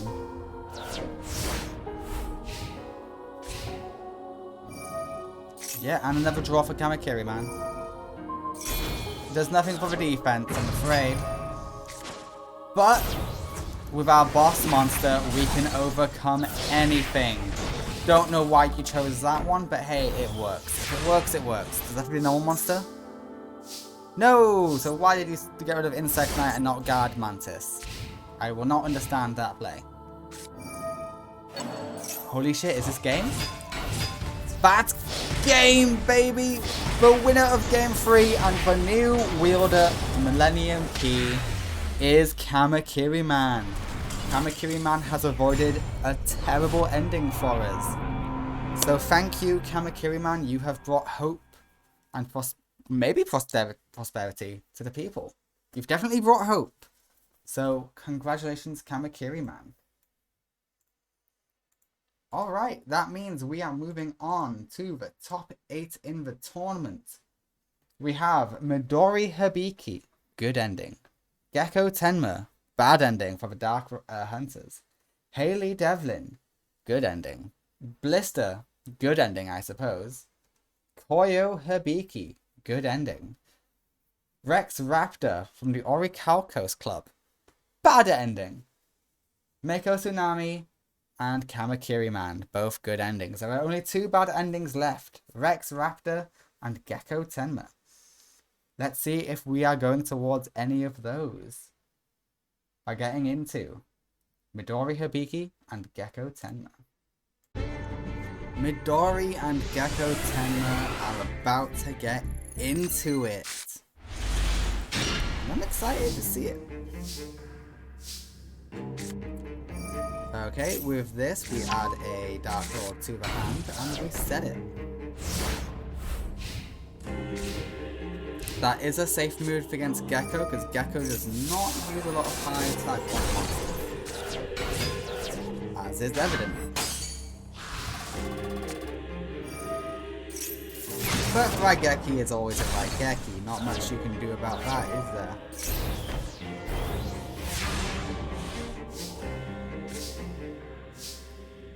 Okay, we got options. We got Premature Burial, brings back the Dark Lord. Mystic Tomato is here, we get rid of you.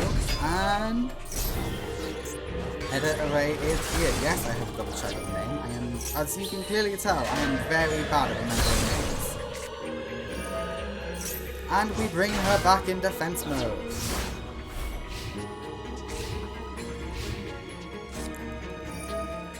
Mind Control will work on Edit Array. We go up the Mystic Tomato, which will just special summon us another Mystic Tomato.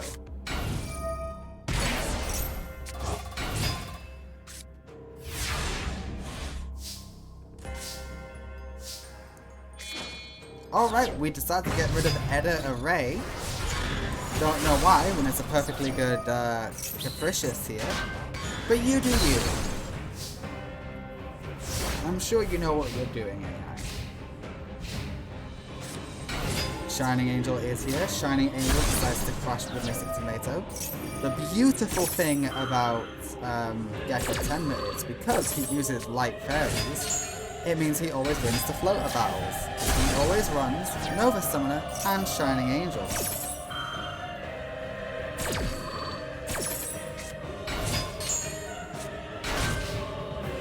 Interesting, you decided to summon it in defense. You could have destroyed it. That might be your undoing. Capricious is no more. Desire is here. Capricious will lower your stats to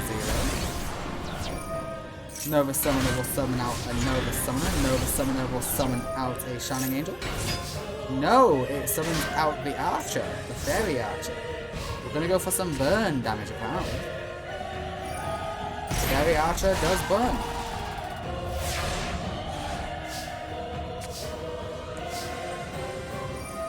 Okay, that won't really do anything for now. And yeah, the winner is Midori Hibiki in game 1.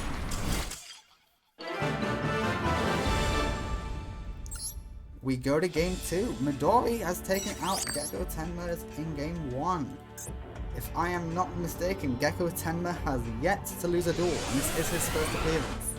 So his first loss ever, at least in a duel, not a match, has come from Midori Hibiki. Though it might come in match form as well. Who knows?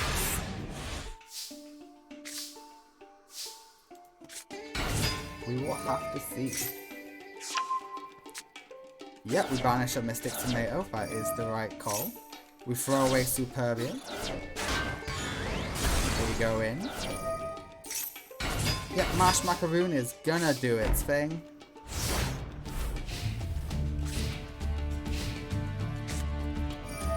Brain control, eh? And we sacrifice it. We're having a rebellion. We destroy a Marsh Macaroon. Marsh Macaroon activates its effect. And Doomsday tokens will take it.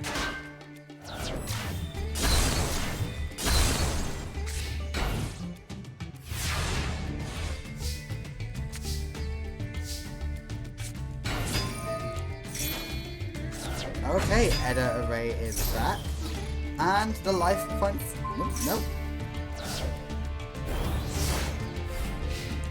Unless you get your Wicked Dread Root, you're going to struggle with this one, buddy. And the Dread Root is here, almost as if on command. And Angel 07's here too.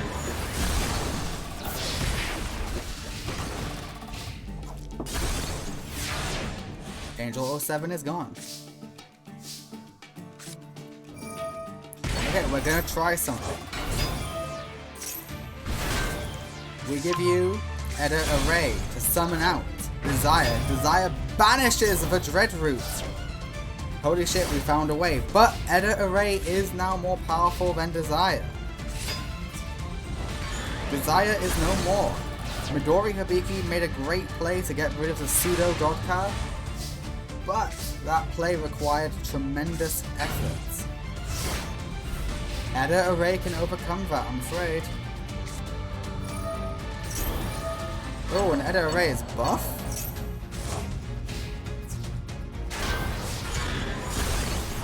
Okay, you have your effect, it doesn't really do anything.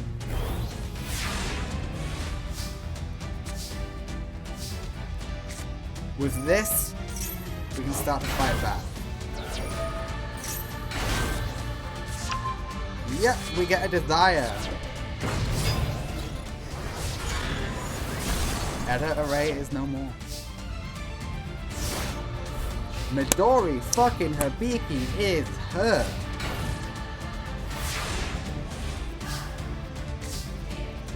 You love to see it. Okay, are we going to summon Edda Array? No, Superbia, which is the better option because Superbia gets us Edda Array in attack mode. We deal 700 piercing. Mash Macaroon will be annoying, but we can almost deal with it. We can definitely deal with it next turn. And yeah, that's pretty damn good.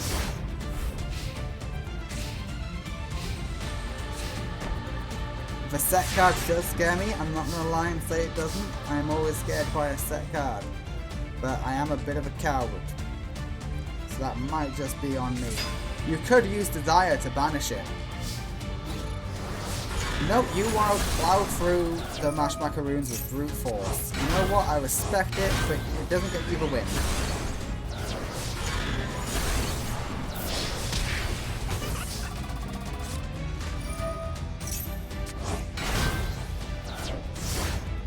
Okay, Gecko, it all comes down to this. What can you do? Are we going to win with piercing damage? Edda Array goes in. The winner is Midori Hibiki in a 2-0. There is only one bad ending left. And that is Orichalcos with Rex Raptor, because Midori has swept Gecko Tenma. She even overcame the Dreadroot. She beat a god card fair and square with her own boss monster. So congratulations, Midori. You are off to the semi-finals. Next up is Haley Devlin versus Blister. Let's get to it. I'm excited. Haley versus Blister. Both of these people like to discard to get certain effects off. Let's see who's better at it.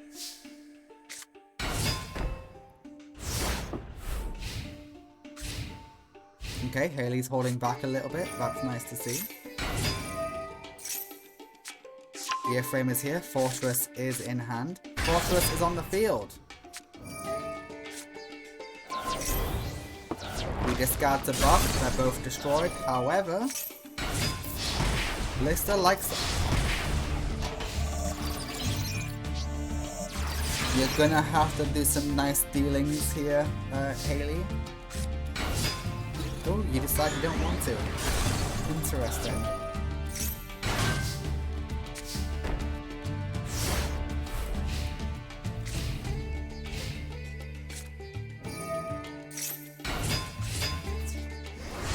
Terrifying field to be up against. And we go for Crash. Because ultimately it works out better for us. Blister is bloody strong.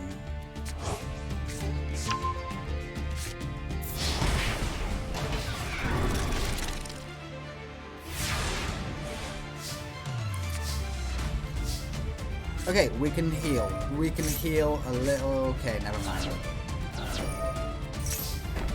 The winner in game 1 is Blister. Blister is strong. He has spent a lot of his life, you know, on the underground, doing a lot of smuggling. He's the best smuggler. He smuggled himself.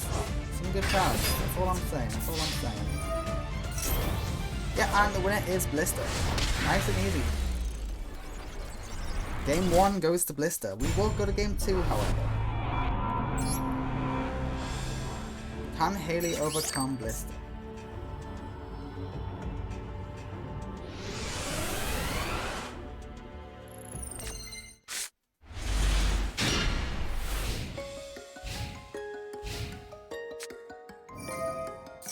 Alright, great card for Blister to have. Megaform is here, that means Fortress. I thought Fortress would already be in hand then, but no, that is not the case. Dark World Dealings, which one are we going to throw away? We throw away our life points, or we gain life points. Graceful Charity is here. And we get a special summon.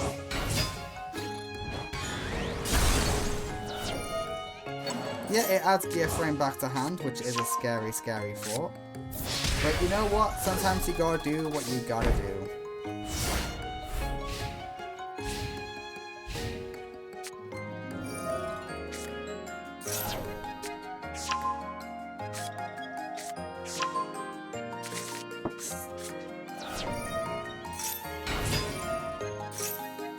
Okay, we throw away Fortress. Gear Frame is here.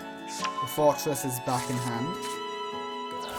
All of this just to get out another Fortress. And another Fortress. And, oh, I really thought you were going to negate attack.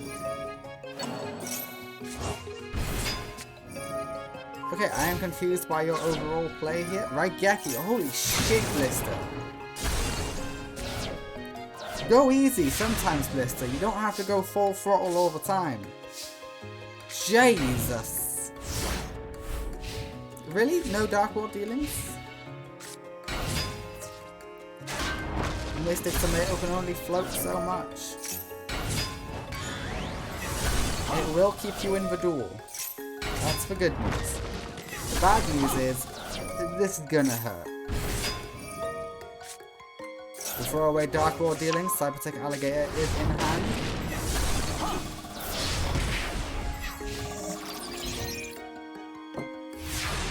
Congratulations, you bricked yourself. And that is it. Haley, I am afraid you are losing in top 8. The winner of game 2 in a nice clean sweep is Blister. Blister's main competition in this tournament so far was Yugi. Yugi was even able to take a game on him. That is as far as Yugi went, and Haley couldn't even do that. Haley got swept. Alright, next up is the hero. Koyo Hibiki versus Rex Raptor of the Orichalcos cult. Alright, heroes versus dinosaurs. The story is old as time, am I right? Alright, Stratos is here. Stratos will search as a heat. Koyo loves heat. Twin-headed is here. Stratos is no more, and Twin-head will go in. And we're stealing Stratos. Okie dokie. Really good start from Rex Raptor, I cannot lie. But a polymerization can do a lot of good. We go for Great Tornado. Great Tornado will lower everyone's attack, and we go in for massive damage. Except Great Tornado is destroyed.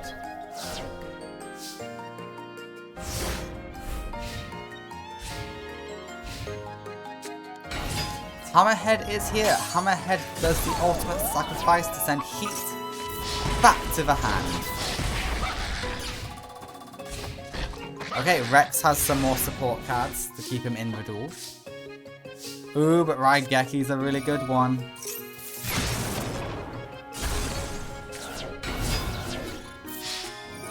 And we are special summoning Sabersaurus. Sabersaurus is a bit too strong for you to overcome, isn't it, Koyo?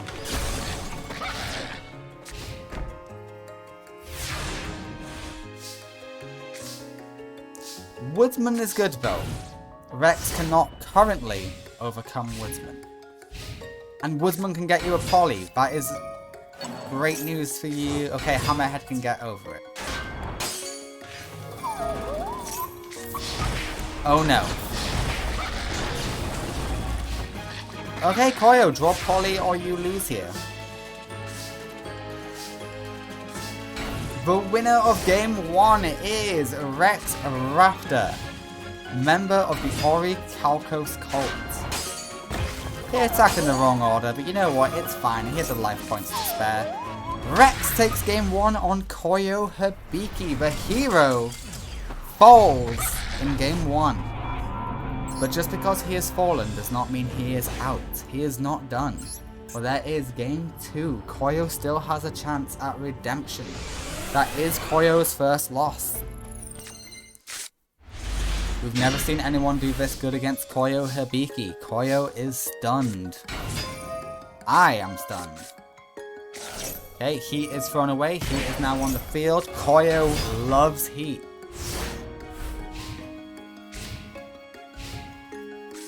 Rex Raptor starts off with a pot of greed, that's always nice. Sabersaurus is able to destroy. And he is powerful again. Oh, double heat. Of course it's double heat. 2 set cards, that's good for Rex, but could be bad for the world.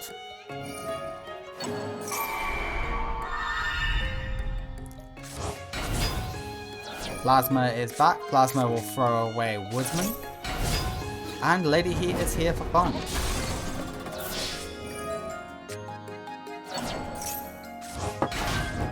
Sabersaurus is back, but in defense mode for some reason.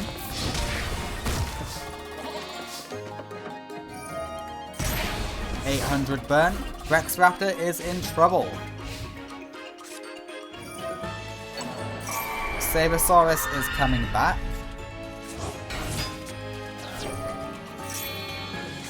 Really? Not one of the heats? Heat is gone. Should have used it on one of the heats. Just saying, but I do love Black Tyranno, so hello. Okay, we're throwing away another Woodsman. The graveyard is getting nice and juicy for Rex. Charisma is no more.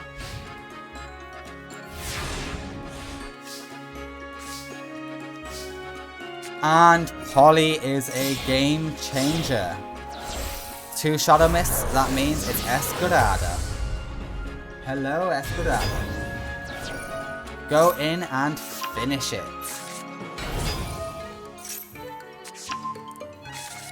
The winner of Game 2 is Koyo Hibiki. That means we are going into Game 3.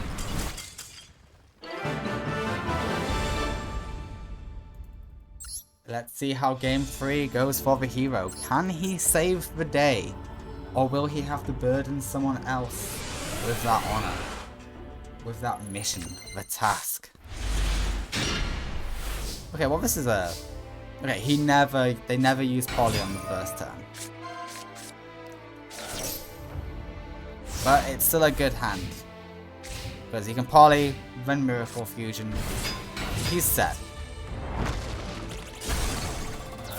He's still set. So long as he draws a monster, he is fine. Yet, he's going to go into absolute 0. You did that in the wrong order. You should have Pollied first, but hey, who cares? I do. I'm actually really annoyed by that. Absolute 0 is here. Sabersaurus is gone. And we wait and see what happens. Okay, we bring back Sabersaurus in order to get out Black Tyranno. But we don't go in because we know going in means Black Tyranno's death. Because what can kill a dinosaur? The Ice Age.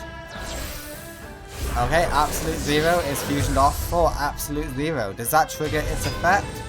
It does! Black Tyranno is gone. The Ice Age takes it.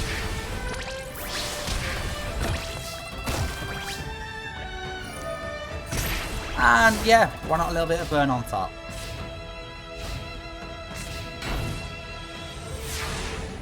Double set from Rex. It's always sad to see Rex play defensive, because he's an offensive boy.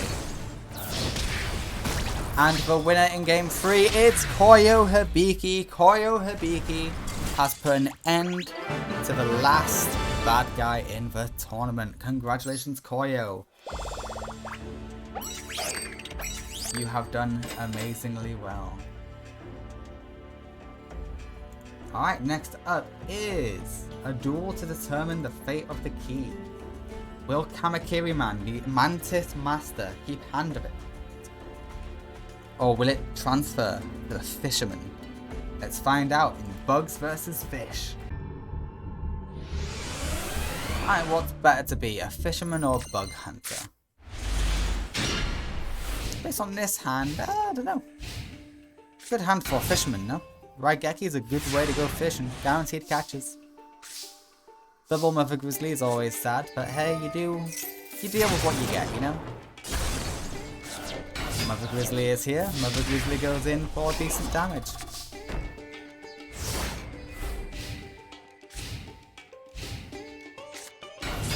Insect Knight, we decided Insect Knight is too big of a threat.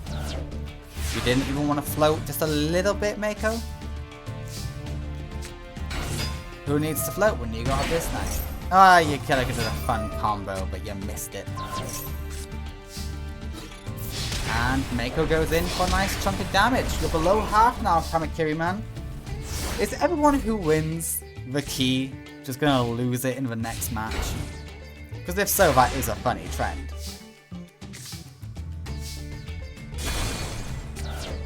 Legendary Fisherman is here. Negate attack works though.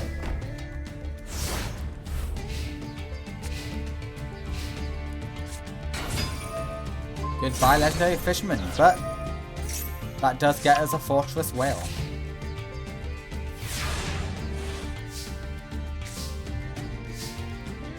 Shockopus is here.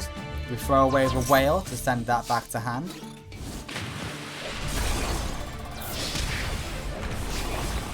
Alright, Kamakiri Man, not to say you're in trouble, but you're not in a good place.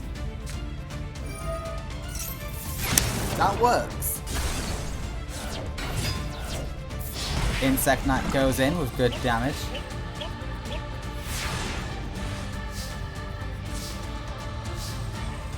Legendary Ocean is better used for later, but yeah, great strike shot.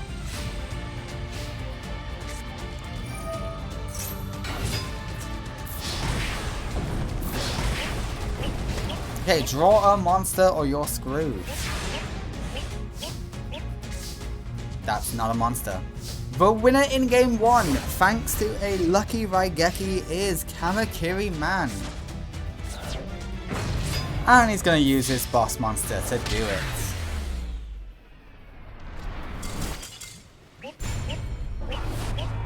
Hell frickin' yeah. Alright, we go to game 2. I think that is the first duel Mako has lost in this tournament. So good. Congratulations, Kamakiri Man.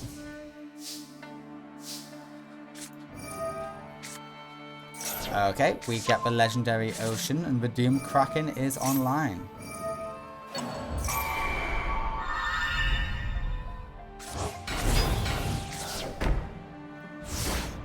Yeah, TT and Torrential Reborn. Great combo. And it's gone.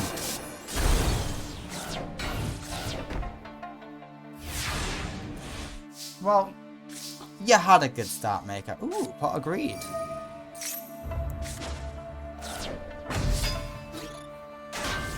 You know what? Still a good start. Unless that's a layer wire, which it's not. Okay, Guard Mantis can and will hold field.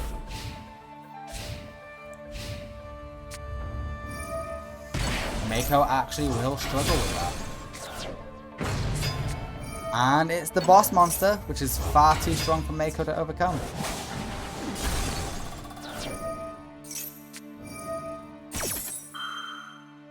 And it's just coming back with a little bit of burn. And you still get the search, don't you?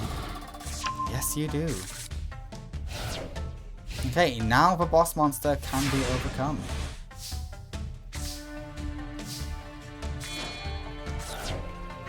Orca is here. Boss monster is gone.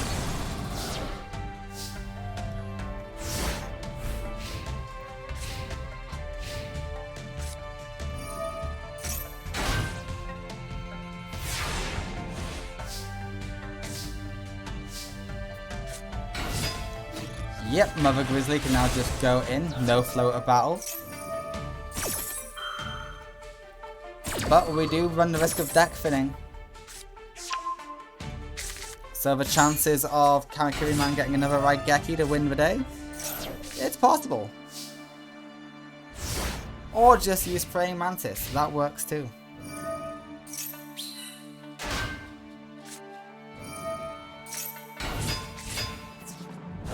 Mother Grizzly is gone. We are in a floater battle.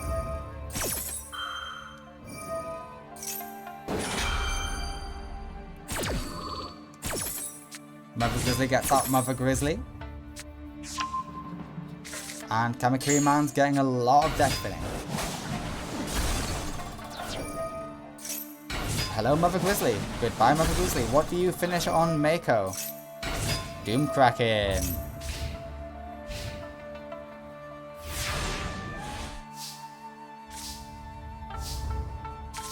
Oh, gotta love TT, baby.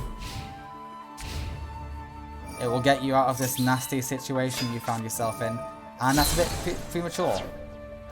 Don't you think?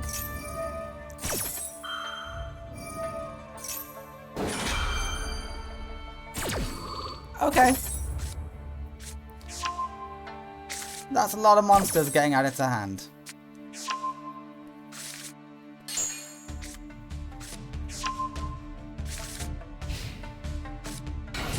Insect Knight is here. Insect Knight goes in for good damage.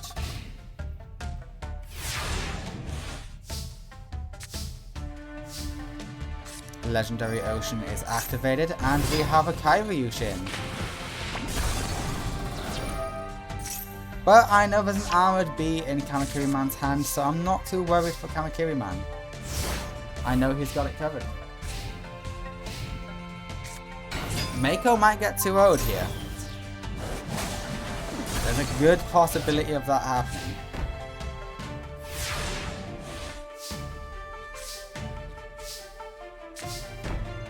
Okay, TT's fun, but it will get more searches for Kamakiri Man.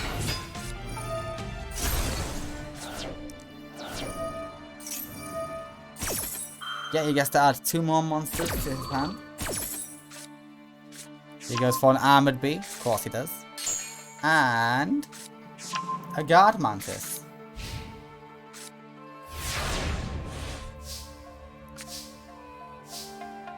That'll help you out later, but not right now. I'm sorry, Mako. I'm not confident in your ability to win this one.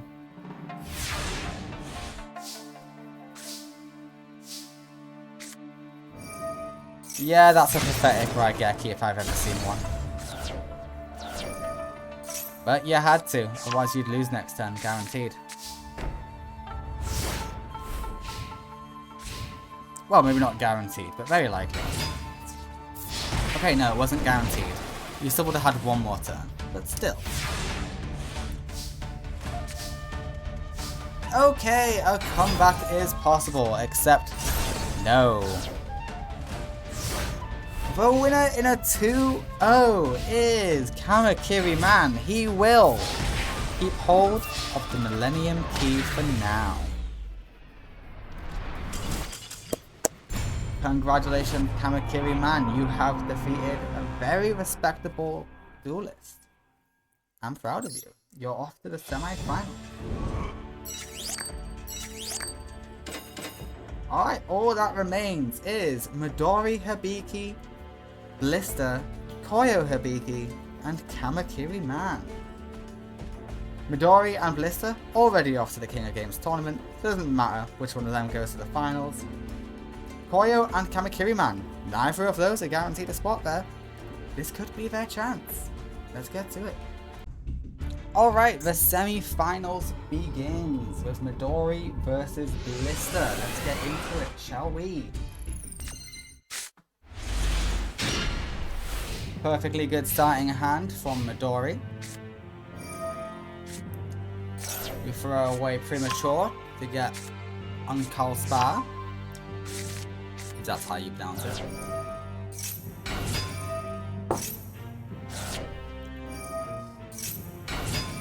Alright, brilliant. Does that mean Fortress is already in hand? It does. However, I do see Raigeki. Yep, Mega Form is stolen.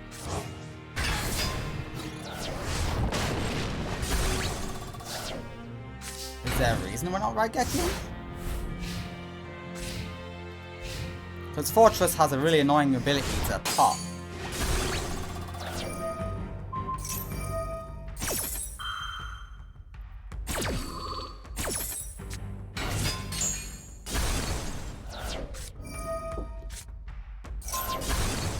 Alright, and we pop, and we lose the monster.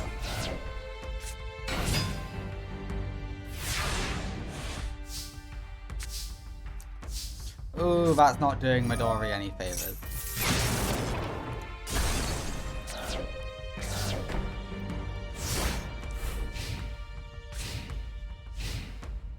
Okay, we're both not in great positions, both Midori and Mr. Blister.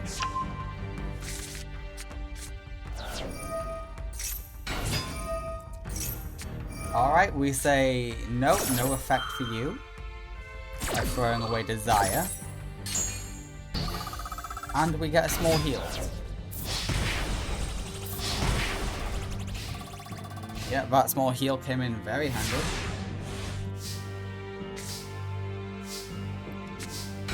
Mystic Tomato will try and float into something usable.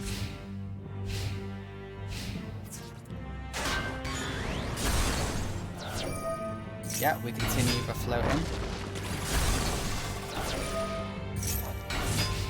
Mystic Tomato is here.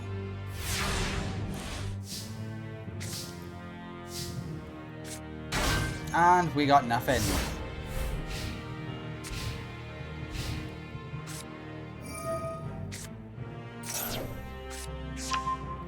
Okay, we threw away Fortress to get Fortress. Yeah, that makes sense.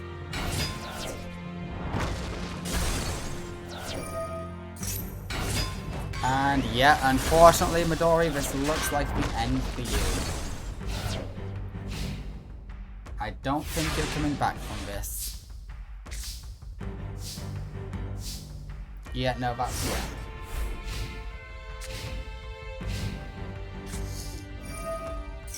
The winner in game 1 is Blister. Well done, Blister. Alright, we go to game 2.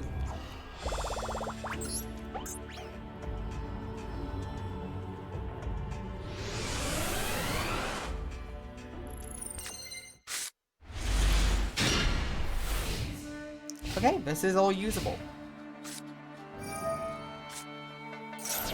Midori even has a search card.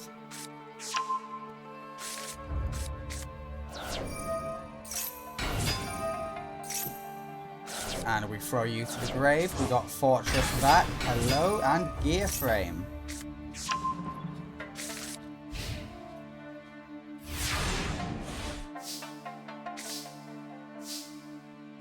Okay, we got 2 searching cards. We go for Indulged.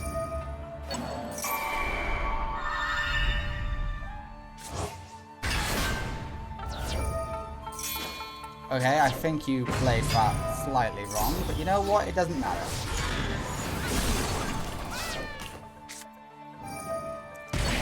Mega Form should be in attack mode. Why is that in attack mode? Midori!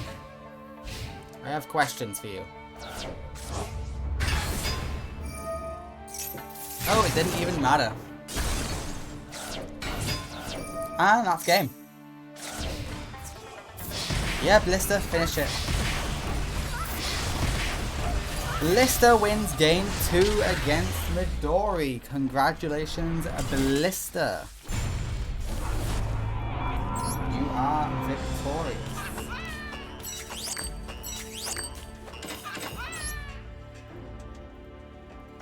Let me just update the markings. Midori, you will go to the bronze place breather match.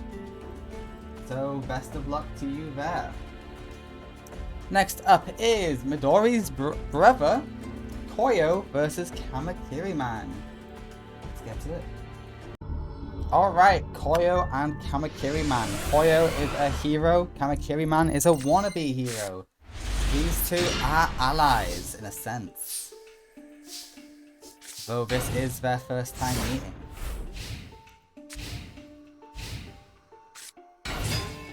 Maturia Mantis is here, it does get some deflected.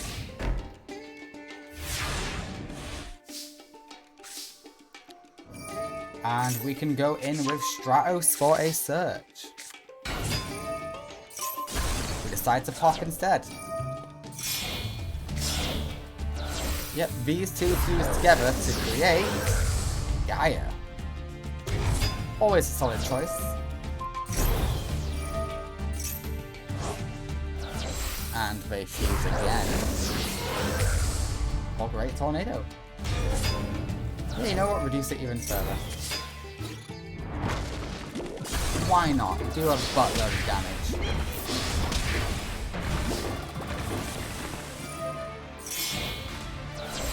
Okay, what are these two making? Okay, that was a bit pointless.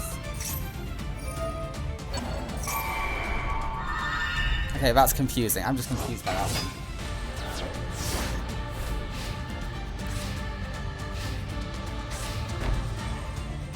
Could have gone for another Stratos, but no, he goes for that. And the winner in game 1 is Koyo Hibiki.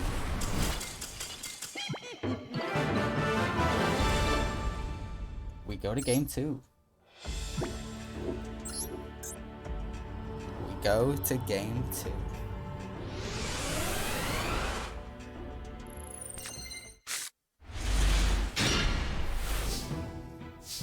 Alright, pretty decent starting hand for Koyo. We have Heat, we have the Hero Signal. What could go wrong?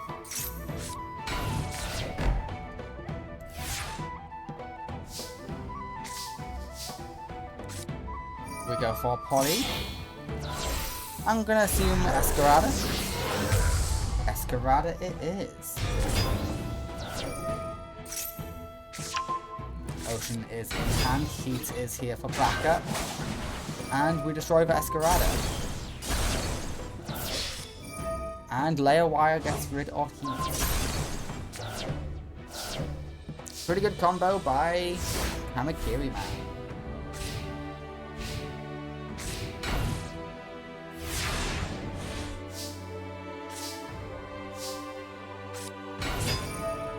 Alright, Prisma is here. Prisma throws away Woodsman. And we negate the attack. Which tells me 1700 was enough to destroy it.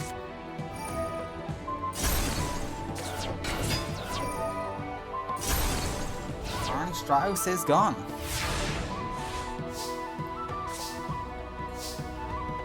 Honestly, you should have saved the negate attack. It would have had the same effect overall anyway.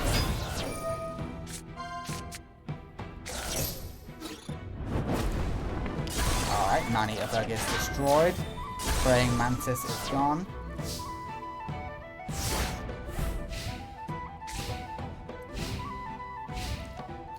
And Koyo seems to be bricked.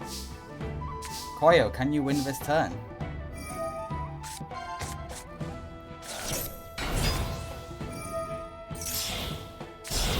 What are we going for? These two come together to create Absolute Zero.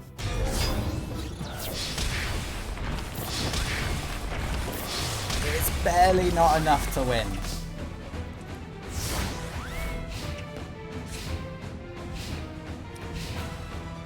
And the winner of game 2 going on to the finals is Koyo Hibiki. He's going to show off a bit more first. No, he's not, he's done.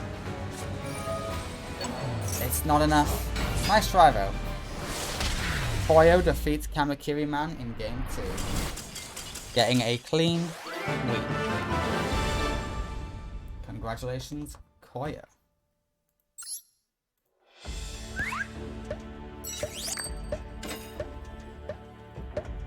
Alright, we'll move on to the bronze place breather match, which is Midori versus Kamakiri Man. The bronze place breather match will continue. Continue? I mean start. Kamakiri Man did drop the Millennium Key to Koyo Hibiki. And now he is fighting for the right to enter the next King of Games tournament. Midori's already going, so it doesn't really matter if Midori wins or not. Insect Knight is here. Mystic Tomato stood no chance. Mystic Tomato searches for Mystic Tomato.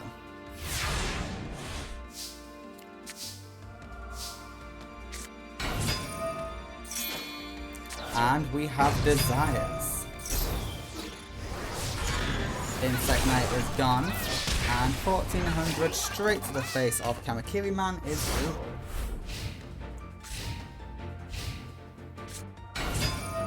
Armored Insect is able to destroy Desire, as funny as that is.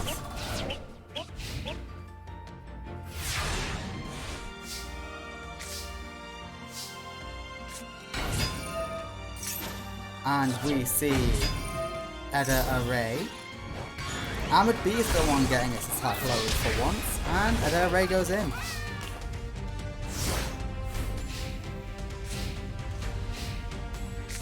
And you fight back, Kamakiri Man.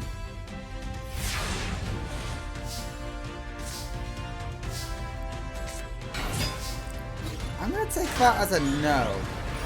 You survived one more turn, so that's great news.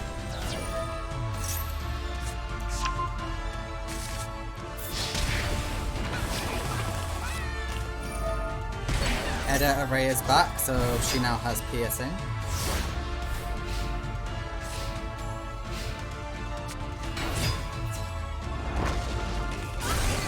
And you decide you want to do more damage.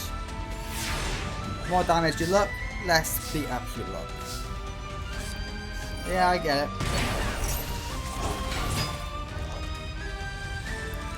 But unfortunately for you, Kamakiri Man,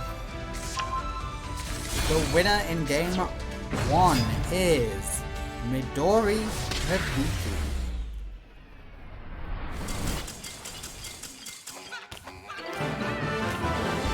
Midori takes game 1.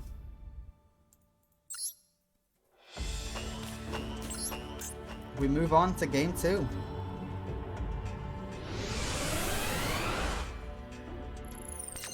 This is for bronze place.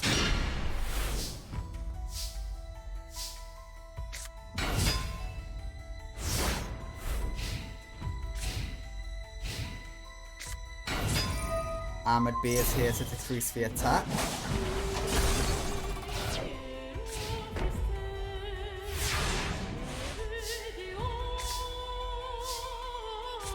Okay, not great.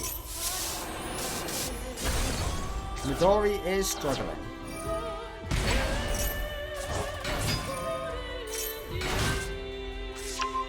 But Desire is here, and Desire is all you needed.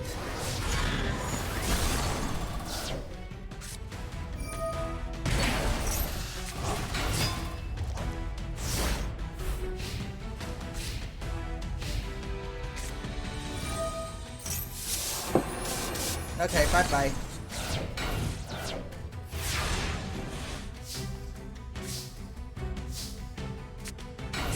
Okay, another 1600 attack. You used all of them quite quickly. And that is enough to defeat the Mantis.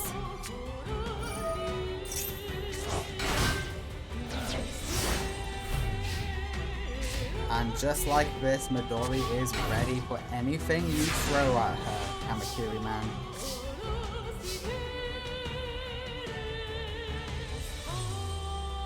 Don't know why she couldn't play like this earlier, but hey ho.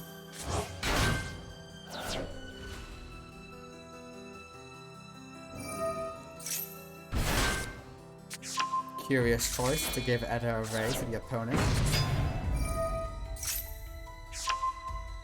Yeah, goodbye, Mr. Tomato. Ooh, you're gonna have to use Desire. You know what? I would have done the same thing. You're fine.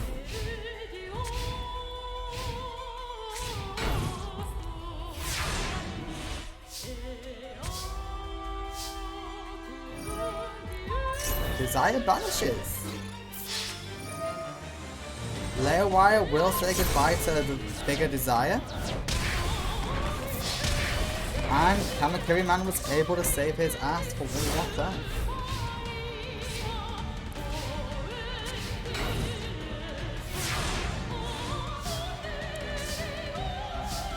Yeah, that will be it.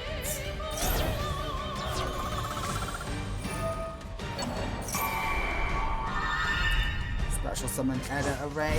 Edda Array goes into piercing. And Desire finishes it off. Midori Hibiki has taken bronze place. For the second time in her career, oddly enough. Alright, congratulations Midori, you have proven yourself to be a phenomenal duelist. Next up is Grand Finals. Who will take home the Millennium Key? Will it be Blister, the champion of the satellite, or will it be Koyo Hibiki, the hero of the masses? Let's find out. Grand Finals begins now. Blister versus Koyo Hibiki. I honestly have no idea who's going to win, but I'm excited to see. We discard 1, add 2 to hand.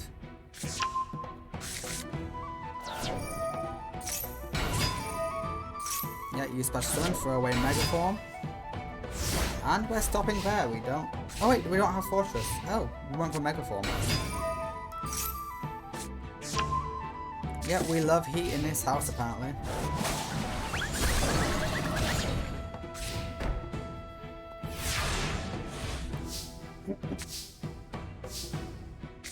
Okay, Raigeki is a god tier pull. Ratos is no more. And now that Fortress is here. Massive damage, except you get negated.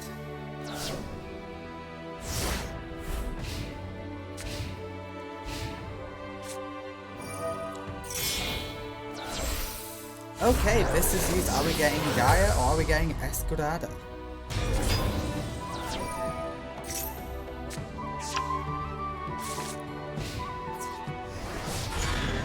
Okay, 1000 damage goes in. And just a set card.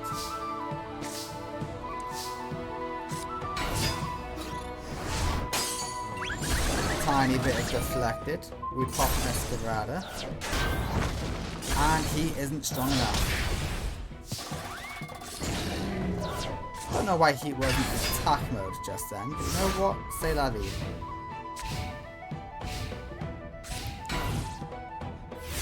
Okay, Koyo is not doing well. Yeah, Voltex stood no chance. And Koyo's life points are forfeit.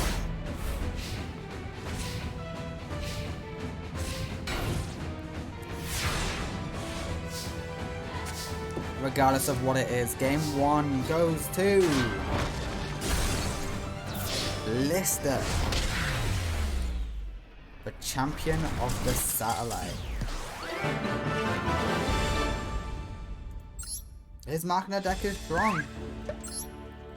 We go to game 2. We go to game 2. Okay, having a limiter removal is very strong indeed. So is Pot of Greed. Okay, Blister has everything he needs to succeed in life.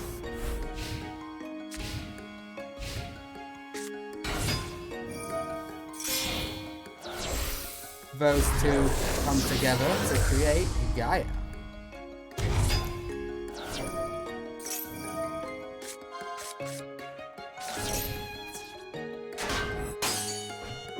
Well, that's a waste now, isn't it?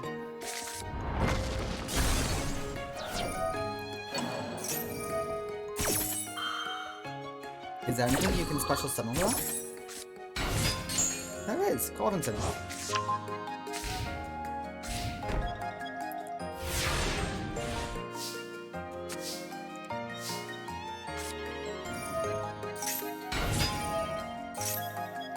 Throw away Megaform. Might be a waste of a limiter removal, but hey, maybe not.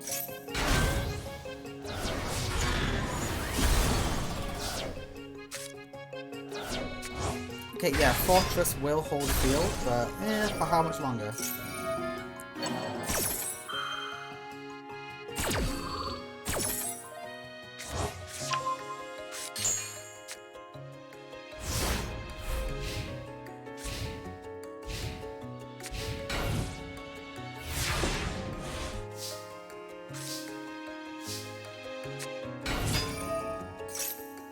Throw away Megaform. He is gone. Ocean is gone.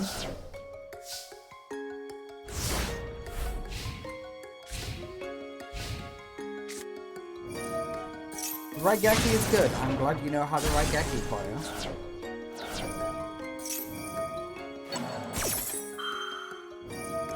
Yeah, and it's time to special summon a bunch.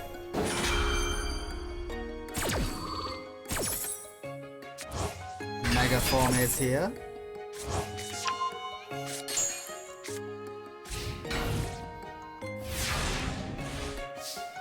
I think that's game. I think Blister is going away with the puzzle.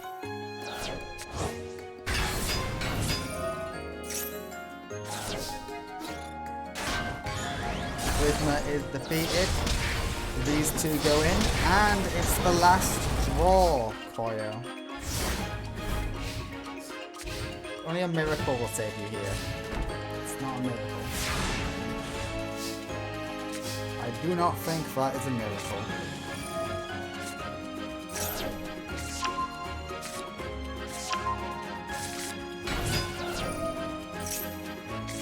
And the winner is Blister from the Satellite. Congratulations, Blister. You are the new wielder of the Millennium Key. It is the most precious item you will ever wield, probably. And I hope you enjoy it. Alright everybody, that is the tournament. Blister is the new wielder of the Millennium Key.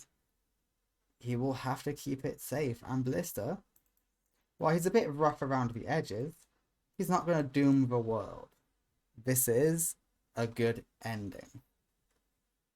Alright. Thank you very much everyone.